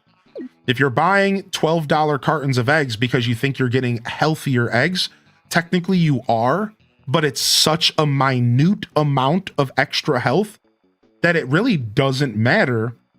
So really the reasons why you should be buying more expensive eggs are ethical reasons. The reasons that you should be buying more expensive eggs are because you like that they're taken care of, moral reasons. They're taken care of better. They're more healthily taken care of. And in turn, the eggs could maybe taste better because of that, I guess. And the yolks of the eggs are fresher looking. And if you care about presentation, then that could really be a big part of why you buy more expensive eggs. If you want your eggs to look better, if you want the yolk to be more vibrant. But if you're buying more expensive eggs because you think you're eating healthier eggs, that's actually false. And he proves this with science. And you can go do your own science, or it's not like he's out here with doing a lab test, but he was getting close. He was like measuring the vitamins and nutrients in the eggs.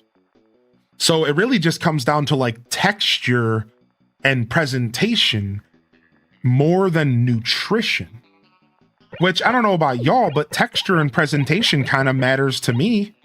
And I'd much rather have eggs that are textured better and that, are like the whites are less runny, and because like the whites on the egg will be less runny, so on and so forth. So like for me personally, I still find justification for getting more expensive eggs. I do. I like they just it feels like I'm getting a better product. And morally, I hope that they're not lying to me and they're saying that the chicken is better taken care of and it's living a better life. And I love that,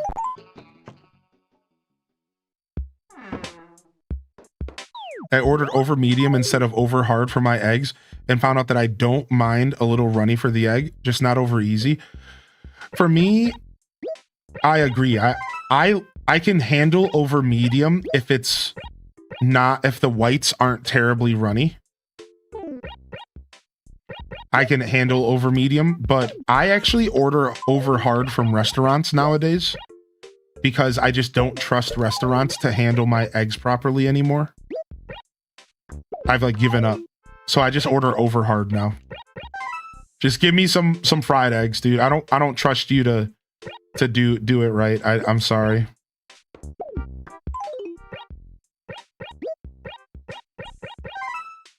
Or I'll just go with the classic scrambled,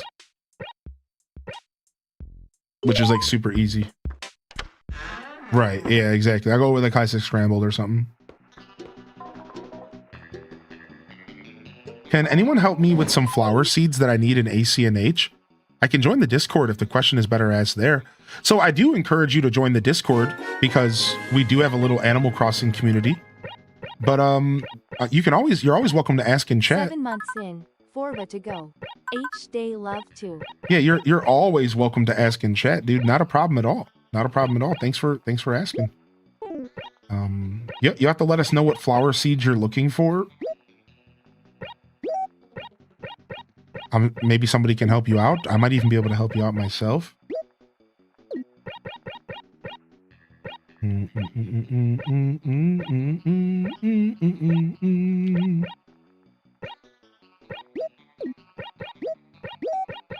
But yeah, the Discord's definitely going to be better. Just because not everyone here is gaming right now. Dude, these grab bags are sick. I almost bought them all. I almost bought all the grab bags. The fact that there was a time where we couldn't change our shoes in Animal Crossing, yep. Or our pants. Or our hat. Your hat only changed with the shirt that you put on. What a time to be alive, right?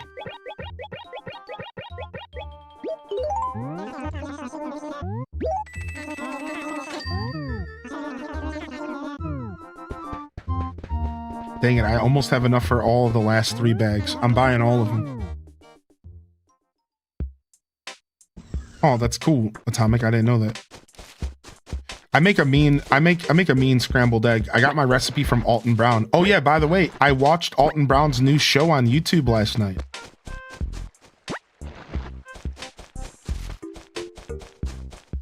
It was good. It was good. It had that same exact Alton Brown flavor, which I've come to love him for.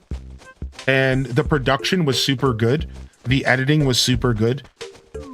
We're in this era in life where YouTube content is becoming TV quality level of production. And like, it was like a really, really well produced show. And it's just like, it might as well have been on television. You know what I mean? Like, it's just that well produced.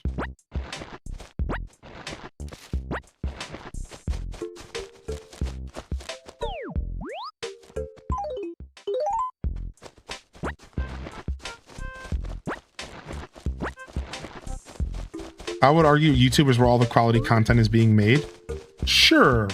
I think there's still some quality movies and stuff being made every once in a while, and TV shows and stuff, but I still think the sentiment of what you're saying stands. Like, overall, like the bulk, the majority. For educational, especially, right? PBS is trying. You know, public media is trying. I watch PBS's YouTube channel, though, so I don't need their TV. To that point, I've converted to just watching PBS on YouTube because they put out great content. Like, I just watched a whole thing about the truth about Thanksgiving and where it came from and like the roots of it and like spreading the actual knowledge around where Thanksgiving came from. And that was a PBS YouTube channel. It was like, sweet. Like, this is great. So to that point, touche. Yo, what up, Chio? Thank you for 19, man. Welcome to the show, Chio.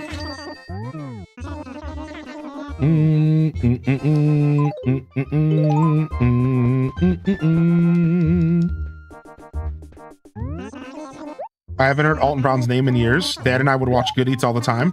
Yo, XCat, if you look up Alton Brown on YouTube, he just started a new series of like, it's similar to like his older show. And you can check it out if you want to watch some more. It's fun. It's fun. I like it, and I'm looking forward to watching more episodes. My favorite part about it was that it was only 15 minutes long. 15 minutes long. So you got it was just bite-sized. It was good content. Community game night. Does that mean you play with viewers? That's right. Tonight here in just about 4.5 hours, we're going to be playing Mario Kart World with the community. And then we are also going to be potentially playing some Kirby Air Riders.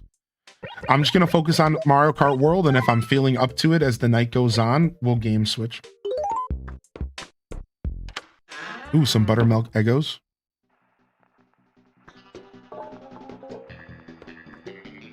I've got DVD of season 1 of Good Eats somewhere. Oh, what a gem.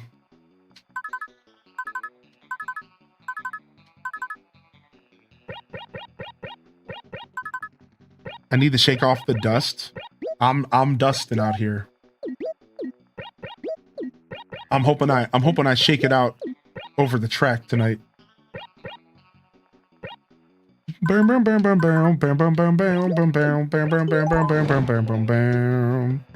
I work tonight. I'm sorry to hear that. We'll do some more game nights in the future, though.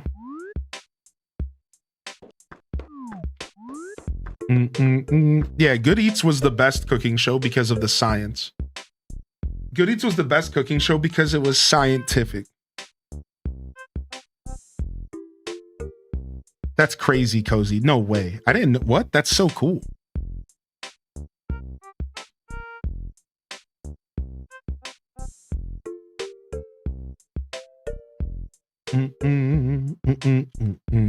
All right. Let's go ahead and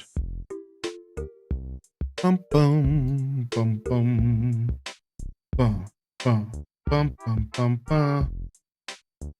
bum bum bum.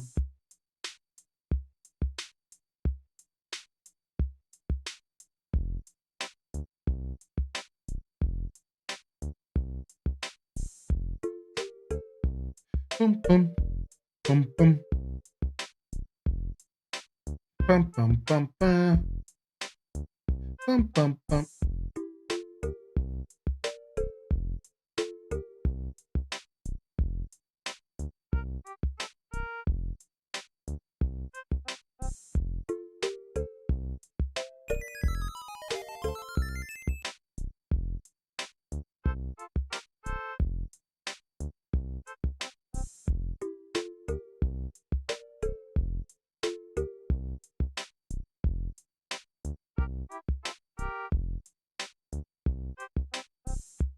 Uh, uh, uh, uh, uh, uh, mm.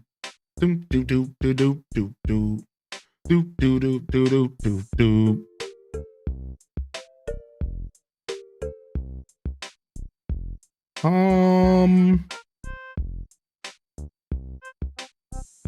Let's go visit.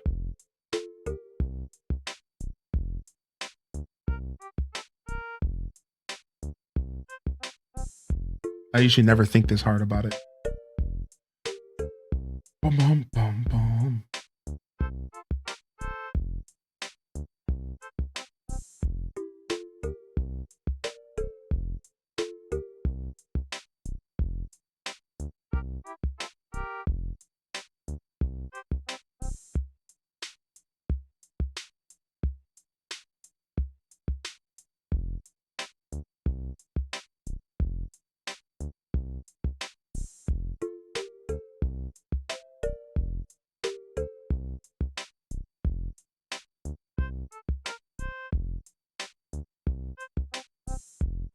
Dude, I can't believe Barb's playing Kingdom Hearts.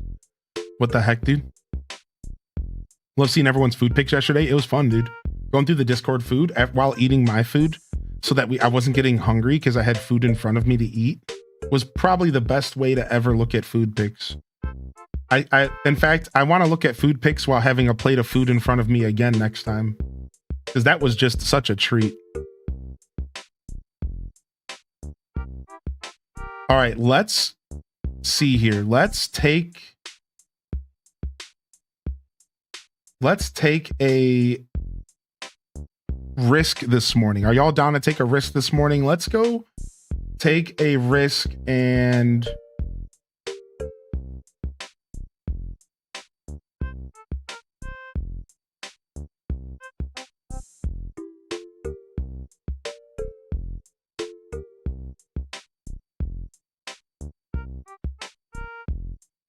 let's go and visit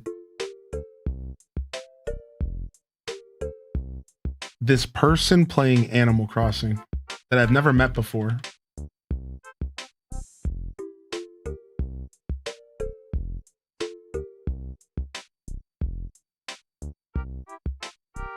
Yeah, let's go visit this person who's playing Animal Crossing that I've never met before. All right, we're going to get out of here. We're not going to do a long outro today. We're just going to wrap it up here. Thank you everyone for coming out, man.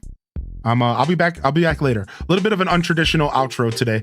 But if you enjoyed the show, please hit that follow button. If you're over on YouTube, please consider subscribing, liking, all that stuff. Y'all have been killing it. We're going to be back later tonight for some Mario Kart. I'm going to go chill out because I'm a little tired. That's really it. I'm like not all the way feeling well, but like I didn't want to say that because I don't want people to worry about me. I think I'm just like tired. I'm gonna go chill out. I'll be back here in a couple hours for some Mario Kart World for the night stream. Thanks for hanging out for Retro Crossing. We'll be back tomorrow morning for those that can't make it tonight. Sorry, I'll be back Sunday morning with some Happy Home Paradise designing, I believe. So Sunday, Animal Crossing New Horizons for another episode of AC Mornings.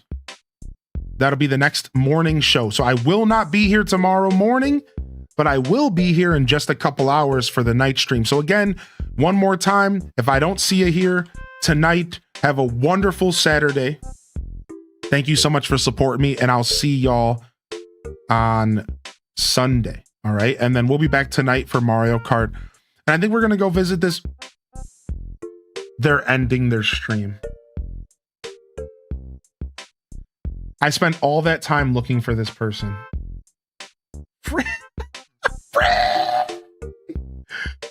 Ah! Whatever.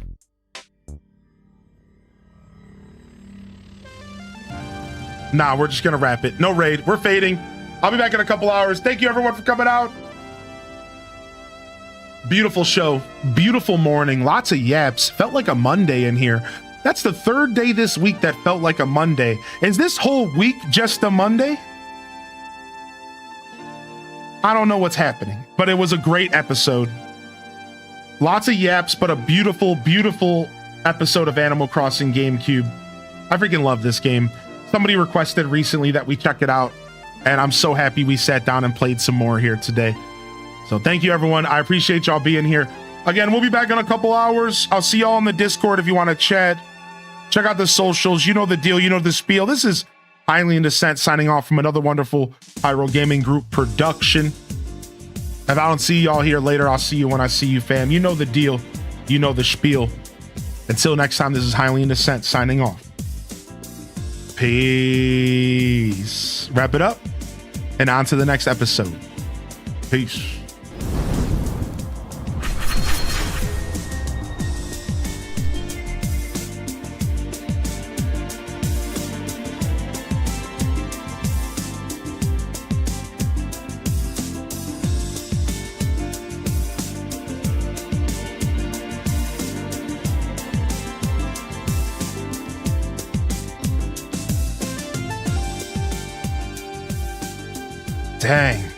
Dang. There it is, baby. There it is, baby.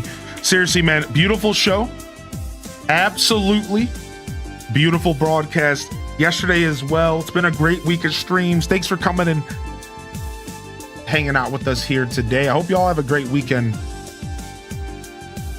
Enjoy the extra days off this week. If you're working, try to do your best to enjoy work. For some of us, it don't stop, I know. Enjoy your leftovers. Enjoy some video games. Whatever y'all end up getting into, all right?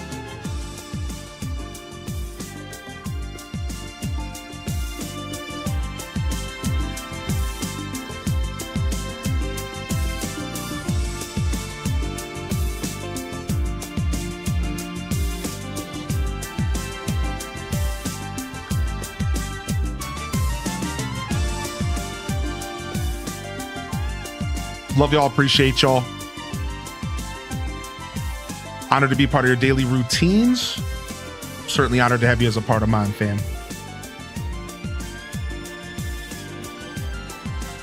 But until next time, this is Highly in Descent signing off. Peace. And hit them cat jams, baby. Peace.